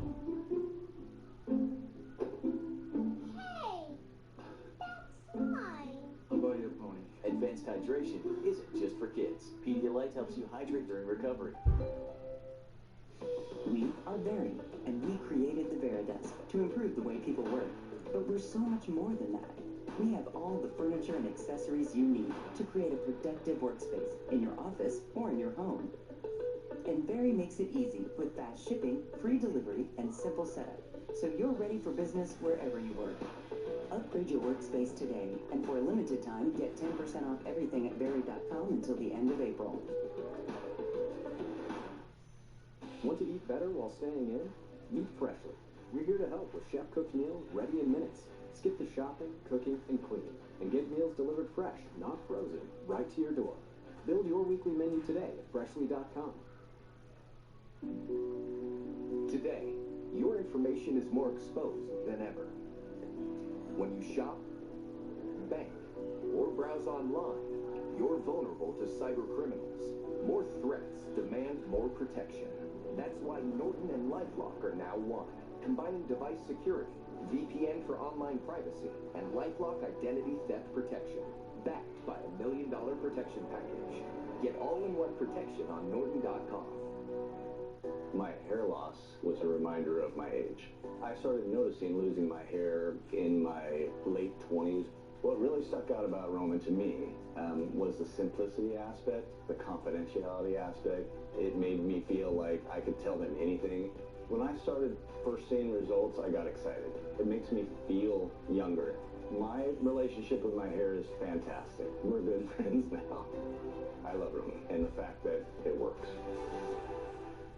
Need life insurance? Select Quote found Jacob, 40, a $500,000 policy for only $19 a month. And Select Quote found his wife Wendy, a $500,000 policy for only $17 a month. Our secret? At Select Quote, we aggressively comparison shop highly rated companies to find you the company with the best rates. Why pay more? Give your family the security they need at a price you can afford. Select Quote. We shop, you save. Closed captioning brought to you by Mesobook.com. Mesothelioma. It's all we do. With 9 offices across the country, let us come meet with you. Call us at 1-800-213-8000. All right, so we're standing by to hear from the health experts over at the White House Coronavirus Task Force, looking at live pictures coming in from the briefing room. The U.S. death toll, by the way, has now surpassed 41,000. Joining us now, the mayor of Boston, Marty Walsh. Mayor, thank you so much for joining us. The news we had, and once again at the top of the hour, the governor of Georgia, Brian Kemp, saying some businesses in his state, including nail salons, barbershops, gyms, among a lot of others, will reopen as early as this coming Friday. When your city of Boston emerges from this surge, how will you prioritize reopening? I think that, a lot of people are anxious about getting the economy back and running and people going back to work, but I'm really proud of Americans and Bostonians for really looking out for each other and looking out for their loved ones. I think when we think about going back to work, we'll be having conversations about prioritizing what's important and how do we help each industry. We're thinking the hospitality industry is going to be a little while before we see tourism coming back here to the city. That's a big piece of our economy. But really thinking about how do we institute social distancing. We're looking here at City Hall to be a model when we finally open our building up and all of our buildings. How can we have our workforce coming to work safe, because the coronavirus is still going to be here. And we're going through that right now, having these different conversations with department heads and cabinet folks in my own administration, and really setting a guideline for how we can open up the economy in the private sector. You warned earlier this afternoon, Mayor, in your words, the worst is yet to come for a lot of people. Your city of Boston is a hot spot right now for this virus. So what are your residents, healthcare workers, and others facing tonight? I think right now in Boston, I have the numbers from today. We're about 55, almost 5,600 cases of coronavirus in Boston. We went up 233 from yesterday. We went up some deaths here. I think 14 deaths from yesterday. So we're at almost 190 people have lost their life due to the coronavirus here in the city of Boston. And then our hospitals are kind of somewhat regional hospitals. Boston hospitals are some of the best in the world, and a lot of people want to go to them. So we still are working to keep those numbers down. to try and keep our hospitals available for the most sick of the sickest when it comes to the virus. We also have a hospital built over at the convention center where we have about 170 guests on the homeless side of it and the hospital side of it. So it really is, we're still in the battleground here, if you will, using analogy to keep the spread of the virus down and try and keep capacity in our hospitals open for folks. What are you asking Boston residents, Mayor, to do right now to help get this surge under control? We're asking people to stay home. We're asking people to physical social distance. We're asking people to wear masks. If you go for a walk, we're asking you to stay at least 6 feet, if not further, away from people around you. In the city of Boston, from 9 o'clock at night till 6 o'clock in the morning, we have a curfew, a recommended curfew. A lot of people are paying attention to that. And we're asking people to be really disciplined. And the folks that aren't paying attention, we're asking you to think of your loved ones. Think of the people around you that you could bring the virus into your home, potentially, and have older parents or older aunts and uncles or kids get the virus. And it really is we're still very much in the prevention phase here, trying to prevent as much spread as possible. Boston Mayor Marty Walsh. Mayor, thank you so much for joining us. Good luck to everyone in Boston. Thanks, Wolf. Coming up, what reopening looks like. Some states, cities, and towns, they're already taking the first tentative steps on the road back to some sort of normality. We're going to get an update. I'll also speak live with the mayor of Detroit. That's been one of the hardest hit cities. Is the worst over there? What's going on? We'll be right back.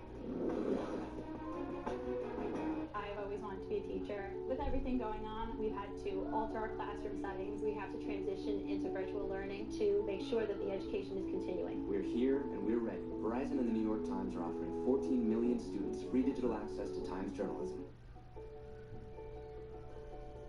In nearly 100 years serving the military community, we've seen you go through tough times. And every time, you showed us you're much tougher. Your heart, courage, and commitment has always inspired us. And now it's no different. So we're here with financial strength, stability, and experience you can depend on. And the online tools you need, because you have always set the highest standard. And reaching that standard is what we're made for. Guys, living on junk food? Fast food packing on the pounds? Stop. Eat real food that tastes great and lose weight with Nutrisystem for Men. I don't have to prepare anything, breakfast, lunch, dinner, grab a snack in between. 3 minutes or less, and I'm eating. You just select, heat, and eat, and you're going to lose the weight. Lose up to 18 pounds and 8 inches overall in your first month. Lose weight fast, money back guaranteed. Dude, getting your food through a window? You know where that's going to end up. Nutrisystem for Men is your favorite foods made healthier, delivered right to your door. You got a busy day? You don't feel like cooking? It's there for you. The best thing about the plan is it works. Check us out today and get shakes free. The good I used to have? Call America's #1 home delivery weight loss program. Heat up the food. That's it. You don't have to do anything else. Act now. Save 50% on a month of meals delivered to your door. Go online or call 888-963-FIT9 and save 50%. My patients, I often see them have teeth sensitivity as well as gum issues. Does it worry me? Absolutely. They are both very much hand in hand, so you should really be focusing on both, and definitely at the same time. The new Sensodyne sensitivity and gum gives us a dual action effect that really takes care of both our teeth sensitivity as well as our gum issues. By brushing with Sensodyne sensitivity and gum at home, it's giving you the relief that you need and the control that you need to take care of your oral health. And it creates a healthier environment. There's no question it's something that I would recommend.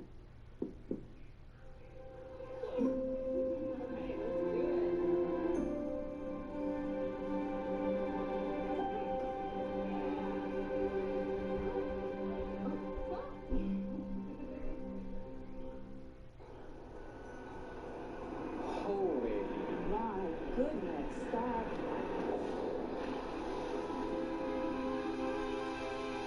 is a spectacular lawn. So thick and green. When you see a great lawn, it's all you see. I'd be so proud if this were our lawn. Me too. Me too. Call the experts at True Green for a custom science-based plan to make your lawn thick, green, healthy, and weed-free. Wayfair has way more ways to renovate your home. From inspiration to installation. Like way more vanities perfect for you. Nice. Way more unique fixtures and tiles. Pairing. Way more top brands and sinks and faucets. Way more ways to ruin your renovation. Nice. On any budget, with free shipping. Wayfair. Way more than furniture. Coronavirus. Stay informed with the facts. Join Dr. Sanjay Gupta. We truly are all in this together. For CNN's new podcast, Coronavirus, Fact versus Fiction. Listen wherever you get your podcasts. Card debt is out of control. If you're in over your head in monthly payments, there's a secret the credit card companies don't want you to know. If you have more than $10,000 in credit card debt, you have the right to let us settle that debt for a fraction of what you owe. That's bad news for the credit card companies, but it's great news for you. We're Credit Associates. We're offering free information on how to virtually eliminate your credit card debt with a monthly payment you can afford. To see how much you can save, call 1-800-990-3931. Ad is about empowerment. Shangela, Love the Drag Queen, and Eureka. We came and we brought drag. You're actually taking some locals, turning them into drag queens. I want you to feel like you have a purpose. How do you feel being in drag? Sexy as That's our job. To educate. All of the gays work.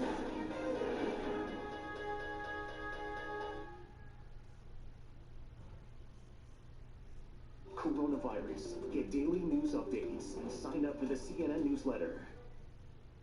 Breaking news out of Georgia, where the Republican governor just announced businesses such as gyms, fitness centers, barbers, they can reopen this Friday with theaters and restaurants able to open a week from today. Brian Todd keeping a track of other states and municipalities taking their first steps toward reopening. What are you learning, Brian? Tell us more. Well, governors in the South are clearly taking the lead tonight in reopening businesses, parks, and beaches. Public health experts are watching those moves closely and hoping that they're not coming too soon. In Jacksonville, the city's mayor reopens the beach and some parks with limited hours and some strict rules. People are allowed to run, walk, and swim, but not to sunbathe. No chairs, towels, or coolers allowed. Despite distancing requirements, many people were initially seen in close proximity to each other after the beach first opened. There's so many people standing around, everyone's so close together. I don't know whether it's a good thing or a bad thing. But since Friday, city officials say, beach crowds have thinned and people seem to be taking distancing more seriously. In North Carolina, Wrightsville Beach also opened today, again for exercise only.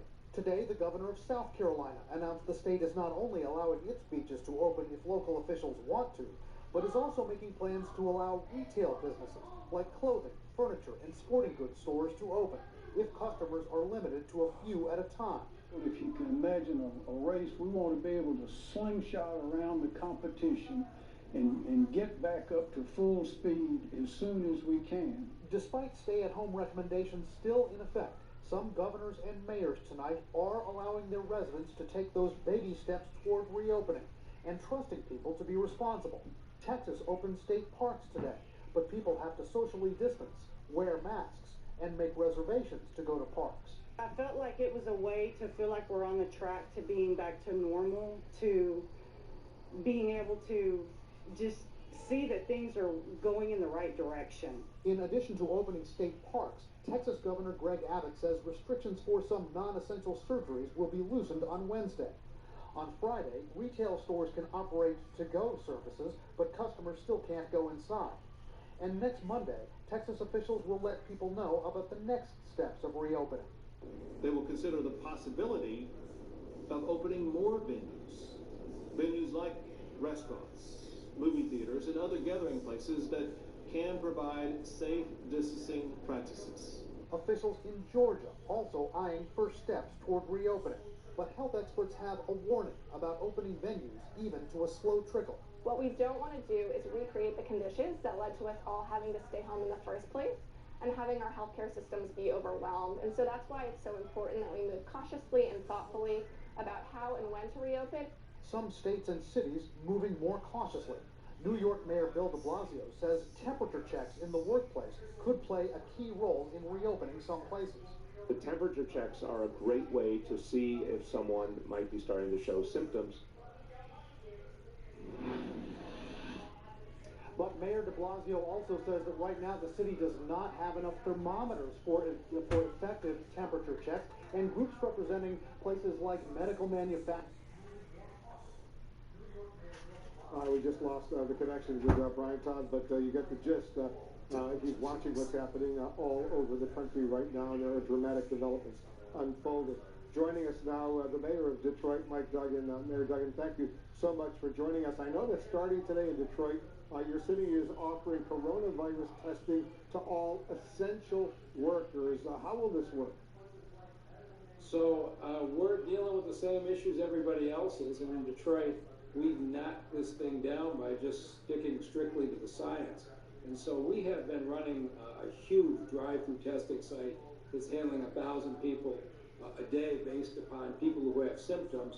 Now that the volumes are way down in our hospitals, I want us to start to get ready for when we reopen. And so now for every business that's open, we're offering drive-through testing no matter what. So whether it's a grocery store, a gas station, a drugstore, all of the businesses that are open, I'm saying schedule an appointment, come on in, we'll test your folks, and ultimately I think it's going to be a step toward reopening, because I think when we reopen, and I don't know when that'll be, but it'll be, you'll test your employees first to make sure they're negative, you will do temperature checks every day as they come into work, you will wear masks in the workplace. That's the way it's going to be for a while, and we're trying to get that started. How many essential businesses, Mayor, have already taken you up on this testing so far? So as of 10 o'clock this morning, I had 5,000 employees work. I haven't had an update since then. But we just ramped up our capacity, and before long we'll be doing 1,500 a day. But my thing is, eventually everybody should get tested, and we all know about the limitations. But for those people who can't shelter in place, they have to go to work every day because they're doing a job that's important. I thought they deserve to be first in line. When you make sure. I was going to say, Mayor, you say people who are showing some symptoms, checking their temperature, for example, but there are a lot of people apparently out there who show no symptoms at all, yet are already infected. What do you do about that? There's no question about it. In fact, we just tested 1,000 people in nursing homes, and we found as high an infection rate of those without symptoms as those with symptoms. And so I go to work every day on the 11th floor of City Hall. Everybody here is tested to make sure they're negative. Everybody wears masks. Everybody has regular temperature checks. And this is what it's going to be. It's going to be all of those things. 3 weeks ago, we had 600 people quarantined at the Detroit Police Department. We put everybody through the 15-minute Abbott test, got health care for those who were positive, had those who were negative go back to work. And when we started going to social distancing and temperature checks and masks, we've now had one quarantine a day for the last 7 days in a 2,500 person department. This can be managed if you stay away from the politics and just stick to the science. What goes through your mind, Mayor, when you hear the news, and we've been reporting at this hour that the governor of Georgia is now prioritizing the reopening of gyms, hair salons, and he wants to do so later this week? I think, again, the science does not support that, at least certainly not in Michigan. Our governor has done a great job. But in the city of Detroit, as Dr. Burks mentioned the other day, we have knocked down the rate of this dramatically. We did it without closing parks. We did it without curfews by making a commitment as a city to care for each other. If you come through our parks today, you'll see people walking in ones or twos, socially distancing, enjoying the parks in an appropriate way. And so I've been very fortunate that the 700,000 people in the city of Detroit have taken this very seriously. Mayor Duggan, good luck to you. Good luck to everyone in Detroit. Thanks so much for joining us. Thanks for having me, Walt. Up next, an update on the push for a reliable antibody test, which experts consider essential to returning the United States to some semblance of normality. We'll be right back. Hey there, people eligible for Medicare. Give me 2 minutes, and I'll tell you some important things to know about Medicare. First, it doesn't pay for everything. Say this pizza is your Part B medical expenses. This much. Medicare won't pay. What's left? this lady says with here, Jerry Report, well, she said, that's on you. crazy part And about that's this where is an these are AARP intimate Medicare Supplement businesses. Insurance Plan, insured by United Healthcare I Insurance post on Company, comes Facebook, in. get what y'all elected. This type of plan helps pay some of what Medicare doesn't. And these are the only plans to carry the AARP endorsement. That's because they meet their high standards of quality and service. Want to learn more? It's easy. Call United Healthcare Insurance Company now and ask for this free decision guide. Inside, you'll find the range of AARP Medicare supplement plans and their rates. Apply anytime, too. Oh, speaking of time, about a little over halfway, and there's more to tell. Like how with this type of plan, you'll have the freedom to choose any doctor who accepts Medicare patients. Great for staying with the one you know, or finding somebody new, like a specialist. There are no networks and no referrals needed. None. And when you travel, your plan will go with you, anywhere in the country. So, if you're in another state visiting the grandkids, stay a while, enjoy, and know that you'll still be able to see any doctor who accepts Medicare patients. So call United Healthcare today. They are committed to being there for you. Tick, tick, tick. Time for a wrap-up. A Medicare supplement plan helps pay some of what Medicare doesn't. You know, the pizza slice. It allows you to choose any doctor who accepts Medicare patients. And these are the only plans of their kind endorsed by AARP. Phew. Call United Healthcare today and ask for this free decision guide. I love my babysitter. She laughs when I burp. We got her from care.com. Go to care.com for great babysitters and nannies with profiles, reviews, and more. It costs less than you think, and we even make it easy to pay. Care.com. So what's going on? I'm a talking dog. The other issue? Oh, I'm scratching like crazy. You've got some allergic itch with skin inflammation. Apoquel can work on that itch in as little as 4 hours, whether it's a new or chronic problem. And Apoquel's treated over 7 million dogs. Nice. And the talking dog thing? Is it bothering you? No, itching like a dog is bothering me. Until dogs can speak for themselves, you have to. When allergic itch is a problem, ask for Apoquel. Apoquel is for the control of itch associated with allergic dermatitis and the control of atopic dermatitis in dogs. Do not use Apoquel in dogs less than 12 months old or those with serious infections. Apoquel may increase the chance of developing serious infections and may cause existing parasitic skin infestations or pre-existing cancers to worsen. Do not use in breeding, pregnant, or lactating dogs. Most common side effects are vomiting and diarrhea. Feeling better? I'm speechless. Thanks for the Apoquel. Aw, that's what friends are for. Ask your veterinarian for Apoquel. Next to you, Apoquel is a dog's best friend. Today, when you bank, shop, or browse online, you're more exposed than ever to cyber criminals. That's why Norton and LifeLock are now one. Get all-in-one protection on Norton.com. This is our home. We've never seen it look quite like this. But there's no mistaking it. And it's our job to protect it.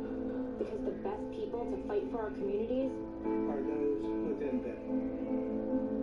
So if you've just bought a Volkswagen, or we're thinking of buying sometime soon, we're here to help with a community-driven promise.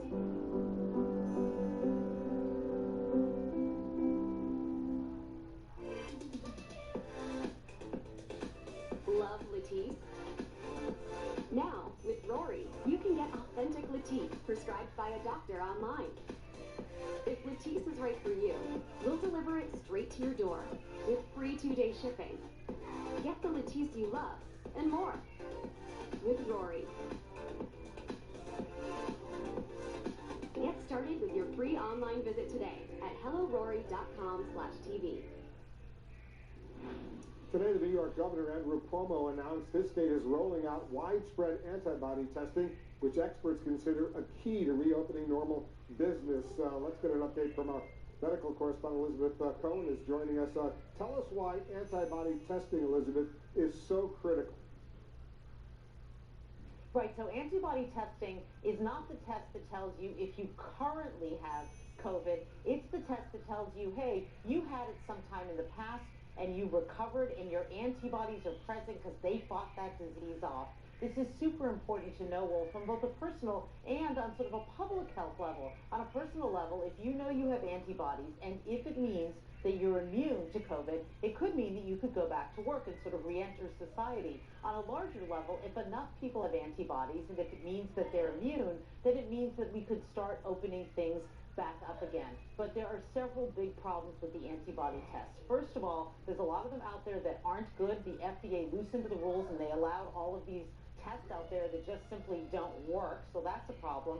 Secondly, the tests need certain chemicals and other ingredients to go with them, and it is very, very tough to get those, and Governor Cuomo spoke about that in his press conference today. Third of all, you've noticed I said if you're immune. It is possible that people could have antibodies and not be immune. They could get infected a second time. This is a new virus.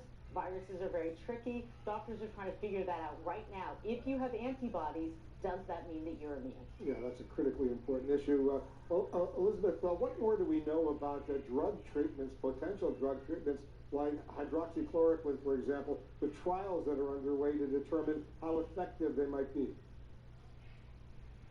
You know, so hydroxychloroquine is interesting because there are more than 25, actually I think at this point more than 30 studies in the United States alone looking at hydroxychloroquine. We were expecting results from a very big study that's going on in New York that's very well respected, done by a good group of researchers. We were expecting their results today, but the governor told us in the press conference that that's not going to happen, so we're still waiting on those. And so also Novartis has joined the groups that are doing hydroxychloroquine studies, but we should keep in mind there are lots of other drugs out there being tested.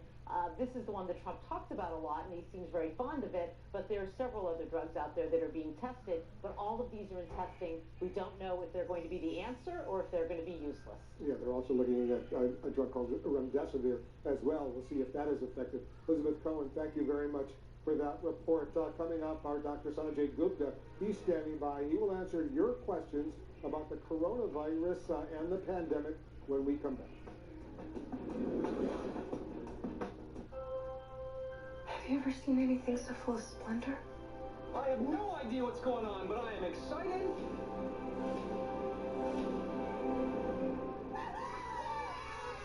That looks awesome! Card debt is out of control. If you're in over your head in monthly payments, there's a secret the credit card companies don't want you to know. If you have more than $10,000 in credit card debt, you have the right to let us settle that debt for a fraction of what you owe. That's bad news for the credit card companies, but it's great news for you. We're Credit Associates. We're offering free information on how to virtually eliminate your credit card debt with a monthly payment you can afford. To see how much you can save, call 1-800-990-3931. At risk for coronavirus. People over 65, people with underlying medical conditions like heart disease, chronic lung disease, asthma, diabetes, people undergoing cancer treatment, and people with weakened immune systems. What should you do if you or a loved one is at higher risk?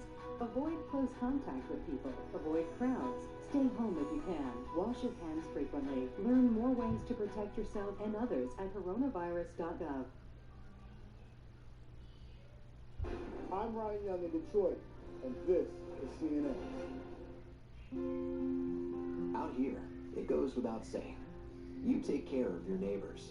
So when the new day starts, we're here for you. Open and stocked with what you need for your pets, animals, and land.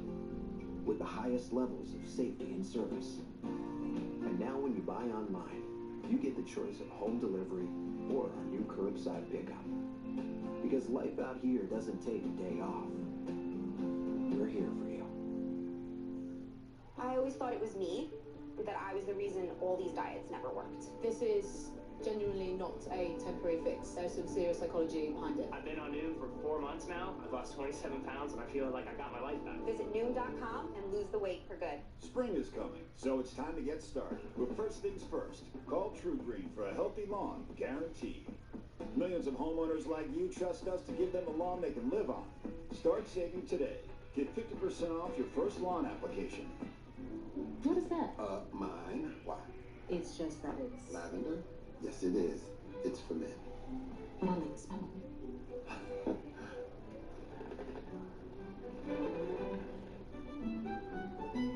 Guys, you have a choice. Slow down with age or crank up your testosterone with Ageless Male Max, a formula that's so powerful it embarrasses the competition. Get the testosterone boost you crave with Ageless Male Max.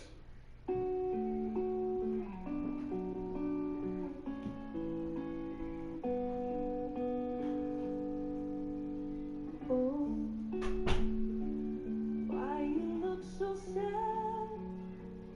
Tears are in your eyes. Wanna talk to me now? Don't be ashamed to cry. Let me see you through. Animals are abused every day, and they can't ask for help. They endure indescribable acts of violence, but they're without a voice. Without a voice to say they're frightened and in pain. They're alone, they're scared, and they need your help. I'll stand by you. I'll stand by you. Won't let nobody hurt you. I'll stand by you. Visit us at joinaspca.org or call this number now to join. Sign up for just 63 cents a day, and you'll help rescue animals who are suffering.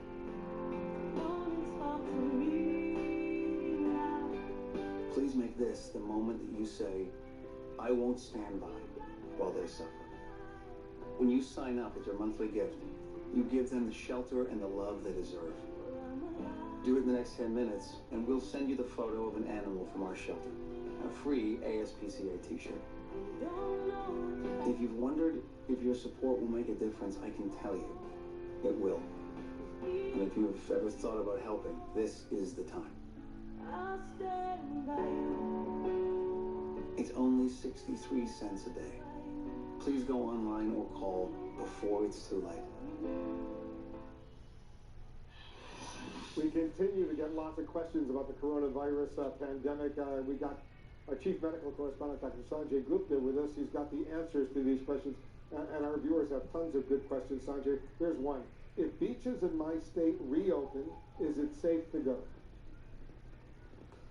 Well, you know, as long as you can maintain physical distance here, Wolf, I mean, the guidance and the advice remains the same. I mean, there is a virus out there. It is a contagious virus. It can spread from person to person.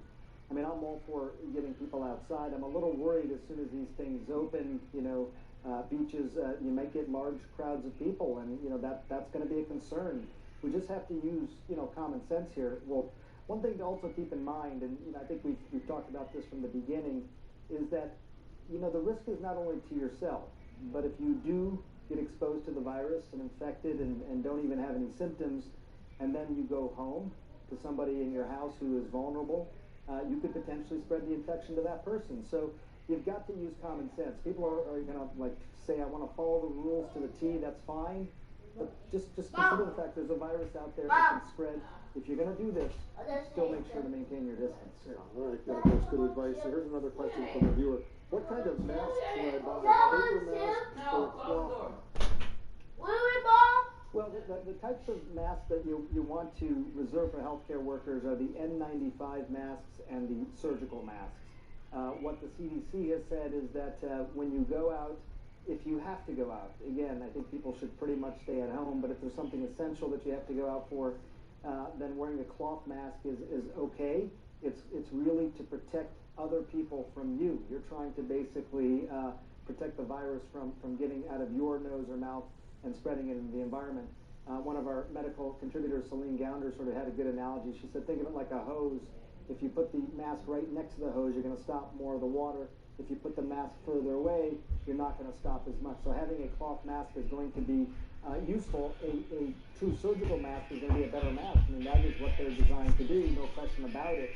So it becomes a question of, I don't want to take away masks from healthcare workers. They need them. A cloth mask is certainly better than nothing.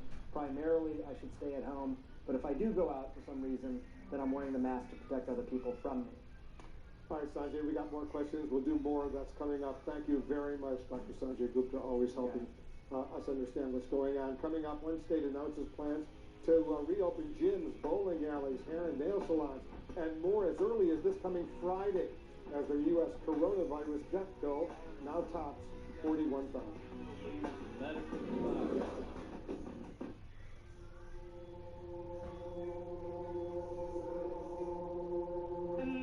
Open. Remember having that feeling for the first time? The first day you opened.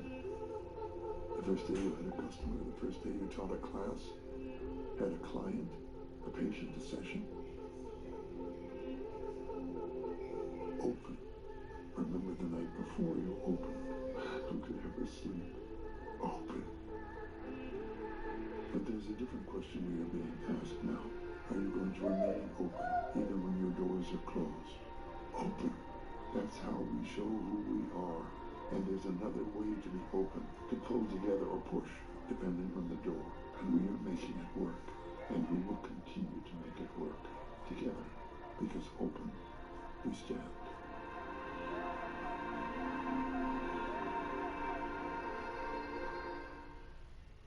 People across America trust Nutrisystem because we deliver your favorite foods made healthier right to your door. It's convenient home delivery of delicious meals and snacks to help you stay healthy. We're here for you now. Save 50% on a month of meals delivered to your door, and shipping is free. Plus, get a week of probiotic shakes to support your immunity free. Go online or call 888-981-THIN to save 50% on a month of meals delivered to your door. A new day is coming. People are changing. Ain't it beautiful?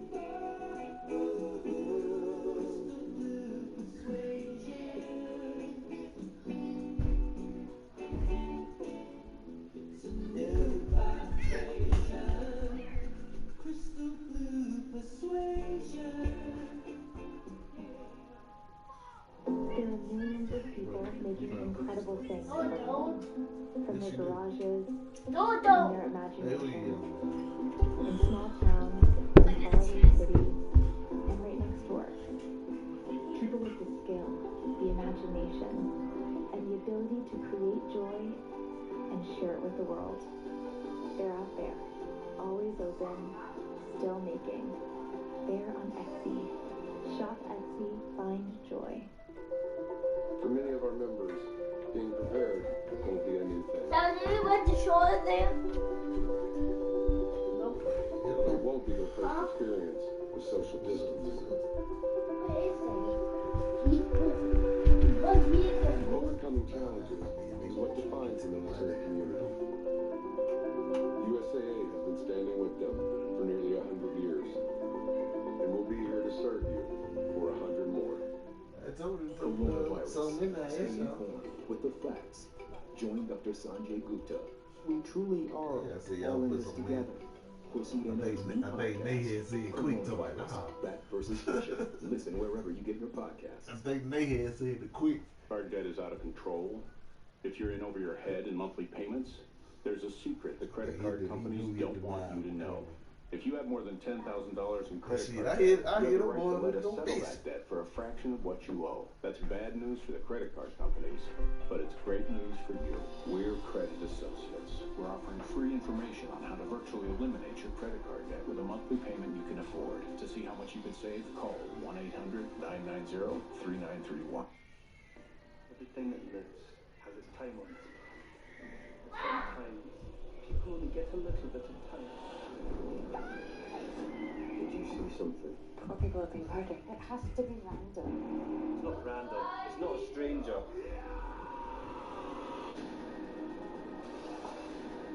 What did she do?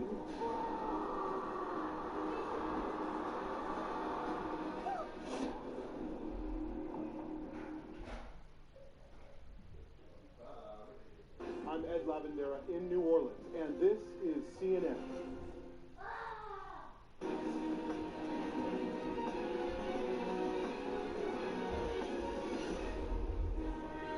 This is CNN Breaking News. We want to welcome our viewers here in the United States and around the world. I'm Wolf Blitzer in the Situation Room.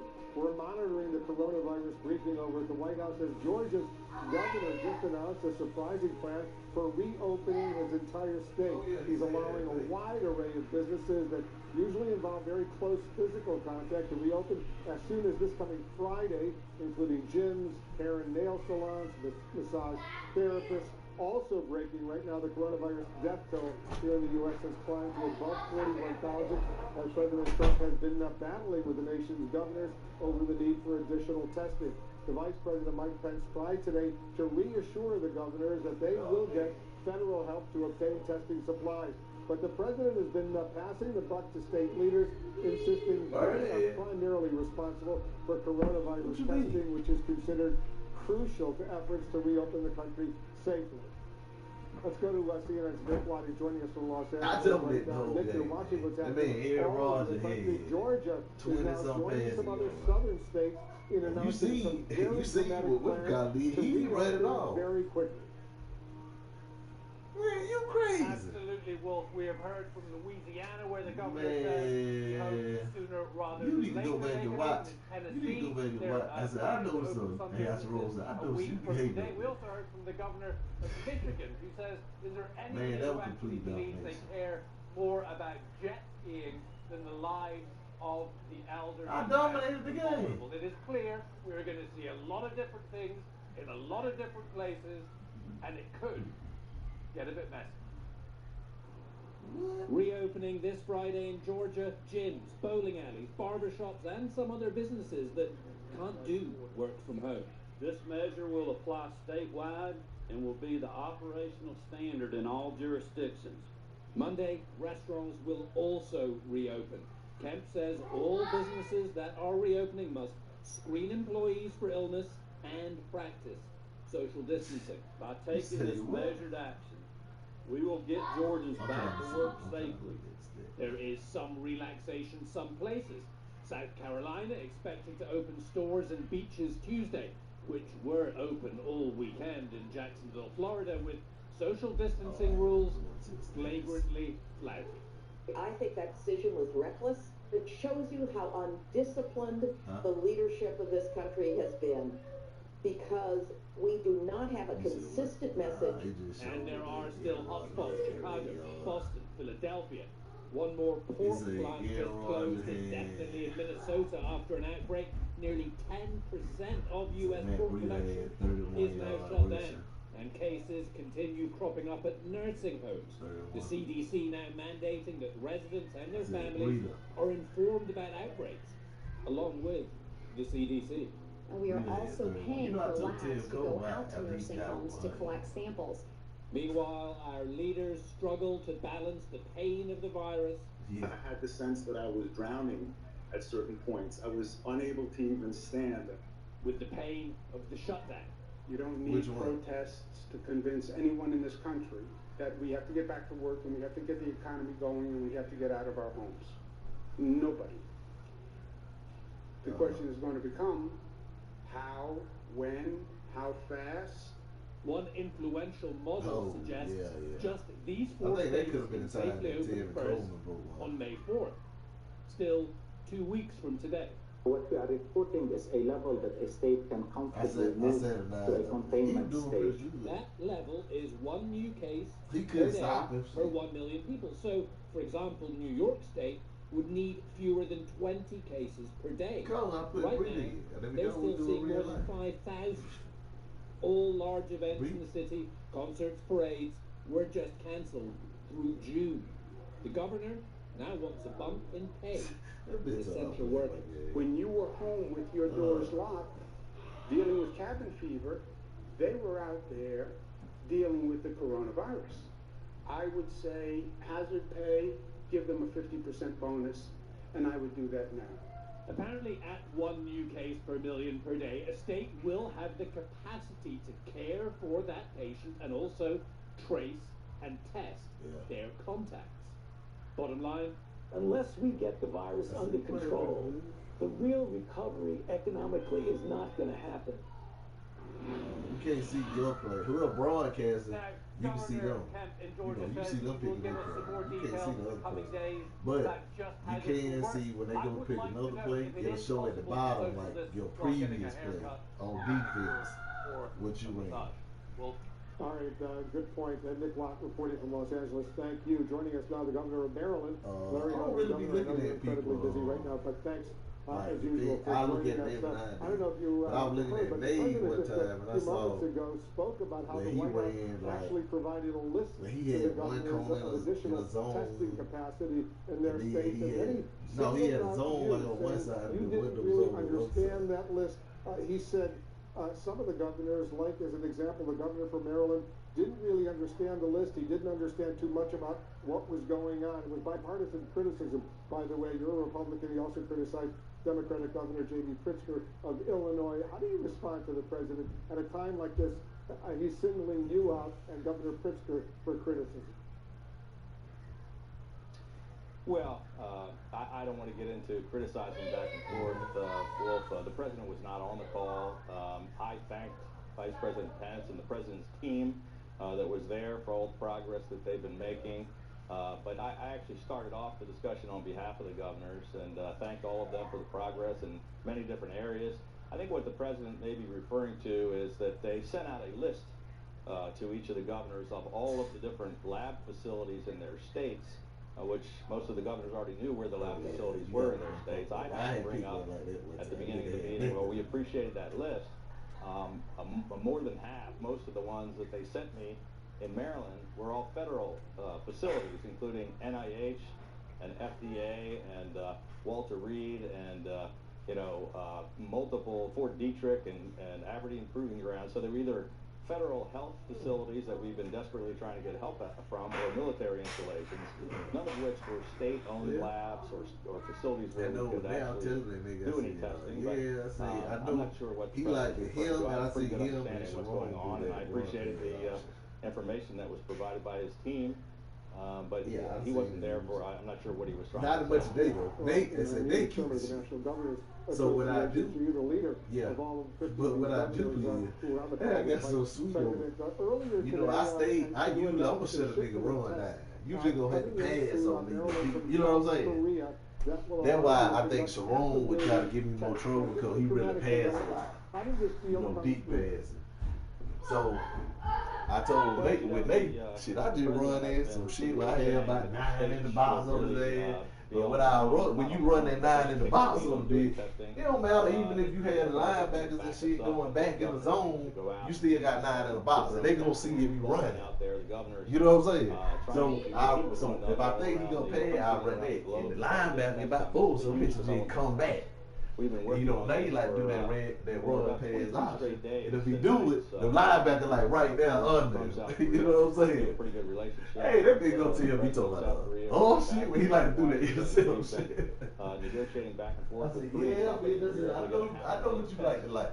I know what you like. He ain't gonna really try to throw that deep. On Saturday. It was a tremendous accomplishment for us. But see, I know like about my game, that was the weakest part. That's more than like me having total amount deep of testing routes. that has been done.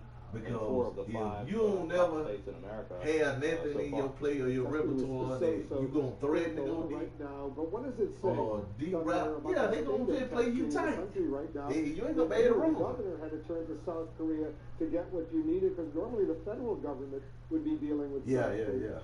He played. Yeah. Well, look, we're just happy to have the help from the Republic of Korea, and we want to thank the federal government for their assistance as well. Yeah. We're going to need some pieces and components, things like swabs, which we talked about today on the call.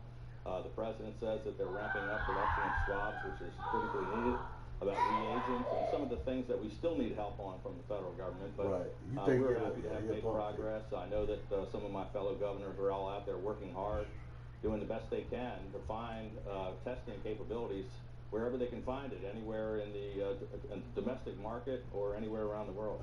Your colleague, Governor Kemp of Georgia, Brian Kemp, he announced today, it's pretty dramatic, we've been reporting it, and I want to get your reaction, that there will be in Georgia what he called an incremental reopening of certain businesses, including gyms, fitness centers, bowling alleys, body art studios, barbers, hair and nail salons, massage therapists, as early as this coming Friday, and that theaters and restaurants can open in Georgia. When you got a receiver like that. From today, he says bars, nightclubs, and music venues will remain closed for now. What is Maryland? Well, what kind? No, he not bad. What kind will probably fail? The Sam don't probably fail to him. But see, that remind me. I should put Goodwin in there. Colleague, and I can't really speak. You know, he's supposed to be the fans in the league in Georgia, but I can tell you that you know, and here in Maryland, we're going to be announcing later this week. That's how he always. I wonder how to be always. I don't even be on that nigga like that. We're trying to get our economy open. That nigga, I don't even be jammed. We want to do it in a safe way, and we're following the guidelines that were just put out. Yeah, but it's so great when he get over top of it, which call for downward numbers for over a period of 14 days, which we don't have. I'm not sure what the situation is in Georgia, but a number of states are still not at that point where we're able to do that quite yet. The president has been praising people for protesting measures meant to protect their health. You've seen some of the protests emerge. Some are here in this area, including Maryland. Doing that shit on Sherman, nigga, so you what do you think about that? Does that put pressure on governors to start opening up potentially too quickly right now, and the president is going out of his way to say these protesters are doing what they should be doing? They ain't ready. Well, I think it was unfortunate to send out conflicting messages because the president's own plan, as I just said, tells states that they should not even consider opening until they have 14 days of downward numbers, which most states don't have, including mine or any of the states where they're doing the protests. So I think the president was kind of sending out messages encouraging people to protest against his own plan, which doesn't seem to make any sense. But today they attempted to stage protests in Annapolis. Only 3 people showed up. Hasn't put any pressure on me to open up any. Governor, they overjoyed the chairman of the National Governors Association of New York. He says they're looking at budget cuts right now in New York of 20% to hospitals, to schools, unless the states start getting some federal funding. If Congress doesn't get money to the states in the next stimulus deal, are other states, including Maryland, going to have similar budget cuts? Do you have enough cash on hand to deal with the critical issues of the state of Maryland? For sure, this is a top issue for the National Governors Association, one we've been pressing very hard on. I was happy to hear the president yesterday at his press conference. The question came up about would he support the $500 billion stimulus to funding out to the states. And he said he would in the they would even say that they can't even have no local guy that issue for quite some time. There's bipartisan support among that, both in the Senate and among the governors. And it's encouraging to hear. I think in our state, we may have as much as a $2.8 billion shortfall just in the fiscal year. It ends on July 1. We've got a AAA they said they killed him on CNN. They talking about, damn, everything he opened it is the type of shit that when you have to touch them on, nails salon, barbershop, beauty salon, gyms.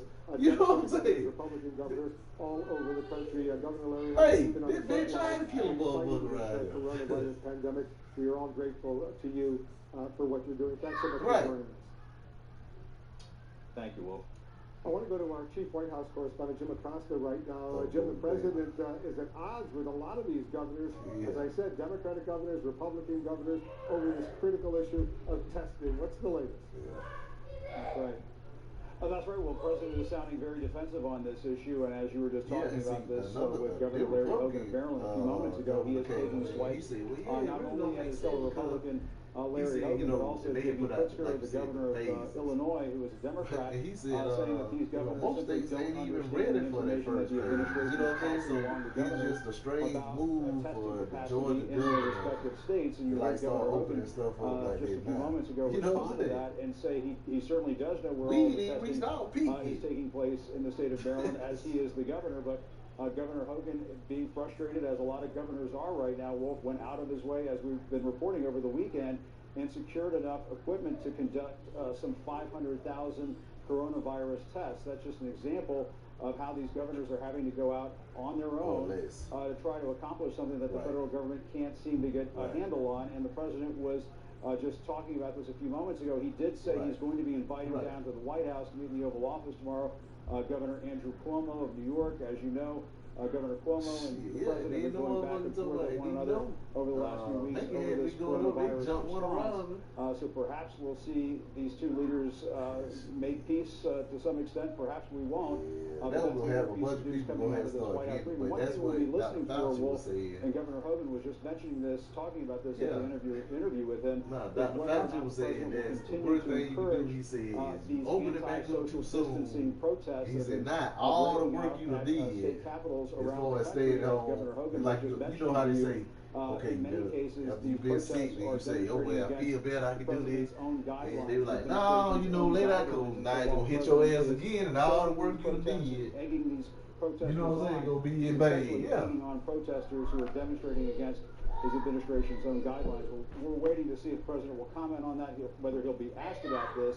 But as you saw at that briefing yesterday, Wolf, the president at one point said that he believes that these protesters are practicing social distancing, that they're staying 6 feet apart from one another. And as you can see in this video, and as we've seen in clips across the country, they're just not doing that. They certainly are not. I don't know where the president got that information, but clearly it was not true. All right, Jim Acosta, we'll get back to you. Thank you very much. Just ahead, we'll have more on the state of Georgia's plans for reopening in the coming days.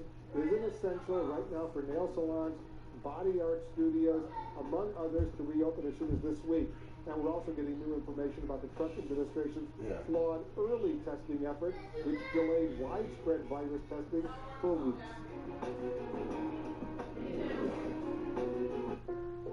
What does it mean to be a good neighbor? It means being there for each other. That's why State Farm is announcing the Good Neighbor Relief Program. We know that our customers are driving less, which means fewer accidents. So State Farm is returning $2 billion to auto policyholders for the period ending May 31st. And will continue making real-time decisions to best serve you, our customers.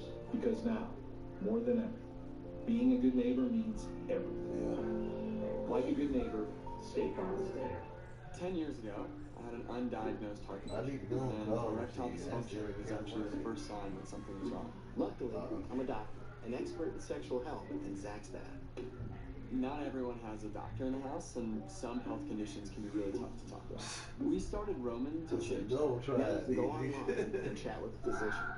And if treatment is right for you, we'll ship genuine medication right to your door. If you're experiencing ED, hair loss, cold sores, or other issues, let's take care of them. Walking into a clothing store is a completely different experience for me now. It's amazing. I'm learning how the brain works, but not just any brain, but my brain. This is not just some temporary kind of fix. It's psychology. Visit noom.com to change your life for good. My goodness, that Tell them about it. is a spectacular lawn. When you see a great lawn, it's all you see. We'll take care of your lawn, you take care of you. For a healthy, weed-free lawn, call True Green today. Hot. No, there's no space there. Maybe you were here. Oven mitts. Everything's stuck in the drawers. I'm sorry. Oh, jeez. Hi. You can look it out there. Kelly Clarkson. Try with me. Okay. Yeah, it's gonna help you with You gonna be long? all of this. Here it comes. Thank you. Oh, I like that one. That's a lot of storage. Perfect. You're welcome. I love it. How did you do all this? Wait there. Speaking of dinner, what are we eating, guys? The coronavirus pandemic is deeply affecting our lives and creating uncertainty across the nation.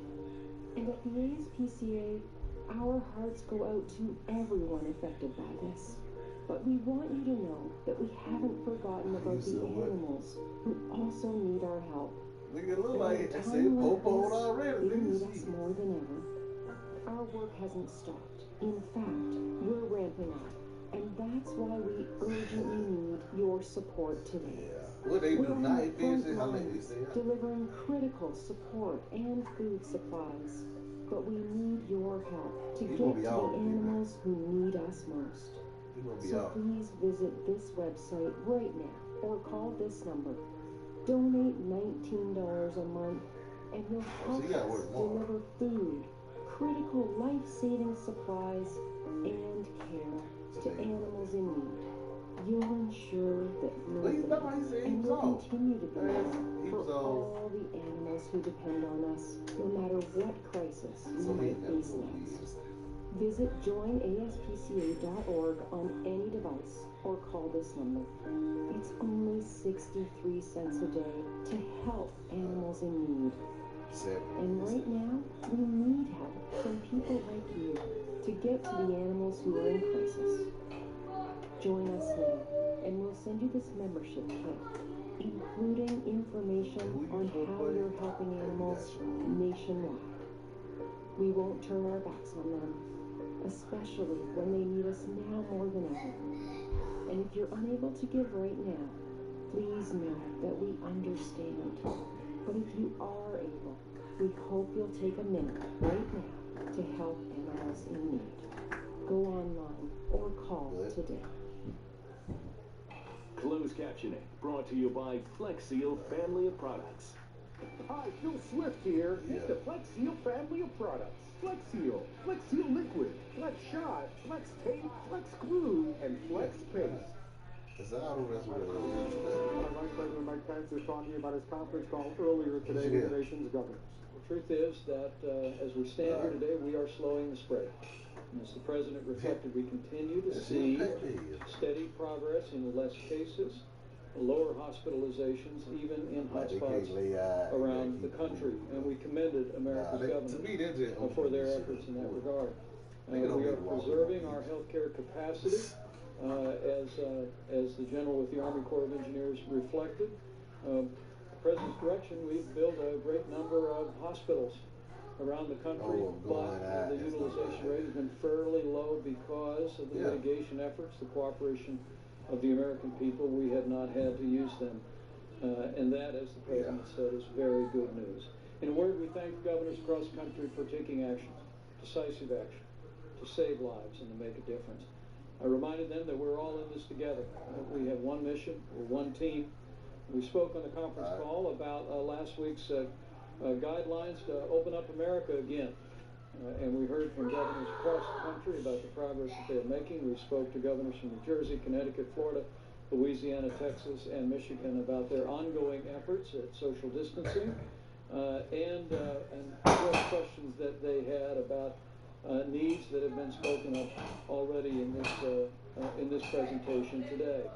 In addition, as we promised last week when we spoke to governors on Thursday about the guidelines to open up America, our team presented every governor in the country, states and territories, with a memorandum detailing laboratory capacity in all locations of laboratory equipment for diagnostic tests that can perform the coronavirus test.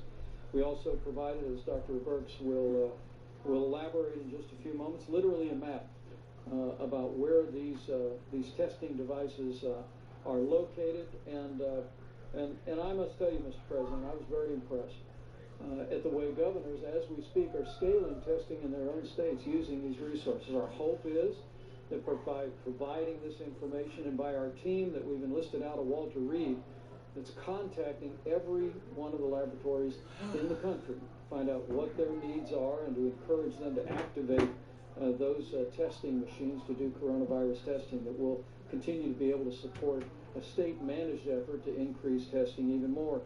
But a few highlights. Governor Doug Ducey announced antibody testing for 250,000 health professionals this week and first responders, a partnership between the state and the University of Arizona.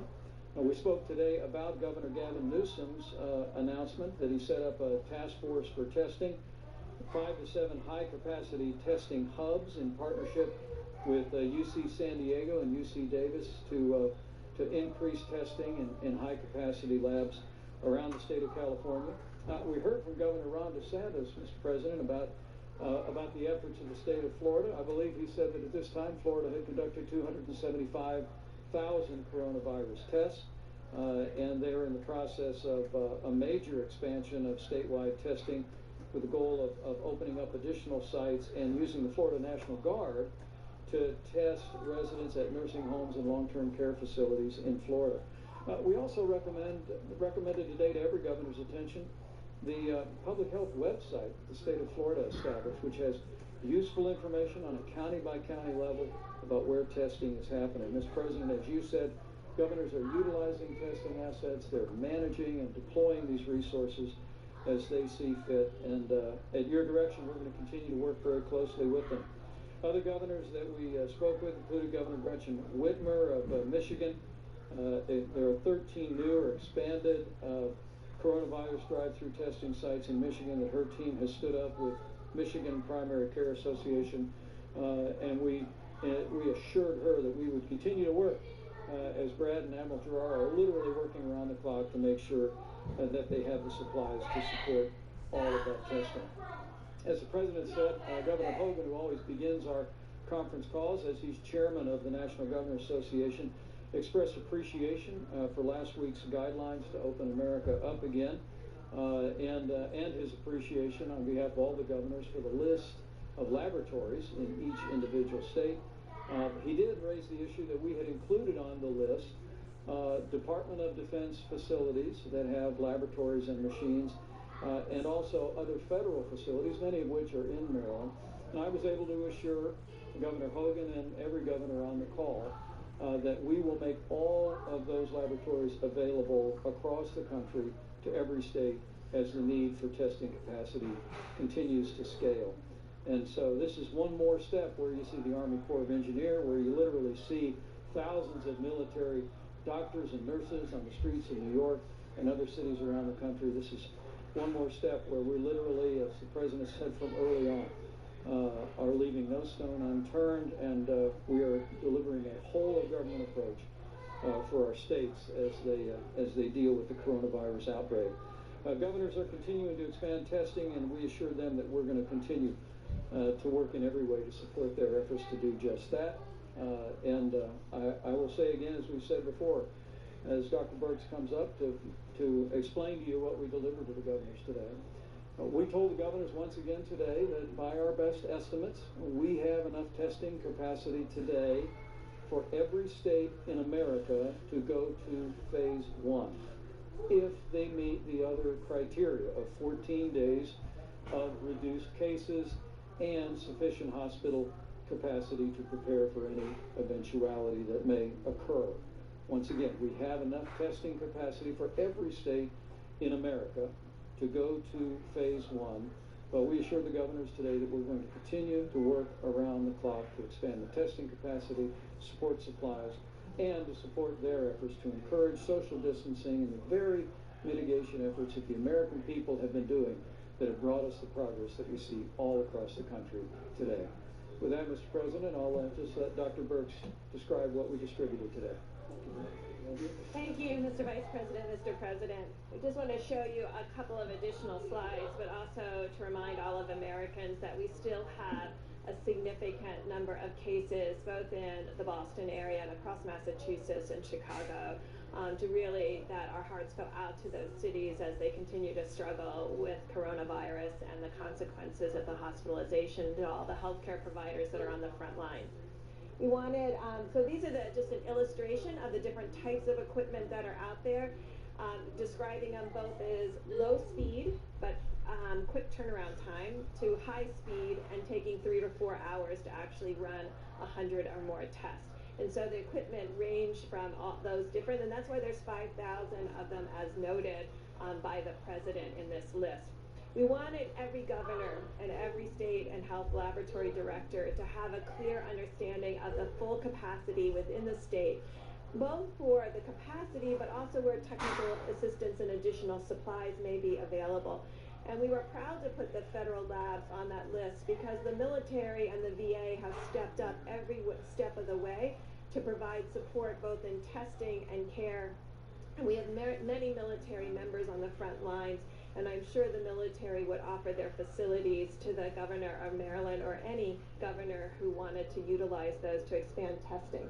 So next slide, I'm just going to run through them very quickly. So every governor not only received the Excel spreadsheet with the complete list of the equipment and the zip code of the location and the laboratory, to really be able to create a mosaic of laboratories of the high speed and low speed equipment together to meet the needs of their clients, depending if they're drive-through or hospital needs. So this is what Florida looks like. Next slide.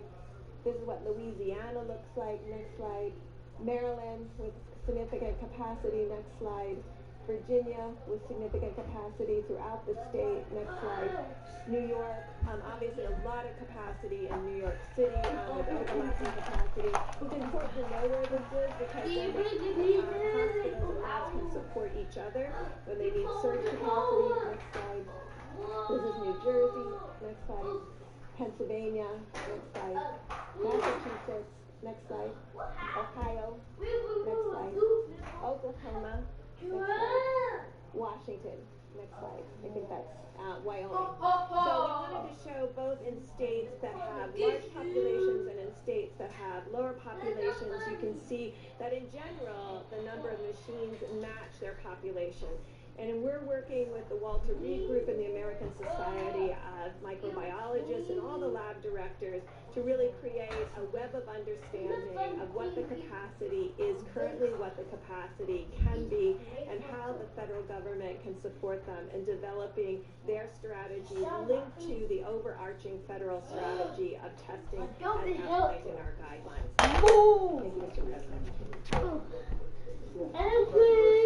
University of California and the LA County Health put out a report today that suggests that the penetrance of the virus is as much as almost 40 times what it was believed to be, that as many as 442,000 people in LA County may have been infected, which suggests two things. It suggests that you have a lot more people out there who could be spreading the virus, but it also suggests that the case fatality rate is more in line with the 2017-2018 flu than what we've seen in some other areas of the world. But I'm wondering if you've seen that and what your thoughts are. So we're looking at all those studies very carefully, and I think you will remember over the last 3 weeks I've been talking about the level of asymptomatic spread and my concern about asymptomatic spread because with flu and other diseases, when people are sick, it's easy to contact trace.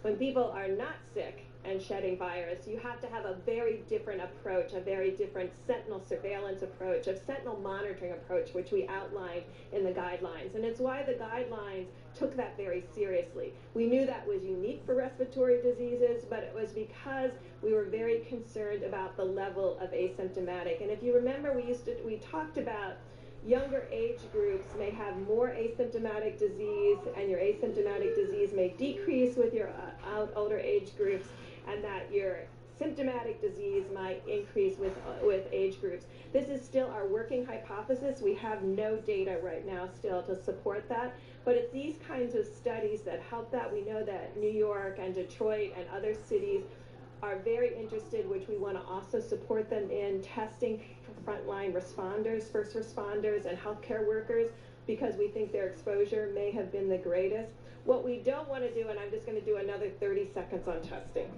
These tests are not 100% sensitive or specific. And I'm going to go over this over and over again. So if you have 1% of your population infected, and you have a test that's only 99% specific, that means that when you find a positive, 50% of the time it will be a real positive, and 50% of the time it won't be. And that's why we're really asking people to start testing in among the first responders and the healthcare workers, and that may have had the greatest exposure, because that's where the test will be most reliable. And then when we have the luxury, we can go out to broader and broader communities. But this has been the fundamental question to begin with, and has been persistent. And we will emphasize to the American people again, this is a highly contagious virus. And we don't know by looking at someone whether they have pre-existing conditions or not. And so all of us, as far as protecting others, must continue to do all of the recommendations to ensure that when we are in an asymptomatic state, we're not passing the virus to others. I have a question for you as well. The governor of South Carolina announced today they're going to open some stores with restrictions, but they just told my colleague Natasha Chin that they have not achieved that criteria in the White House guidelines about the downward trajectory for 14 days. So shouldn't they not be reopening stores today? We have asked every governor to follow the guidelines, just as we've asked every American to follow the guidelines put out by the president. But each of the governors can decide for themselves whether they've reached specific guidelines in specific areas. I had a question, I think, on Saturday about Jacksonville. and their beaches. So I did spend about 5 hours going to every state website, and I will tell you that the Florida Department of Health website is extraordinary, and this is what every Department of Health should have, because when you go to that website, you can see that most of the cases are in southern Florida, in the Miami, Fort Lauderdale, Broward County area.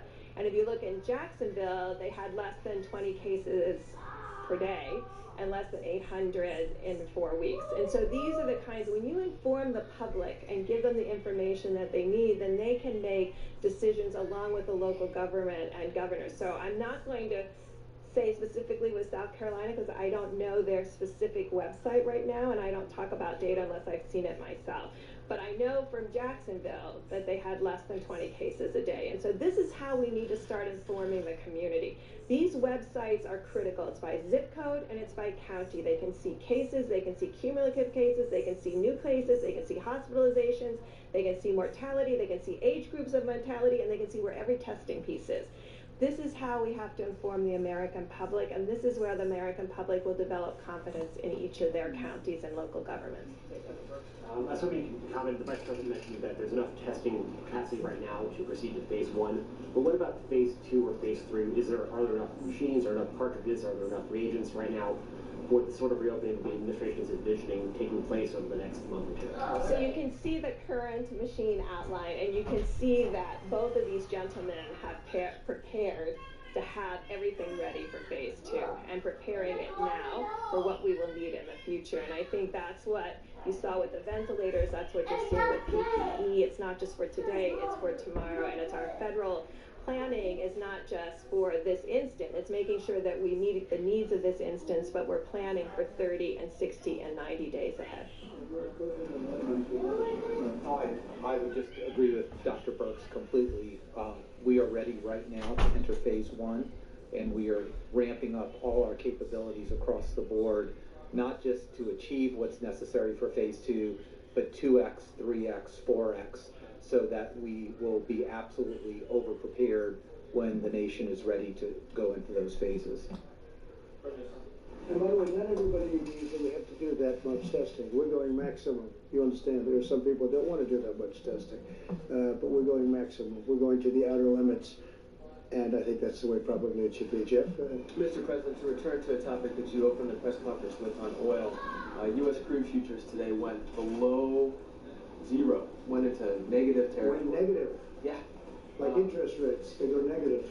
Does that make you want to see Saudi Arabia and Russia and OPEC Plus do more to reduce supply? Much of it has to do with short sellers. Much of it has to do, if you look a month into the future, I think it's at $25 or $28 a barrel.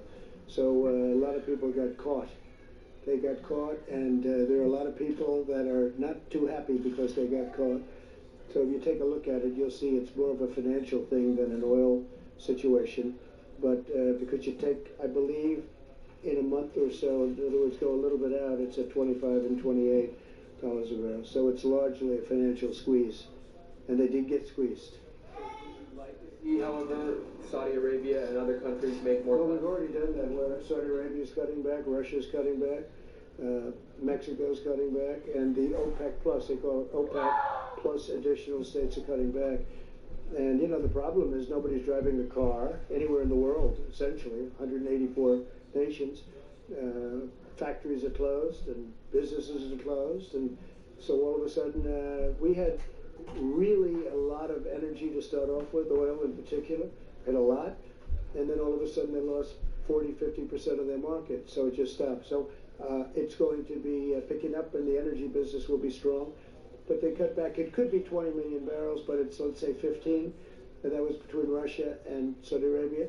But this had to do with the squeeze, and it was a very tough squeeze. A lot of people got more right now. Well, they're going to do more by the market, to be honest. Look, same thing over here. If the market is the way it is, people are going to slow it down or they're going to stop. That's going to be automatic, and that's happening. Yeah. Mr. President, on criminal justice reform and these SBA loans, I got an email earlier this morning from a fella in the Northwest who owns a supply business. And he has a felony on his record, nonviolent felony, in the past 5 years, which under SBA guidelines makes him ineligible for one of these PPP loans. So he has now had to let go 50 employees, many of whom are criminals trying to get back into society. I don't believe there's anything in the CARES Act that would restrict. If you give me the name of the company and his name, I'll have that checked out, John. I'll do that. It's a friend of yours?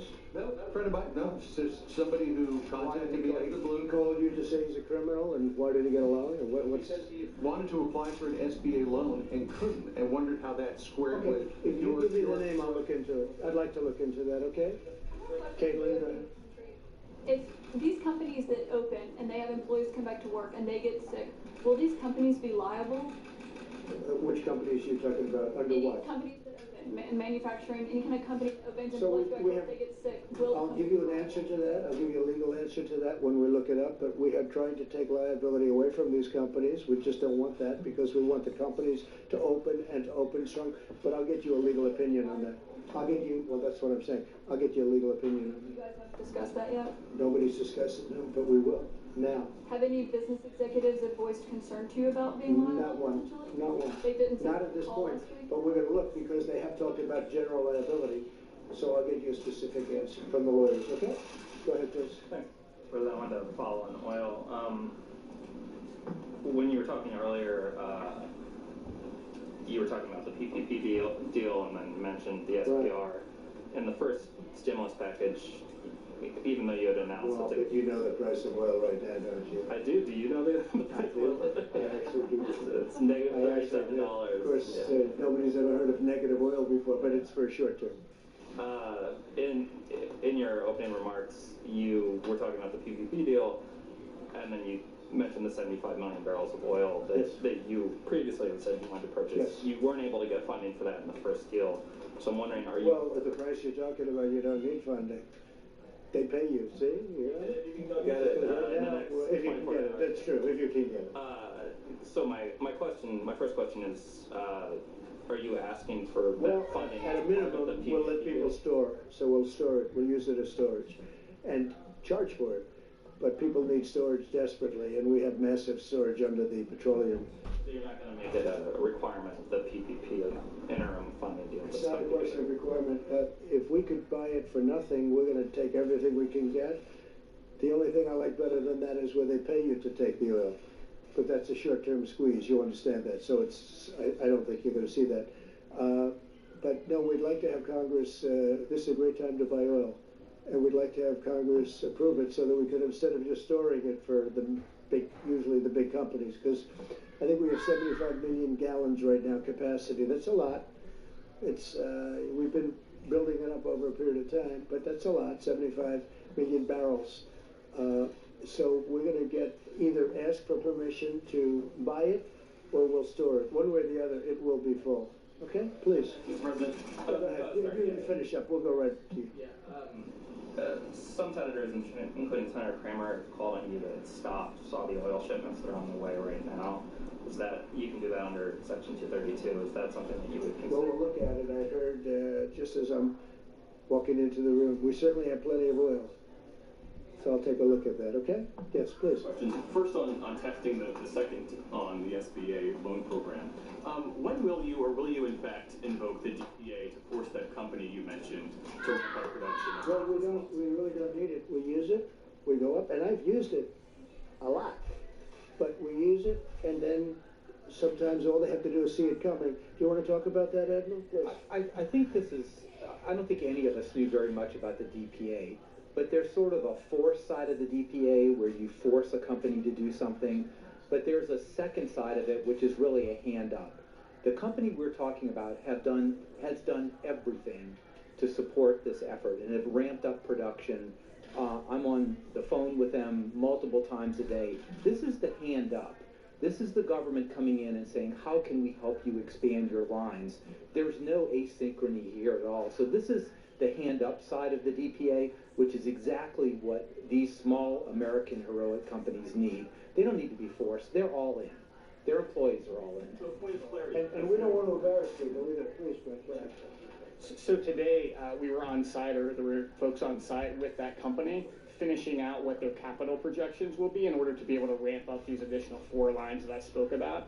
The company will then turn in a white paper to the DoD that will then help move the process forward, but it's actively in process. And I fully understand that the need is enormous, but on March 21st, the administration promised 27 million tests by the end of March. So far, roughly 4 million people have been tested. So where are the other 23 million or so tests? Did they not materialize? Are they in the pipeline? Help us understand that discrepancy. So since I was the one who said that, let me explain where we were. So I was getting my information, it was correct information about the actual tests that are in the marketplace. So if you want to use those metrics, there's been over 40 million, quote, in the marketplace. But we have an end-to-end issue that we needed to deal with, and that's what we've been dealing with. The swabs, the transport media. If we don't have people utilizing the machines the way Dr. Birx is talking about, we have some of our main platforms that are only 10% being utilized. You could have a lot of tests in the market, and those are correct numbers. But if the machines aren't utilizing them and they're not organized at that level, then they're not being utilized to its fullest. So and if the machines were utilized, that would be you would have a lot of those millions of tests already being done. I think Ambassador Birx has estimated that we have another 1 million tests a week just on one platform that could be done if the machines were utilized more fully. Guerrero? Well, yes. I vote Guerrero. You think there, and the Vice President has said this, Mr. Smith said it, that there will be enough tests in place for phase 1. There are. The question is, what's the standard of testing that you now have the capability for? Is it test people who are only very ill? Is it test people who have the sniffles? Is it test people who come in just because they want to get a test? I mean, what is the standard here? It is the guidelines, but I tried to be a little specific about this on Friday, and we all tried to. Number one is you need to test everyone who's symptomatic, right? And you need to over-test them because we're talking any symptoms that would be consistent with COVID, right? So, and there's a wide range of symptoms. You want to test them, and you want to over-test. And we talked about the approximate metric with Ambassador Birx fully supports, because this is a good metric that you want to get about 1 positive for every 10 tests. Then you know you oversample. Second, and this is a really important part of the strategy, is because so many people are asymptomatic, there's no way that you can test enough people to pull 1 asymptomatic out of 300 people in the population. So the strategy with Ambassador Birx offered, and I talk to epidemiologists around the country, and they go, wow, I wish I would have thought of that, is to really focus on the vulnerable population where we know that the asymptomatic rate could be much higher than the rest of the population. And we are going to be focused, and this is what my office does during normal times, focusing on the underserved populations, particularly in inner cities and urban areas. They have a higher rate because overcrowding, they can't telework, they're subject to a lot of comorbid conditions. Nursing homes, we all know about nursing homes, and there's both symptomatic and asymptomatic spread. And finally, some of our indigenous populations in the Indian Health Service. So this is a very, very important layer that most of the models and people don't talk about, because that's where we're going to pick up the asymptomatic carriage, and when you do that, that's when you focus on track and trace. So just a quick follow-up on that. If we have enough tests right now for everyone to go into phase 1, why is the governor of Maryland having to get 500,000 tests from South Korea? I don't know what the governor of Maryland is doing in South Korea, but there is excess capacity every day. If he wanted to send 30 or 40,000 tests to LabCorp and Quest, that could be done. That could be done tomorrow. That they needed to start to up their testing capacity and make it adequate. So I think we're seeing all across the country that in the states that have been hardest hit, their capacity, not only their capacity, their testing far exceeds South Korea, and they've been able to do that on a relatively straightforward basis. I don't know what the governor of Maryland, we talked to him today, he didn't bring that up today. We were on the governor's call today. Are you spoken to him personally on this? We spoke to Governor Hogan today. I'll follow up because I heard there was an announcement today about that he had acquired some tests from overseas. Maybe we could put the slide back up that showed the number of facilities just in the state of Maryland.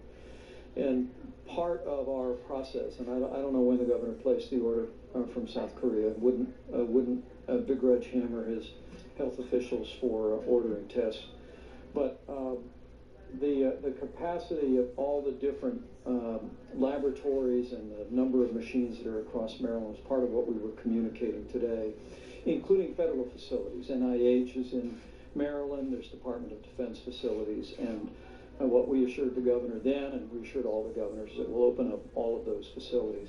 But John, back to your point, it was one other element of that, that's the phase 1 testing, and I can't really describe it as well as the doctors here, but it's the contact tracing piece.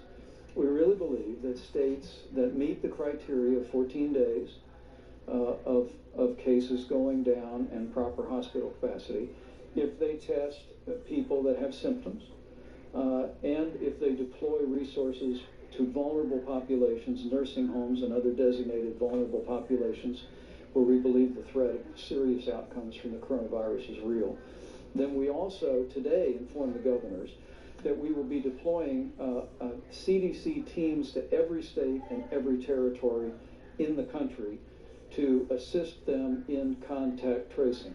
Governor Jared Polis raised a very good point about the legislation the president is currently negotiating on Capitol Hill. He recommended that we make sure that the new bill that has some $25 billion in testing resources also cover contact tracing expenses by states. We assured him our administration strongly supports that.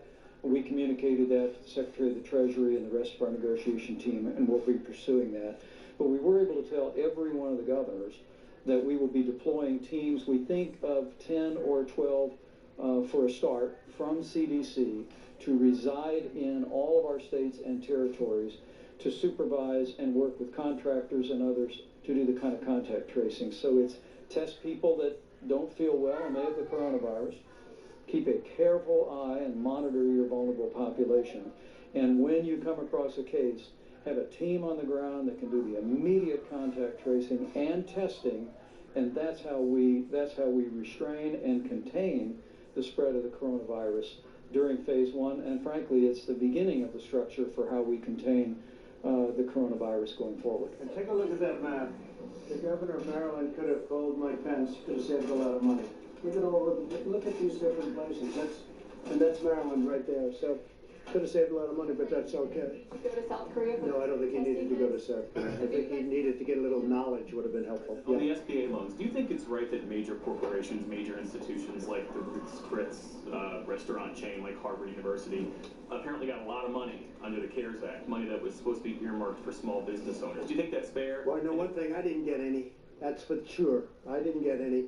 We'll look at individual things, and some people will have to return it if we think it's inappropriate. But should the criteria be changed that money goes to people who need it? Well, it's being done by great professionals. It's being done by banks, and as you know, community banks all over the country.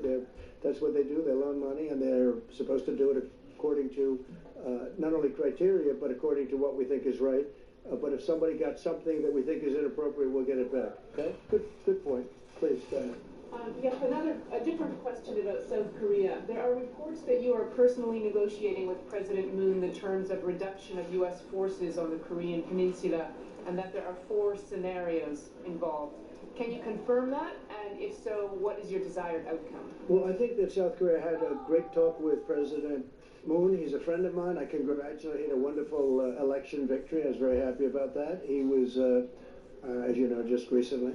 We are negotiating for President Moon and for South Korea to help us monetarily, because we, as you know, we have 32,000 soldiers there. That varies from 28 to 32,000 in South Korea.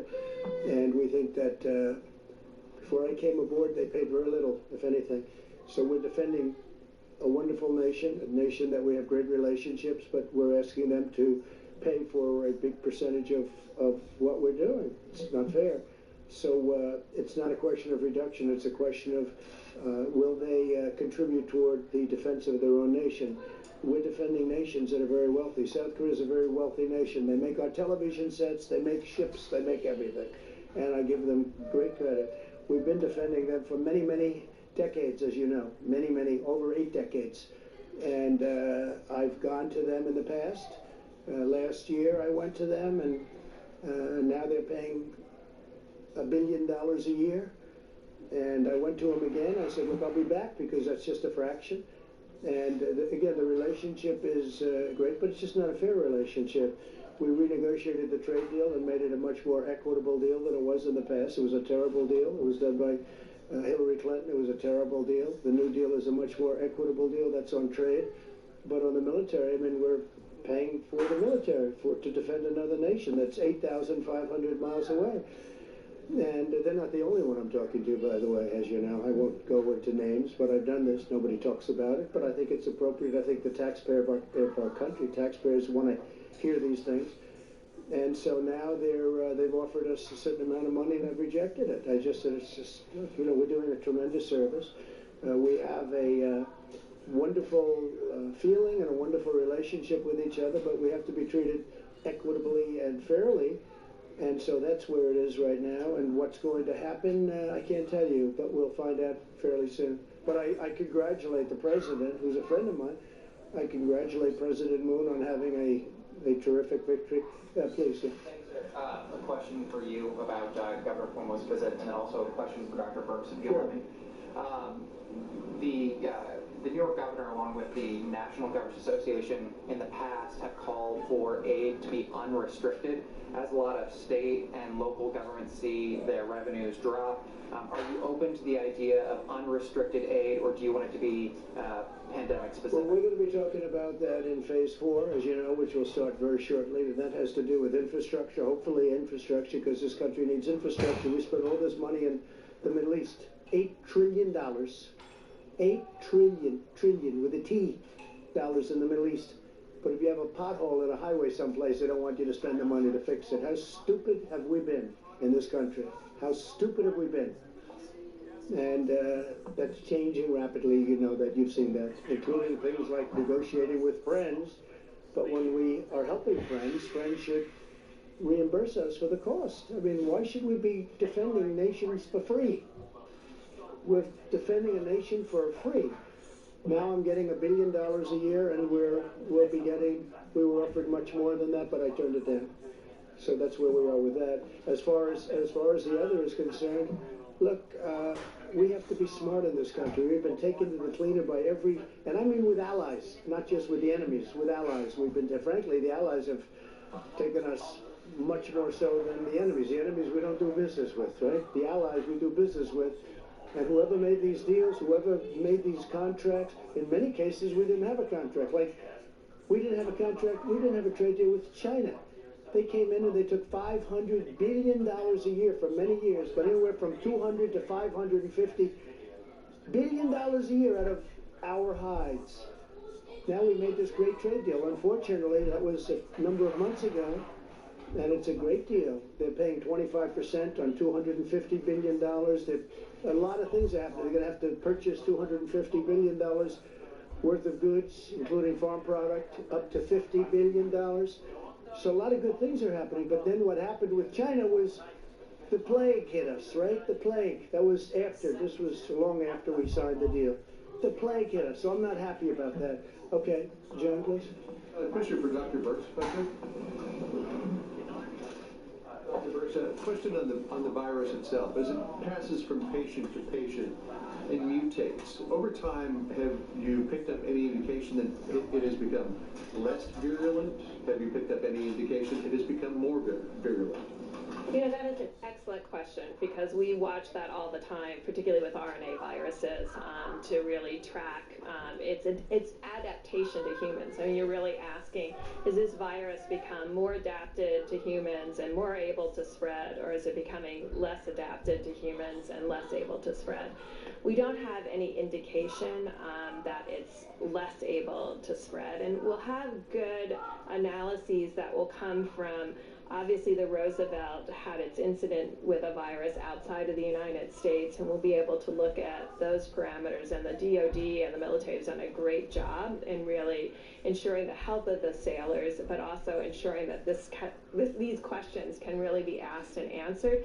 We have extraordinary evolutionary molecular biologists in this country, all around the United States, and they're looking at this very question. And a lot of the work that we've been doing, and you'll see a lot of work happening with testing in New Mexico and testing in other states.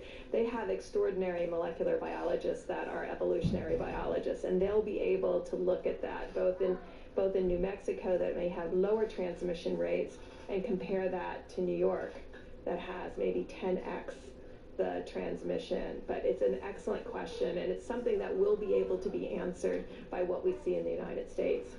John, what a good question that was. Where did that come from? Once in a while, I pull what I ask. No, I just started impressed. You know, when Senator Schumer wrote a letter a couple of months ago, and he said, you should use admirals and generals. I said, well, that's what first of all, we have our vice president has been incredible, but we have the admirals, we have the generals. And I was just talking to the admiral inside just before we came out. I said, did you go to Annapolis? He said, no, sir. I said, oh, that's too bad. That's too bad. Where did you go? He said, I went to Harvard. Oh, that's okay too, I guess, right? So we went to Harvard, and he was a great student at Harvard, and he's doing a fantastic job. And this young gentleman was very, very successful. But he wanted to help the country. He wanted to come into the country, and we appreciate it very much. It was a big success, big success. Let's do here and there next, okay? We're all set. Good. Mr. President, that's what we can talk about your meeting tomorrow with Governor Cuomo that you mentioned. Is there a reason he's coming all the way down here? I don't know. He wanted to, and travel. We, believe it or not, we get along. Okay? He was very generous yesterday in particular. He said we did a, quote, phenomenal deal. I don't know if anybody wrote that, but he said that, and I appreciated it, because it's not about me. It's about these people and thousands behind Mike and the Admiral and all of the other people that are working with us. I mean, and you see, look, I don't understand when I see polling and approval ratings for the job. I mean, this group should get a 95. It really should. And we're really helping the governors a lot. And the governors call me, the ones I know, or the Republicans, but the ones I know, and they say it's incredible the job you're doing. Again, not me, the job this group is doing. And you sit here, I'm watching from the corner, and I'm just saying, boy, it's incredible stuff. When you watch the general get up, General Seminite, and talk about boom, boom, boom. You don't see that. You don't see that when you hear the Admiral speak about the testing, how good it is, and yet people don't like to say it. But remember, it was all about ventilators a month ago. Ventilators. Then we fixed it. You don't hear about ventilators. Where is the ventilator? Jeff, you haven't asked about ventilators recently. What's going on? What about ventilators? We're helping other countries now, because they can't have. They're very hard to come by, and they take a long time to make, like years. It's incredible the job they've done, that our people have done, and also private companies have done. You know, you talk about the act. We don't like to use it unless we have to. But a lot of times, just the fact that you have it gets you everything you need. So, you know, we don't want to embarrass any of the companies, but we have used it on a number of occasions, and it worked. But it works just as well before you have to use it, because they don't want to be embarrassed, and I don't want to embarrass them because they've done a great job. But please go ahead. No, I think right behind you. I promised. I cannot tell a lie, so we'll get you next, okay? We'll get you next. Talking about me? No, you. Me, okay. Well, thank you so much, Mr. President. My question, I have two questions. The first one is on testing. You talked about the idea that first it was ventilators, now it's testing. You seem to maybe possibly be implying that talking about testing is a personal attack on you. Can you explain why you think talking about testing is a personal attack, given that the access to testing has been an issue for a long time? There's bipartisan outcry still today that there's not enough testing. Why do you think it's a personal attack on you? Well, it's not bipartisan, it's mostly partisan, but more importantly than mostly partisan, it's incorrect. You have the experts. Look at these maps. I mean, you have the maps with so many different locations. In the case of, as an example, Governor Hogan, he didn't really know. It was very obvious to any of those listening on the call today, even though you weren't supposed to be on it. I'm sure that some of you were, or representatives were. He really didn't know about the federal laboratories. Would you say that's correct, Mike? He didn't know. He didn't know. And Mike doesn't like to get into this stuff. He's less controversial than I am, but he didn't know about it. And if he did know about it, he would have been happy. No, we've done a really good job in testing. Now, with that being said, we have tests coming out perhaps over the next 2 weeks that will blow the whole industry away. Now, a lot of people love the Abbott test. So do I. You know, the Abbott test is great because it's boom, they touch, they put it in 5 minutes you have. The problem is that doesn't do massive numbers like the big machine. But the big machine takes a day and a half, you know, with delivery and everything else. But we have tremendous testing capability. Remember this, we've tested more than any country in the world by far. In fact, I think I read where if you add up every other country in the world, we've tested more. But remember this, we're dealing in politics. We're dealing with a thing called November 3rd of this year. Do you know what November 3rd represents, right? You know better than anybody in the room. November 3rd of this year, it's called the presidential election. No matter what I do, no matter where we go, no matter how well we do, no matter what, if I came up with a tablet, you take it and this plague is gone. They'll say, Trump did a terrible job, terrible, because that's their soundbite. That's the political soundbite. They know the great job we've done. But with all of that being said, and also there is a thing that somebody could talk to if they want, but I don't want to bore you with it. Not everybody believes we should do so much testing. You don't need so much. We're talking about maximum. The reason that the Democrats and some others, maybe because they don't know, they want maximum because they want to be able to criticize. Because it's almost impossible to get to the maximum number, and yet we've been able to do it already. But with that, and you'll be seeing this over the next, I think, over the next couple of weeks or sooner, we have a test. If it comes out, it'll revolutionize the whole world of testing. It'll be something really special. So I don't view it as personal at all. What I do say is it's something that's not fair to thousands of people that have done such a good job. About your language and how you approach the coronavirus at the beginning. I interviewed someone who said that his family got sick. They went to a funeral in mid-March. And he said mainly because the president wasn't taking it seriously. He said, if the president had had a mask on, if he was saying we should stay home, then I would have stayed home. Well, Instead, I have family members. He said his family members were sick, and because they were listening to you. And do you feel like, or are you concerned that downplaying the virus maybe got people sick? And a lot of people love Trump, right? A lot of people love him. You see him all the time, right? I guess I'm here for a reason, you know? To the best of my knowledge, I won. And I think we're going to win again. I think we're going to win in a landslide. But just so you understand, you're talking about March, right? Yeah. And yet, excuse me, I know, I understand. And yet in January, a certain date, you know the date better than I do, we put on a ban of China, where China can't come in. And before March, we put on a ban on Europe, where Europe can't come in. So how could you say I wasn't taking it seriously? You know, I put on a ban on China before anybody in this country died. I put on a ban. And so you tell me, Nancy Pelosi was she wanted to have a street party in Chinatown in San Francisco at the end of February. That's a month later. And then they tell me it's only a political talking point, but you feed into it because you're too good a reporter to let that happen. Really, you are a good reporter. You're too good a reporter to let that happen. Remember this. So at the end of January, I put on a ban. People that were in that room will tell you, I think there were 21 people. I was the only one in the whole room that wanted to do it. Fortunately, I was the one that counted for that purpose. We put on a ban because I was reading bad things about China. World Health Organization should have told us. But I was reading it with or without them. They should have known. All they had to do was read it. They didn't have to even be there. But they tried to cover up for China. World Health covered up for China. But no, wait. But you can't say this. Look, I put on a ban. In other words, I stopped China from coming to the United States. I stopped Europe from coming into the United States long before the March date that you're talking about. So people should say I acted very early. That was a very hard thing to do. Doing that was a very hard thing. I didn't want to do that, but I did it because I thought, and Dr. Fauci said that by doing it, President Trump saved tens of thousands of lives, so I did take it very seriously. Rallies in February and in March, and there are some American I don't know about rallies. I really don't know about rallies. I know one thing. I haven't left the White House in months, except for a brief moment to give a wonderful ship the comfort. You held a rally in March. I don't know. Did I hold a rally? I'm sorry, I hold a rally. Did I hold a rally? Let me tell you, in January, when I did this, you had virtually no cases and no deaths, and yet I put it on. So how could I not? Why was Nancy Pelosi, right? Nancy Pelosi is holding a street fair. She wants a street fair in San Francisco in Chinatown to prove, you know what the purpose of it was? To prove that there's no problem.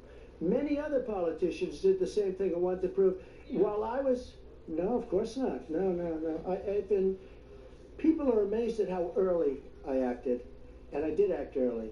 With that being said, it's very hard to say, let's close down the greatest economy in the history of the world. I had to close down, I and everybody else that works with me, and 300 and close to 350 million people built the greatest economy in the history of the world. Best employment numbers, best stock market numbers, best numbers in virtually every category, even good manufacturing numbers. The previous administration said manufacturing was dead for our country. Even great manufacturing numbers. And you know what? I did that, and somebody walked into my office and said, sir, you're going to have to close down the economy. You're going to have to close the country. But you know what I say to you? We're going to rebuild it. And we're going to rebuild it better, and it's going to go faster than people think. I built it once, I'll build it a second time. Please. Mr. President, thank you. Shall we have the floor? Please. Go ahead. We have, going back to the topic of friendship and bipartisanship, Americans, with the exception of Pelosi, Schumer, and even Romney, Americans have seen an unprecedented chapter of bipartisanship and cooperation on the political landscape. On a personal note, what has been the most significant signal that your relationship with Democrats below the leadership level have changed for the good of America? I think it's a great question because there is bipartisanship. Look, we're getting the paycheck plan. It's already $350 billion was approved, essentially unanimously, and we have another 250, which I think you're going to find out is going to be a higher number than that. Okay, I won't say it now because I don't know if they've released it or not, but it's going to end up being more than 250 billion. And this is going to small businesses and it's going to workers. And these are really bipartisan plans. It's a great thing that's happening. So I think the fact that we're able to do all of this in a bipartisan way is great. Now, the tax cuts that the Republicans did, we had no help from the Democrats, so you can't say that's bipartisan. But this whole thing, getting our country back, and, you know, Nancy Pelosi's been, she's very nasty. She, you know, wasted a lot of time on an impeachment hoax. It was a total hoax, went nowhere. And that was not good. And Schumer, I guess it's the same thing, but he sort of accepted it. He just did what he was supposed to do, and he didn't do very well with it. But, you know, that was not appropriate. That was a bad thing for our country. But it was fine. I mean, I understand the game. They have a little bit of a majority, so they say, let's do something and let's try and stir it up. But they wasted a year. They wasted tremendous. We could have been doing things that would have been great for our country. They could have been looking into China. They should have been looking into China as an example. A lot of people are blaming the Democrats for wasting all that time because it was during that period of time, as you know, that it was fomenting. But I think we've had a great spirit of bipartisanship in a certain way. It's not, I wouldn't say we're going to set records throughout the world, but things are happening that are very good. The country is coming together. And I'll tell you what, the people are coming together. The people are really coming together. I think you're going to find that our country is much more unified. I do think that the press, the media, foments a lot of this, a lot of anger. I really believe it foments tremendous anger. For instance, I'll be asked a tremendously hostile question from somebody, and then I'll answer it in a hostile way, which is appropriate. Otherwise, you look foolish. Otherwise, it looks like just walk off the stage and bow your head. I can't do that. You know, I just can't do that. But a lot of these questions that are asked from certain networks are so hostile. And there's no reason for it. There's no reason for it. We are in a war. This is a World War II. This is a World War I, where, by the way, the war essentially ended because of a plague. That was one of the worst ever. There was almost 100 million people. But we're in a big war. And I'll say one thing about, it's gonna be just like because I think it's important. Now, Dr. Fauci, The last person, I did it early. Happen, we opened I up was too the early. last person that wanted to close down one of the great just like, you know how when you be sick, you can't call it an experiment, but everything I guess in life is an experiment. So say experiments, but one of the great economic stories in history. I'm the last person that wanted to do it, but we did the right thing. Because if we didn't do it, you would have had 1 million people, 1.5 million people, maybe 2 million people dead. I told you, Now we're going toward 50, I'm hearing, there's 60,000 people. Put these dumb people in. One is too many, I always say it. One is too many. But we're going toward 50 or 60,000 people. That's at the lower, as you know, the low number was supposed to be 100,000 people. We could end up at 50 to 60. Okay, it's horrible. If we didn't do what we did, we would have had, I think, 1 million people, maybe 2 million people, maybe more than that. And you look at, there's one country in particular that decided, let's wing it, let's just keep going. They are being inundated with death. Now, if you take a look at some of the hospitals where, one of them I knew growing up in Queens, and I'm looking at the bodies laying in hallways, being brought into refrigerated trucks, the trucks, these massive trucks, bodies going in. Multiply that times 10. But look, it's not sustainable. Football, and many of the people that have this theory, oh, let's, maybe we could have just gone right through it. I was somebody that would have loved to have done that, but it wouldn't have been sustainable. You can't lose 1 million people. That's more than, that's almost double what we lost in the Civil War. I use that as a guide. Civil War, 600,000 people died. So it's not sustainable, but it could have been much more than 1 million people. I mean, if you took a number and cut it in half and half and in half again, you'd end up at 500,000 people. Okay, if you want to make a very conservative guesstimate, 500,000 people is not acceptable. Is that a correct sort of an analogy? So, I mean, I see it all the time by friends of mine, by people that I have great respect for. Well, we could have done this, we could have done... And remember this, when we say 50, and they compare 50 to the 35 of the flu, because it averaged 35, 36,000 over a 10-year period, it's a lot. Who would think that? But we're not talking about... with the flu, that's just, it just goes. We're not locking ourselves in our units, we're not locking ourselves in our apartments and not moving and not touching anybody and just saying, you know, the world. In this case, we are. And we're still going to lose between 50 and 60.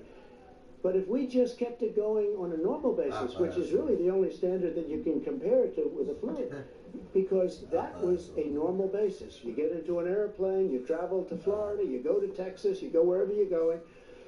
But in this case, if we didn't do anything, the number wouldn't be 50 to 60,000. The number would be 1 million people dead. It would be 1.5 million, 1.2 million, maybe 700,000. It would have been a number in like that because and it's so important because I see so much, oh, well, you know, you can't compare it.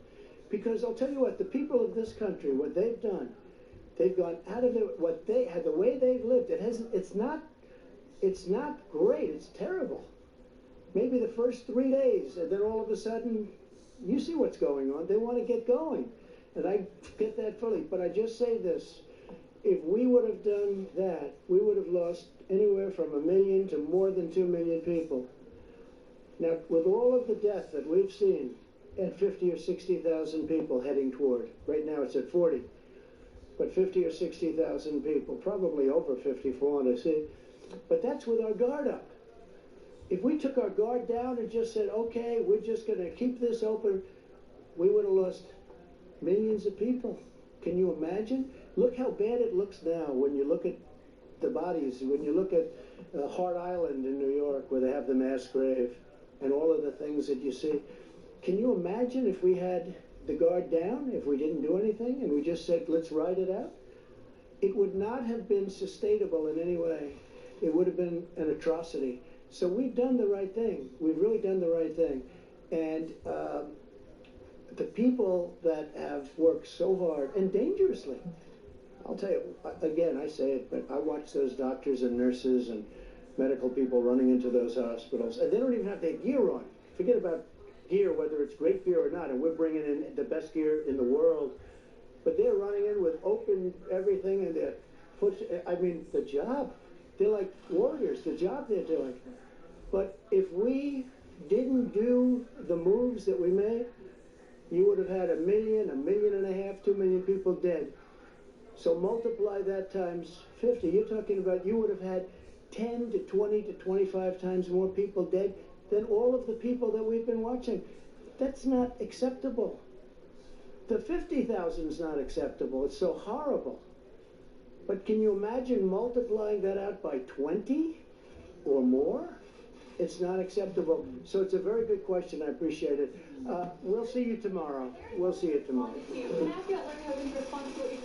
All right, and good evening. I'm Erin Burnett. You have been watching members of the Coronavirus Task Force giving the latest update on the pandemic. You were just listening to the president there. And this comes, the president's making the argument that it was right to do the shutdown, or the death toll could be 10 to 25 times more than it is now, comes as Georgia's governor is just announcing he's ready to go, and ready to go ahead of the White House, and is doing so. A very aggressive plan to reopen the economy there. Gyms, salons, massage therapists can reopen this week, even as Georgia reports hundreds of new cases. Tonight, the death toll in the United States has doubled in the past week. Now more than 41,800 people. John King, Jim Acosta, Daniel Dale, Dr. Sanjay Gupta joining me now. Sanjay, I want to start with you just because the president was just laying out this case. And one thing that, he was basically saying, obviously, that this would be 10 to 25 times worse if the shutdowns weren't happening. I'm not asking a question looking back in history as to whether they'd happened earlier and how much better this could be than the situation we're in now. But I want to ask you the number I just gave. We're at almost 42,000 people in this country who have died in the past month or so from the coronavirus. And they're still sticking by numbers that by August, it will only be 50 to 60,000. Does that make sense to you? Those numbers, they don't make sense. And, we've been following these models very closely. And, I think up until now, the model sort of tracks. I can't remember exactly what the University of Washington model had around this time, but I think it sort of tracks. But as you mentioned, the numbers doubled, Aaron, over the last week. The numbers of deaths, I think they predicted around 63 or 64,000 by August 4th, and we're at April 20th right now. So I think it's a little bit hard to reconcile that. Obviously, different places in the country have different sort of waves and different peaks as people have described it. So we are going to see, numbers come down in some places, but maybe still go up in other places. So it doesn't really track right now going out still another 3 months from now, especially, Aaron, if places reopen prematurely. It was really striking to me. I picked up on the same thing you did near the end of that press conference. The president really seemed to acknowledge just how significant these physical distancing measures have been in terms of the impact. I mean, we are going through something unprecedented. People say, well, we didn't need as many ventilators, not as many cases. What we're doing right now in the country is unprecedented. We have to really acknowledge the impact of having, most of the country essentially staying at home in terms of curbing this virus. Had we not done that, as the president has just said, as many public health officials have just said, as you just said, Aaron, the numbers would have been, significantly, maybe up to 10-fold higher. So we should that is an important component that we need to put into the equation of every question that comes up around this. Right, and of course now when you have states reopening, and I want to ask you about Georgia in just a moment, but the president did, Jim Acosta, make a point here of picking on certain governors, and one of them that really stood out tonight was the Republican governor of Maryland. Basically, the president calling him incompetent multiple times. Hey, man, I can't Right. even look at him. Stop. Yeah, I mean, I think at one point the president said that Larry Hogan, who we should mention is not only a Republican governor of Maryland, but also the chairman of the National Governors Association. This is somebody who is working with all governors across the country, that he needed to get more knowledge in terms of where testing can be done in his state. Governor Hogan was on with Wolf earlier this evening and said he knows where testing can get done. And yet, Aaron, the governor of Maryland, went out on his own and purchased the capacity to run some 500,000 tests in the state of Maryland. He went to South Korea to get those testing kits, and it just goes to show you what a mad scramble is underway right now, not dissimilar from the mad scramble that was on for ventilators for a period of time. Now it's on for testing capacity, and it seems the governors are now going to have to do this on his own. Vice President Mike Pence tried to step to the podium at one point and clean up things a little bit and say, well, we're working with the governors to make sure they know where the testing can be done in their individual states. But make no mistake, this was the President of the United States taking a swipe at a fellow Republican governor because Governor Hogan had the audacity to criticize the federal response. And you can tell from this press conference over and over again, Aaron, that the President is taking this deeply personally. He said at one point that it's not about him. He made it very clear he thinks it is about him. He said that, you know, this is all about November 3rd, referring to the November election. And at one point he talked about how he thinks people still love him. And so he wants these press conferences. He wants the coronavirus response to be a love fest. And when people just want to make sure that lives are being saved at this point. Well, you know, it was an interesting moment, one moment that really stood out to me, John King, when the president acted like he didn't remember holding a rally in March. Yeah, here's the reason why. Which, you know, sort of, did I? You know, as he was trying to basically take credit for shutting the economy and saying, had I not done that, you could be looking at 1 to 2 million dead Americans. And now you're looking at, well, the number continues to go up, but about 42,000. So as he was trying to take credit for that, saying he had shut down the economy, when presenting the fact that he was still holding a rally, he basically was saying he didn't remember. You ain't putting that home. Aaron, if you watch put it, like, that's why I say I would probably put it maybe like 6 inches. If the Trump administration gets right to this year of 2020, it will erase February. You can always come back. You make it look professional and put, you know, like the plate like that travel from China. But go through February. We have no problem with testing. It's going to quickly go away. The other part is soon be down to zero. The president refuses to acknowledge that yes, he took one bold step early on, but then he didn't do a lot of other things. And then you see it represented in his team as well. Look, it was great when the Admiral got up today and said in the middle of March, we had this military airlift, we went to Italy, it's locked down, we got military jets to go in there to get a bunch of those swabs and bring them back to the American people for testing in the middle of March. That's great. People were screaming about testing all throughout late February and earlier March. Why weren't they ready then? They bring out those maps. The president loves to show and tell at these briefings. He thinks you only watch today. Here's the president's team. We have these for every state. Dots where the come on, you stupid governors, right? Face. Why today? They've been screaming for help. If they have this information, and governors, governors are missing a little. Why today? And just one last point, as they say. It's just question the intelligence of the governor of Maryland, question the intelligence of the governor of Illinois, the Republican, Trumpy governor of South Dakota said at her press conference today, yes, I have the machine, yes, I have the labs, I don't have the supplies, and I need federal help. All of the governors are not lying. That's what the president wants you to believe. Every governor gets up every day and finds a reason to pick a fight with the Trump administration in the middle of a pandemic. Yeah. No. Daniel Dale, that's the point the president's trying to say. Well, first it was ventilators. He's saying that was political, and now he's saying it's testing. But as John points out, the numbers on testing show a star, and they can point to whatever point on the supply chain, whether it's interpreting the tests or doing the tests. Tonight it sort of sounded like they were actually trying to say, well, give us credit because all these tests have been done. We've taken all the blood or the saliva, whatever form it may take, but don't blame us for the fact that no one can actually read them. That's right. And the president said that people who criticize him or others on the issue of testing are trying to get him. And when he was asked why he thinks this nonpartisan issue is a personal attack, he said it's not nonpartisan, it's partisan.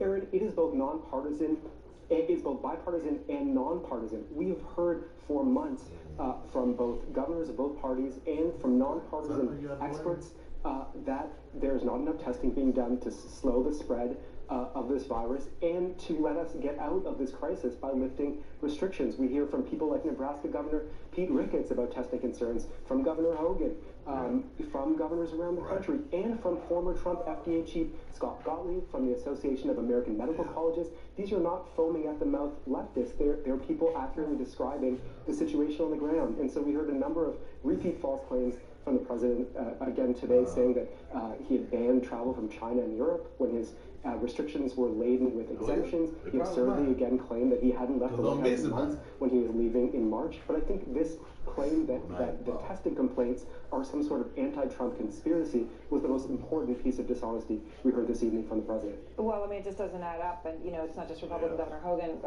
Republican Governor of Ohio, DeWine, also has said that, said to me the other day, his issue is he doesn't have the reagent to interpret the test. And that they need help. I know he's not talking to the vice president about that, but it's not a partisan issue. It's a factual issue.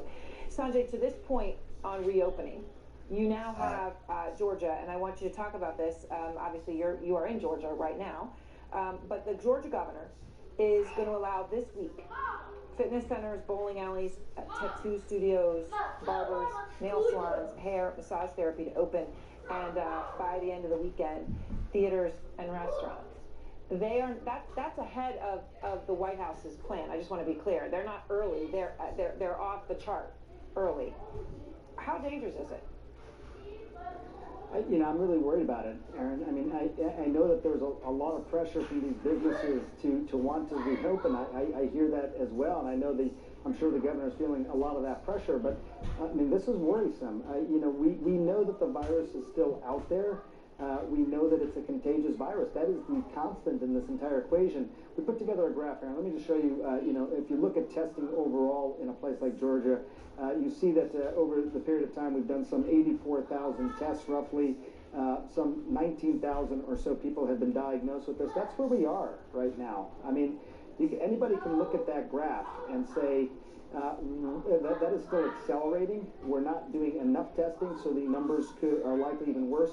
23% of the people who are tested come back positive. That number needs to be closer to 10% to sort of get a sense that we are testing enough. There has not been a 14-day downward trajectory, which is part of, again, the guidelines that came from the federal government, to your point, Aaron, showing that that's what they needed to sort of hit before starting to think about reopening things. And look, I think it goes without saying that, there's certain of those activities, you mentioned massage therapists, nail salons, hairdressers. How do you maintain a physical distance there? I get, these are tough calls, and these are unprecedented times. Sometimes it's hard to recognize the impact of the physical distancing. It's kind of like telling people to eat right. You tell them to eat right, and they're like, well, I feel no different. I mean, what did that do? And I ended up eating broccoli instead of chocolate, and I feel the same. Well, actually, it does make a difference. And, you can extend that analogy to the country here with regard to these things. It's good for us. It may not be, it's painful. I get it. It's painful for everybody. But in the end, it'll be good for us in the state of Georgia or the entire country. Well, right, and just to make your point here, as you said, if 24% of the tests are now coming back positive, and we did just hear the Admiral say the number that they want is 10%. So that is obviously off multiples. John King. Aaron, this is where the inconsistency of the president plays right up. Remember when he announced his guidelines, he said if he saw some guy, he wants to reopen. The president very much wants to reopen. We all do. We get that. But he also said if he saw governors doing things he thought were wrong, he would say, whoa, stop. Let's see if he says anything about the governor of Georgia. You just outlined the state is nowhere near meeting the president's own guidelines. But the president has shifted, again, to Jim's point, these briefings and the president's thinking are much more about his political standing than about fighting the coronavirus, at least at key moments in time here. Look, he's a president up for re-election. His economy went from boom into a bust recession. He understands the dynamics heading toward November. However, today, tomorrow, and the next day, it should be pandemic before politics. And look, we'll see what happens in the state of Georgia. Maybe this will go breathlessly well, and the governor will set an example. But as you watch these things play out, we're all going to count the case count. The president said, follow my guidelines. Let's see if he speaks up about Georgia, because look what he's done in recent days, encouraging the protesters. What are the protesters doing? They are complaining about governors who are doing what the president has asked them to do. And the president is supporting the protest. So the president's own instincts are to reopen, and Georgia, and to a degree, Jacksonville, the beaches, some of the bits in South Carolina, we have before us, like it or not, a test now for the doctors, and we'll watch the case numbers in the next 10 days, 2 weeks, and we'll get a better sense of who's right. All right, Paul, thank you. And more on that big announcement, Georgia's governor's very aggressive plan to reopen his state. It is a big move today, and Erica Hill is out front. Gyms, barbershops, hair and nail salons, massage therapists, all cleared to reopen in Georgia on Friday. This measure will apply statewide and will be the operational standard in all jurisdictions. Theaters and restaurants can open April 27th. Bars and nightclubs will remain closed for now. Some businesses in neighboring Tennessee will also be back on Monday. The state's stay-at-home order will now end April 30th. Neither state has seen a 14-day decline in cases, which the president recommended before moving into phase 1 of reopening. South Carolina giving some retail stores and beaches the green light. 4 coastal communities, however, will keep existing restrictions in place, noting there is, quote, no evidence from medical professionals that indicates the threat has diminished, setting up a stark contrast across the country. I think that the worst is yet to come for a lot of people. Boston, Chicago, and Philadelphia singled out by the White House task force as potential new hotspots. Ohio, the latest state to close schools for the remainder of the academic year, as experts caution a rush to reopen could backfire. Unless we get the virus under control, the real recovery economically is not going to happen. So what you do if you jump the gun and go into a situation where you have a big spike, you're going to set yourself back. Beaches in Jacksonville, Florida, now open with limited hours and what appears to be limited social distancing. Jacksonville is right across the border from Georgia, and it tells you that one state can't make a set of decisions that are inconsistent with public health and with science, because it's going to affect another state. As states and cities look for a path forward, testing continues to be key. The question is, how fast can you increase the volume of tests? Because the more tests, the better. That is the axiom. The more tests, the better. Test nursing homes, test schools, test teachers, test prison facilities, but you need the volume of tests. The city of Detroit now testing its essential workers. Amazon using thermal cameras to screen for fevers. New York State began antibody testing today, but officials stress we still don't know how effective those antibodies are. And Aaron, just to give you a little bit more background on what we're hearing from Governor Brian Kemp in Georgia, he was asked by a reporter about concerns over whether it may be too soon to open, and he acknowledged the fact that there would likely be more positive cases in the wake of this reopening, but said he felt the state had what was needed in place to deal with that. He also stressed, Aaron, that a lot of this had to do with his decision, that is, had to do with small businesses and needing to help those small businesses get back to work. All right, Erica, thank you. And I want to go now to the Democratic Mayor of Savannah, Georgia, Van Johnson. Mayor Johnson, I appreciate your time. And, you know, we just were going through for people just some of the things that are going to happen here on Friday of this week. It is by far the most aggressive reopening plan yet. It is not in line with the White House guidelines. Gyms, hair, nail salons, bowling alleys, body art studios open on Friday as your case count is rising, not declining. Theaters and restaurants open by Monday. Is this the right call? Absolutely not. I am beyond disturbed. In my mind, this is reckless, it's premature, it's dangerous, it's not based in any type of science or any best practices. Our reality here in Savannah is our numbers are still going up.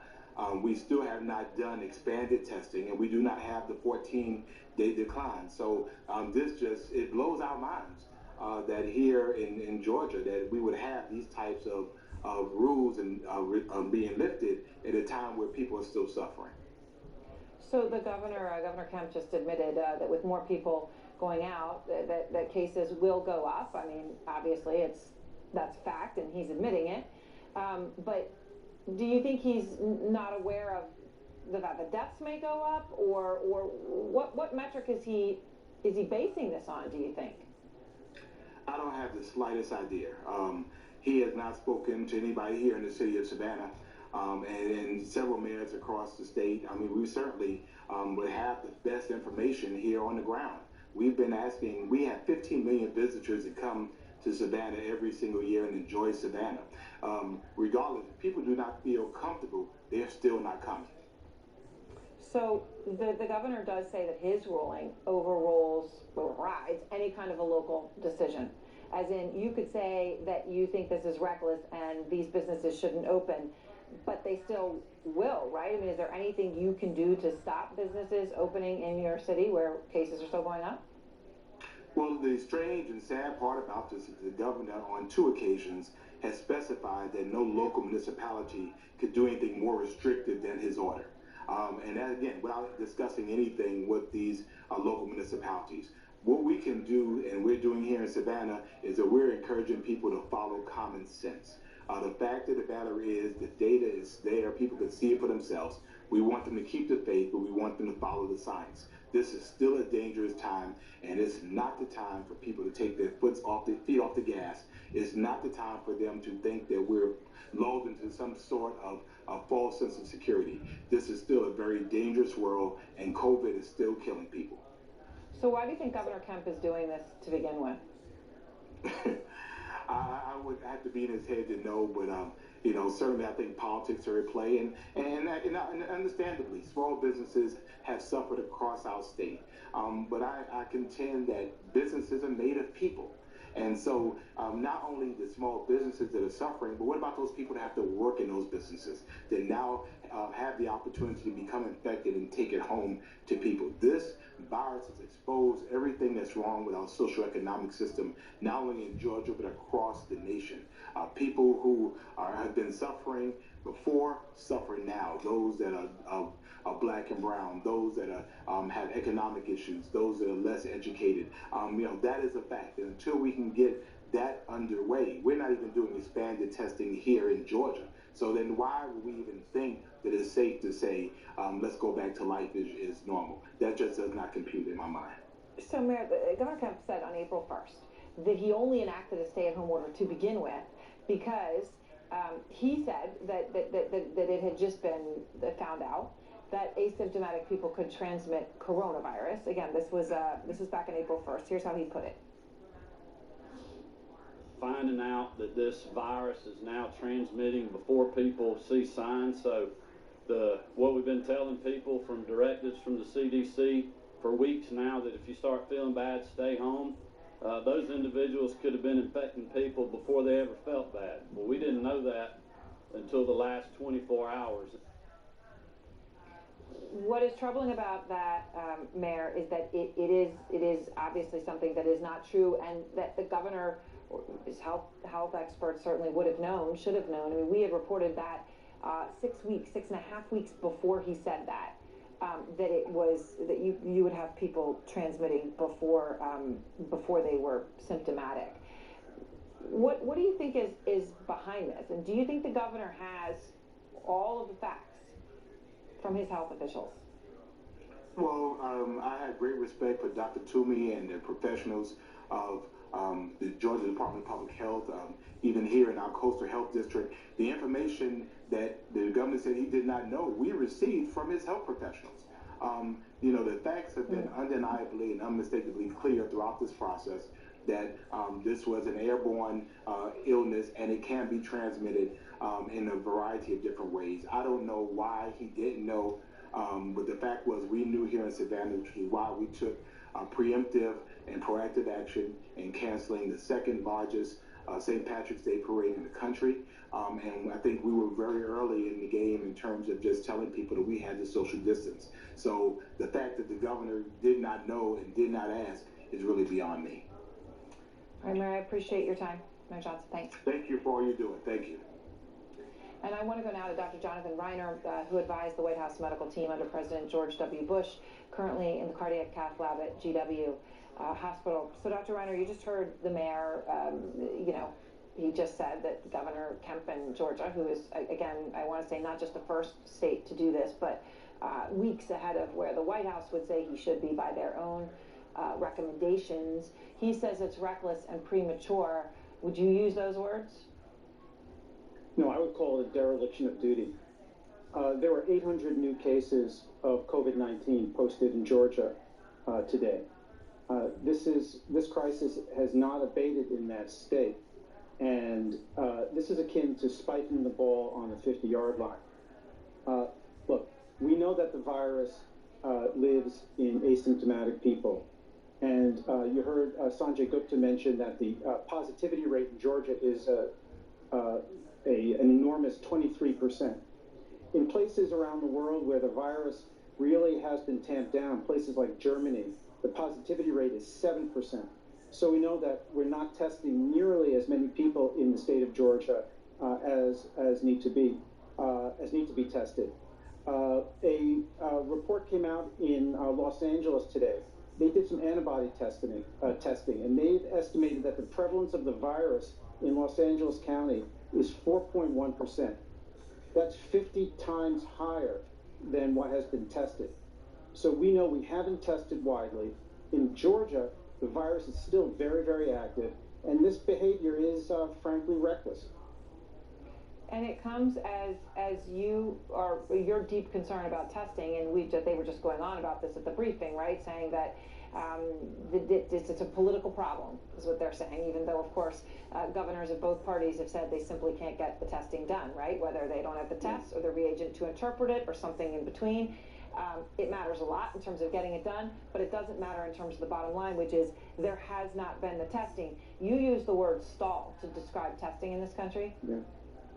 Yeah, since April 1st, this country, on average, has done about 150,000 tests per day. We've installed at that level. It doesn't matter how many machines we have or how many alcohol preps we have. It is very difficult for the average person who doesn't feel well or is even simply worried that they may have contracted the virus to get tested. I got a call this weekend from a colleague in Arizona, a physician, who could not find an open place to test her husband. This problem is rampant around the United States. The governor of the state in which I live, Maryland, just had to acquire 500,000 tests from South Korea. Whatever the problem is, it is translated into an inability to test enough people in this country. That's the basic, really irrefutable problem. All right, Dr. Reiner, thank you. My pleasure. And one place where they have been doing the testing and testing so many, as you heard Dr. Reiner just say, that they get that 7% rate, is Germany.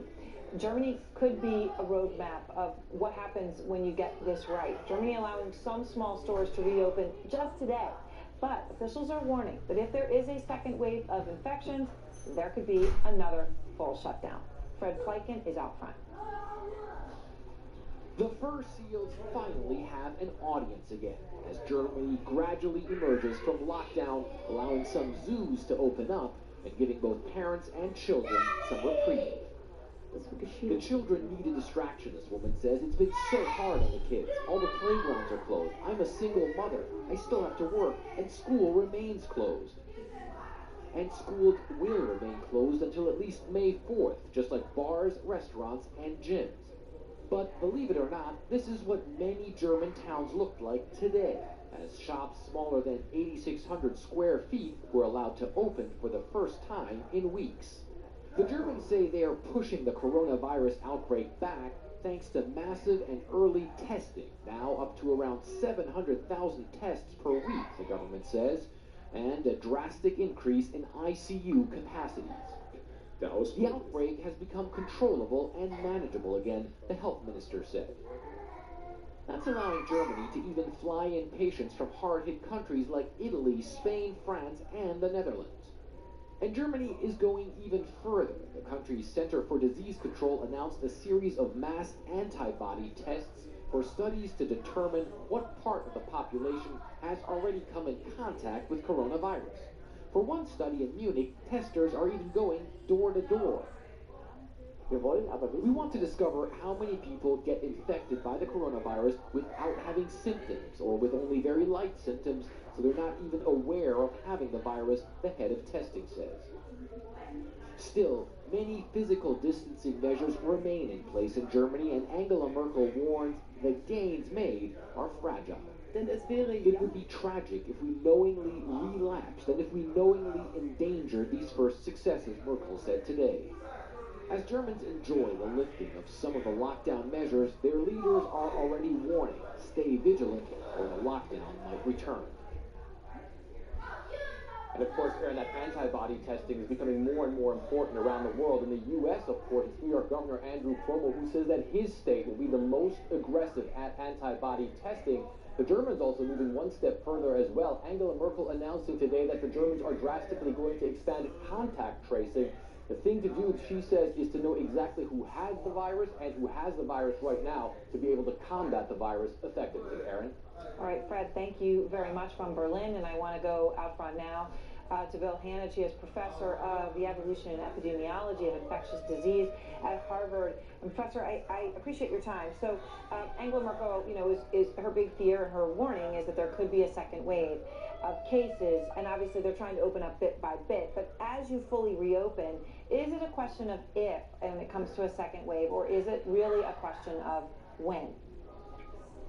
Thanks for having me on, Aaron. It's a pleasure to be here. I want to start by saying how great Germany's response has been so far. It's truly impressive. It's another federal nation, and it should be an example to the world. Now, if you relax too early and without sufficient testing, you do risk a second surge. I prefer the word surge to wave because it's the surge that overwhelms healthcare, which is the thing we have to account for.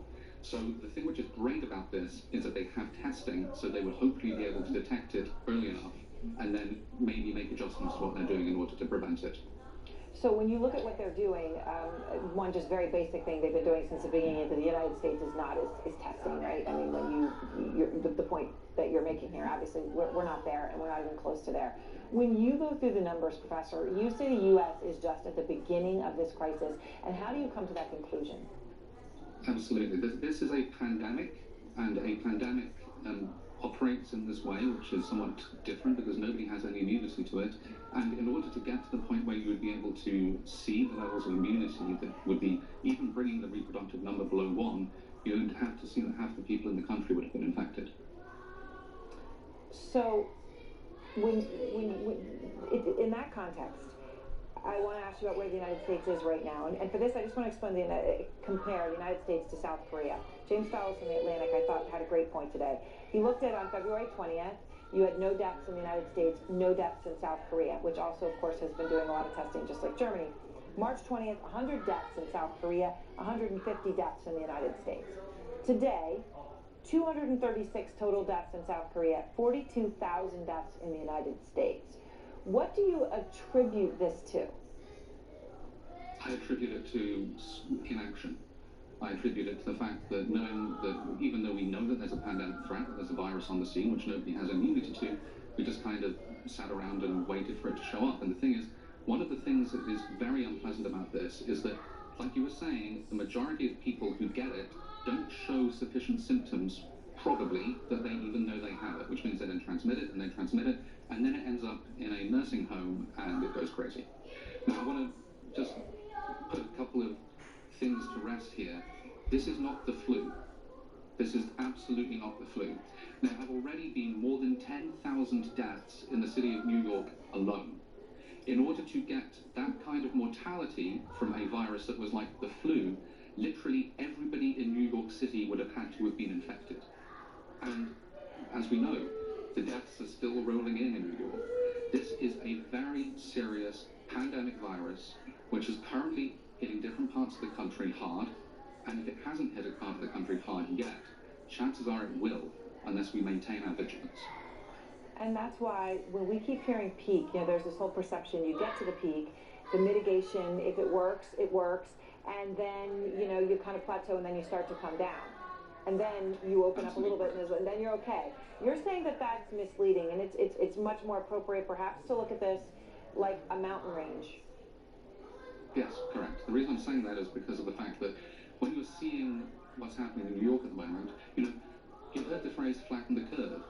New York is what flattening the curve looks like. Imagine if it was worse. Imagine if it was continuing to grow exponentially. Imagine how many more lives would be lost outside of COVID alone from other people not being able to receive the care they need for things like heart attacks.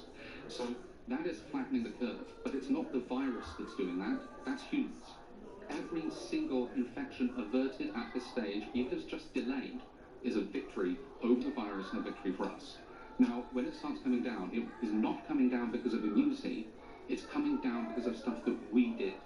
And when we stop doing that stuff, chances are it's going to start moving again and start ticking up. And if we don't have the testing, we ain't even going to know.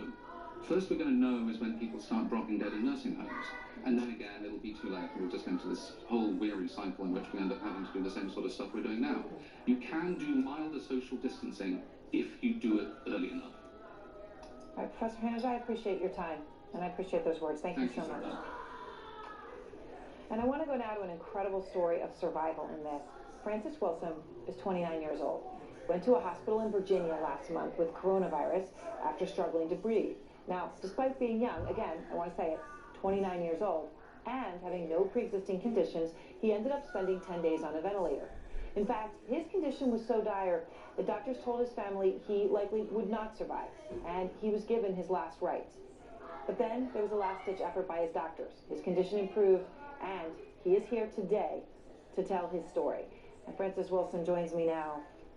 This is an incredible story, Francis. I know one that hopefully give people a lot of hope. I mean, you are so young and you were so healthy. I know never in a million years could you have thought that this would be you.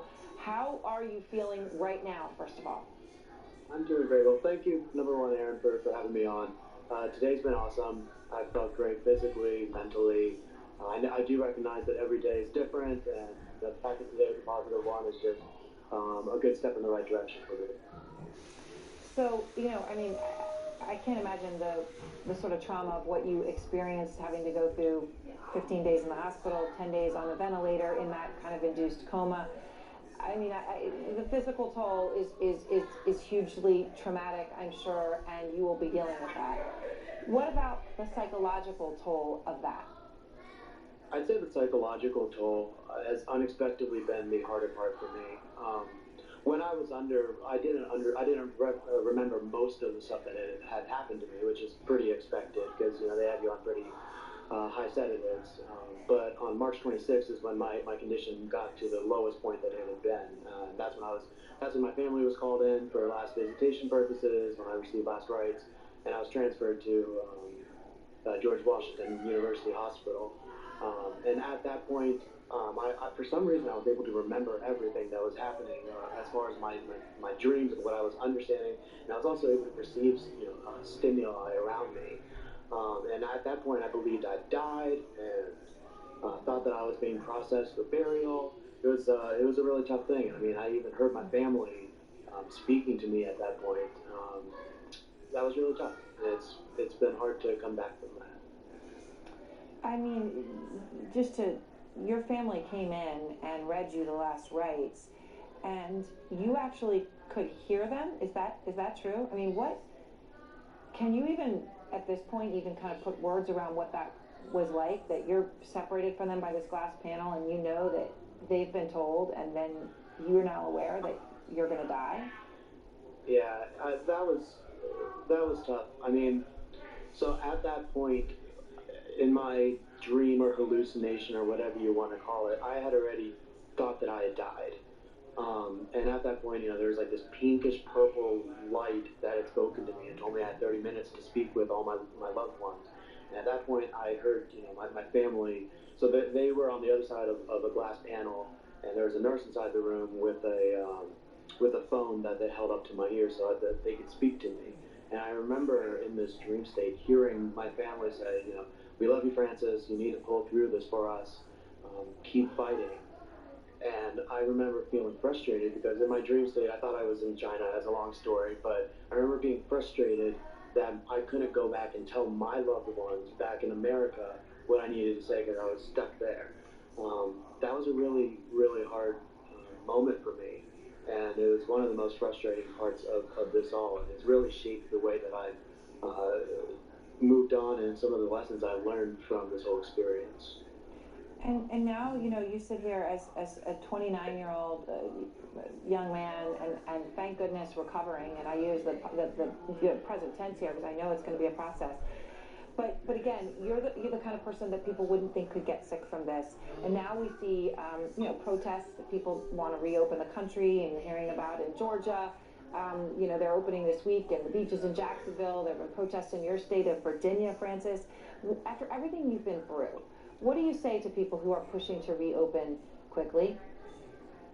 I mean, this is tough because I caught this from a friend who, at the time, I believe was asymptomatic. I was asymptomatic for a few days before things really just completely fell off a cliff for me.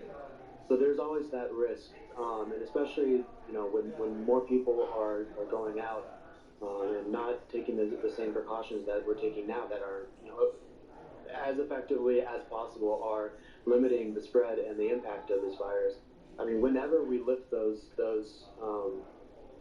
measures, whether it's now, whether it's in the future, there's going to be a risk of a second wave or another peak of this, and it's important for us to make sure that we have advanced to the point where we're able to respond to whatever that second wave is. I'm not qualified to speak as to whether that we're there now, but that would involve having developed a quarantine, understanding how this virus is.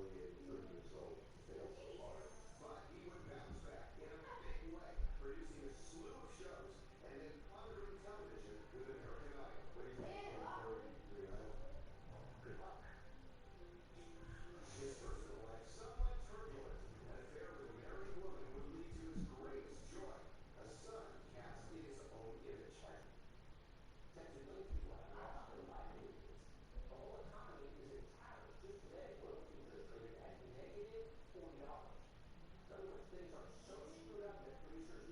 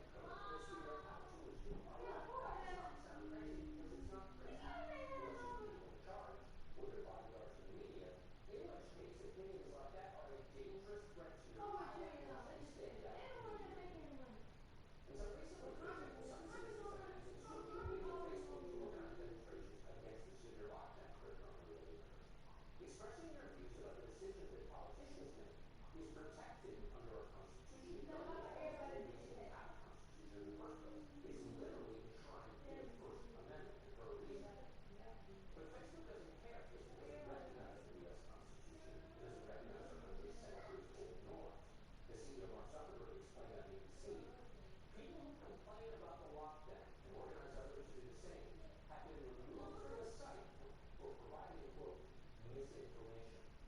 In fact, the paper is now being used to organize lobbying protests to defy social distancing guidelines in states. If somebody trying to organize something like that, is that qualified as harmful information? We do classify that as harmful misinformation, and we take that down. Misinformation. That's a term that should give you the shivers. It's how totalitarian regimes dismiss views that threaten their power. That's the country we're suddenly living in. The city of New Jersey recently issued criminal charges against a Republican who got her crime organizing a protest against the lockdown. In other words, she criticized the governor of New Jersey, so his employees had her arrested. Are you comfortable with that? Our leaders are comfortable with it. It makes life easier when their critics shut up and go to jail. They like that. In Elizabeth, New Jersey, the mayor there is using unmanned drones to spy on citizens and make certain they obey. That sounds like something they do in China. And they do. In fact, the drones are literally from China. They're made by a Chinese company called ga2fla123's. The company donated them to 22 American states to control unruly voters.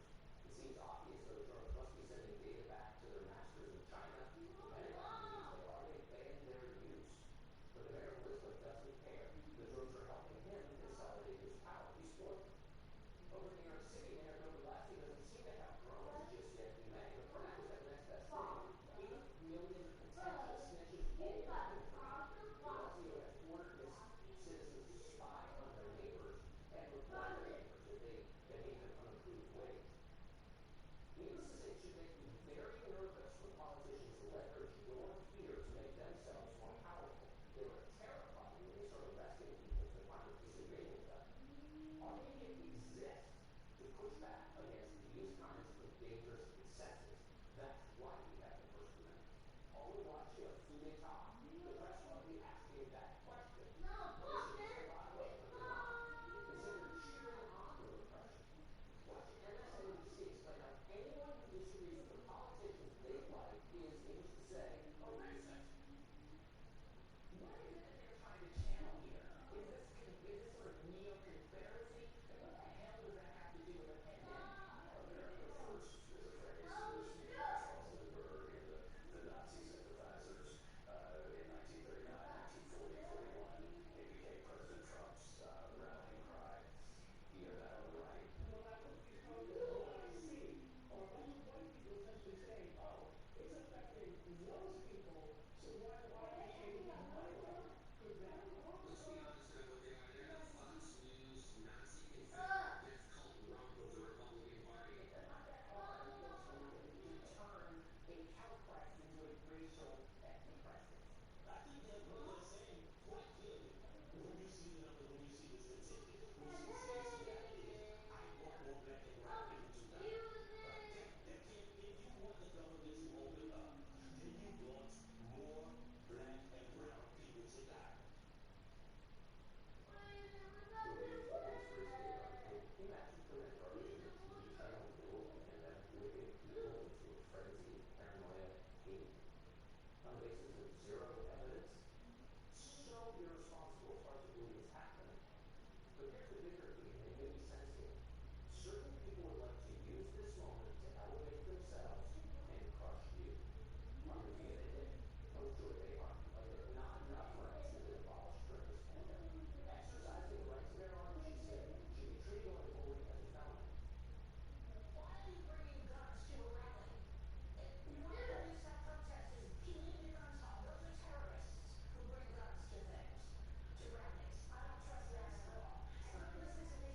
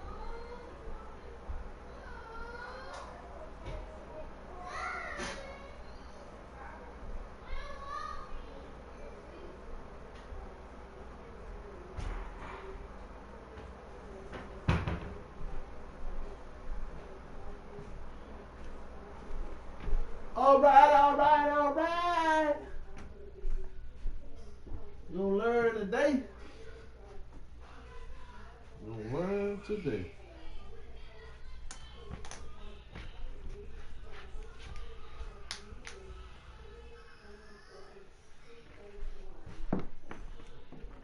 Alright, I'll be right back. Sanjay, you're the mayor, I have to say. We have the lieutenant governor, I have to say.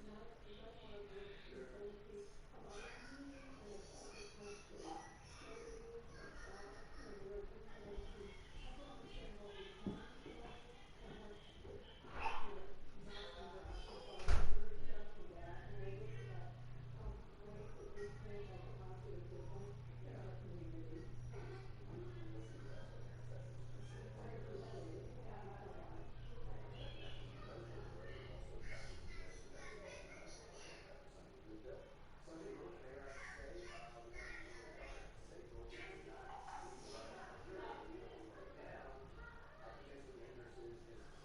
Yeah, I'm very concerned about this. There's been a lot of pressure across the board on small businesses to open up.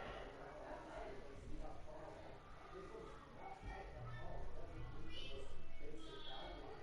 As far as the numbers, and there's some even thoughts on Baldwin Park when we look at the draft and see how the numbers continue to increase in the state of Georgia. That's not a good thing on its own. I think anyone can look at that, and anyone can pay attention to this. Does that look like a state that should be reopening right now? It doesn't. It isn't. I mean, that's what the data evidence shows. I just was exchanging messages with the mayor of Atlanta as well, who is quite shocked, I think, by the governor's decision here. If you look at the percentage change between the last couple of days in just deaths, it's 13.8% difference between 2 days ago and yesterday in terms of the numbers actually going up. So that's obviously a concern. Jim, you mentioned the other part about the numbers are still going up. The numbers are still going up. You're supposed to have a 14-day downward trajectory in terms of cases, a 14-day downward trajectory in terms of symptoms, people that report symptoms. If you look at the graphic and you look at the numbers, well, the numbers are still going up. The cases are elevated. It's clearly not been a 14-day downward trajectory, so it doesn't meet the basic guidelines. That's it's sort of the same as like this emergency order, right? So there's a building in where I am, and there's a place you can't physically distance, like a nail salon, a restaurant, a salsa bar. Those places, like they've had their ventilation checked because that's the real concern when they set the guidelines for places of business to have that checked. Have they gone through deep cleaning? Has the person that you're about to not physically distance yourself from been tested? I mean, how is this going to work? I mean, there's the pragmatic physical distancing part of it, then there's the psychological part of it. And I didn't know if we had this restaurant graphic or not. I just was going to show this came from a study in China that we don't have it. Now, this was done through this 3 tables at this restaurant in China. There's one person in the middle table that tested positive for the coronavirus. And what they found was that most of the people in those surrounding tables also subsequently tested positive for the infection of this one person. It wasn't because of anything in the air conditioning duct system. It was just because of the proximity of people. This isn't a dangerous virus.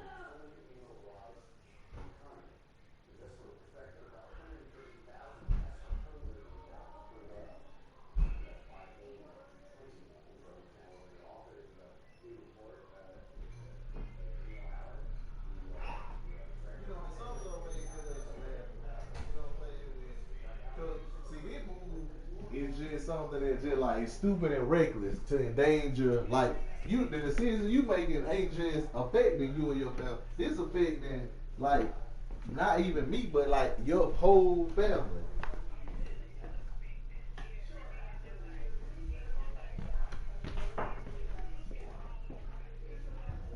Oh yeah.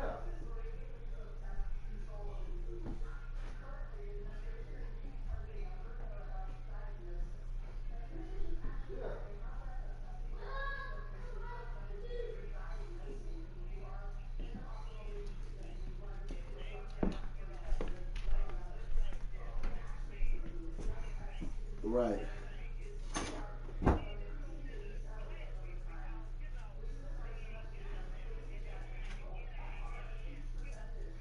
And you in a state full of black people too. And you know what? I would just know because ain't Murphy's son still mayor of Augusta? He black.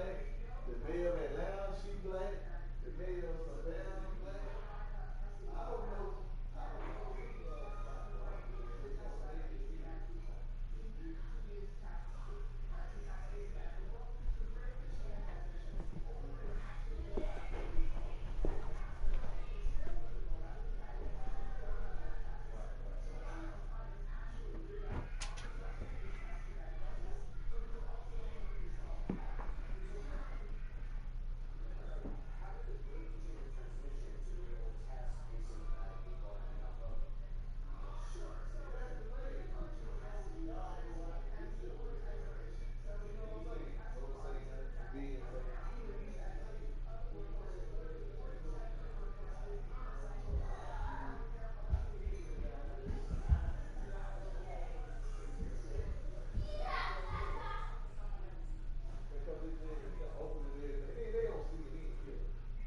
they just like, you know, Dr. What's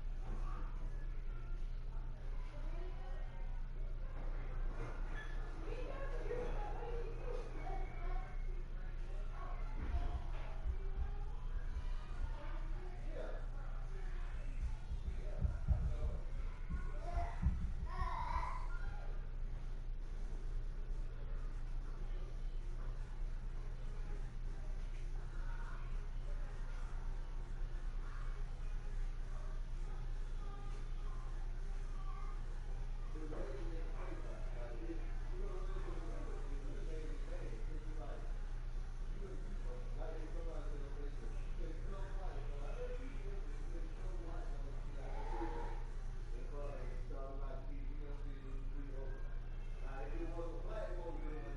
Susan and all them.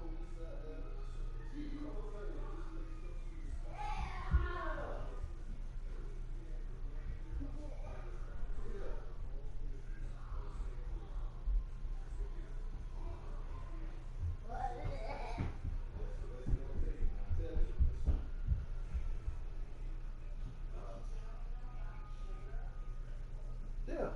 But why now? The black people, I'm telling you. Now, just like my friend Chris, he real with me. I'm telling you, even my homeboy, you know, oh, you met Eric, my friend that works at base. But anyway, like Eric black. Even when we all go out to lunch and Eric go out there, he'll be like, him and myself, he'll be like, man, I just think Chris racist, man. Like, even he talk just like the governor. Like, he from Don County. And he like Trump and all that. But, you know, I'm able to talk to people that don't necessarily agree with what I agree with. And, you know, I be trying to tell them to make, because ain't no need of distancing yourself on. But I would consider him my friend. He called me and stuff, like, you know, from home, stuff going on, whatever, right? But so, but matter of fact, you know, he helped me out with his job. And so, but anyway, I'm telling you, he was the first one, like, he didn't want to go. He like, yeah, I ain't gonna tell him what I'm gonna do. You know what I'm saying? He got that mentality, like an old school, like, you got to be seen, like, he don't really know how to use the electronic. Like, really ain't that bright. The governor ain't that bright. You can tell he can't articulate himself when he's speaking. Yeah, now look at the difference between him and Stacey Abrams. Like, that's night and day. You know what I'm saying? Yeah, you know, it didn't make sense when he talking about, yeah, I'm gonna let the general answer. I tasked the general to say this, and I'm sitting up here like, damn, they ain't side right. You tasking a general to say, you know, to do something, you know. And I'm like, all right, man. I'm just that's what I put on Facebook. I said, man, I rarely say anything when somebody make political decisions, but this is sad. I said I'm moving. Yeah.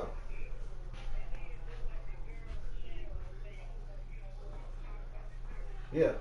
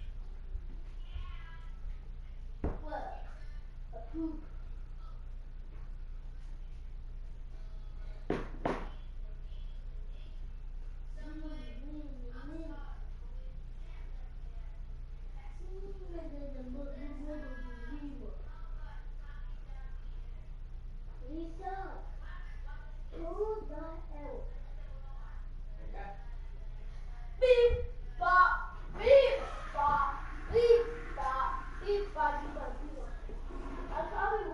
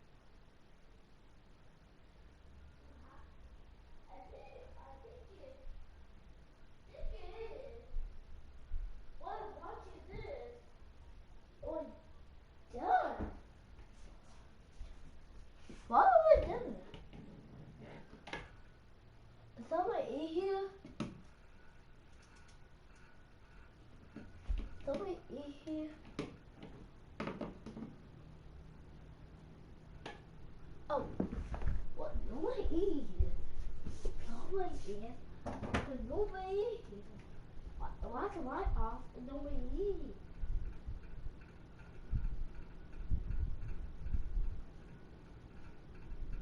Somebody play a game that's the play one thing.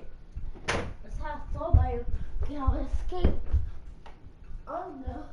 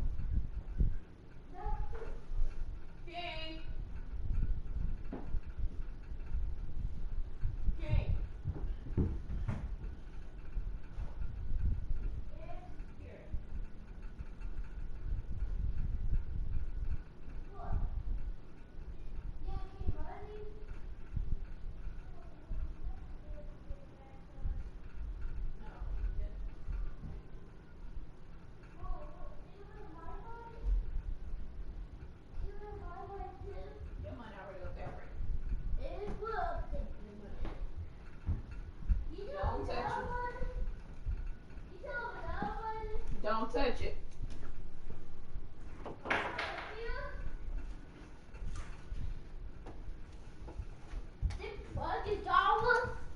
Yep, go put it back. Does he get to me? Oh, who gave you that? No, grandma gave you that.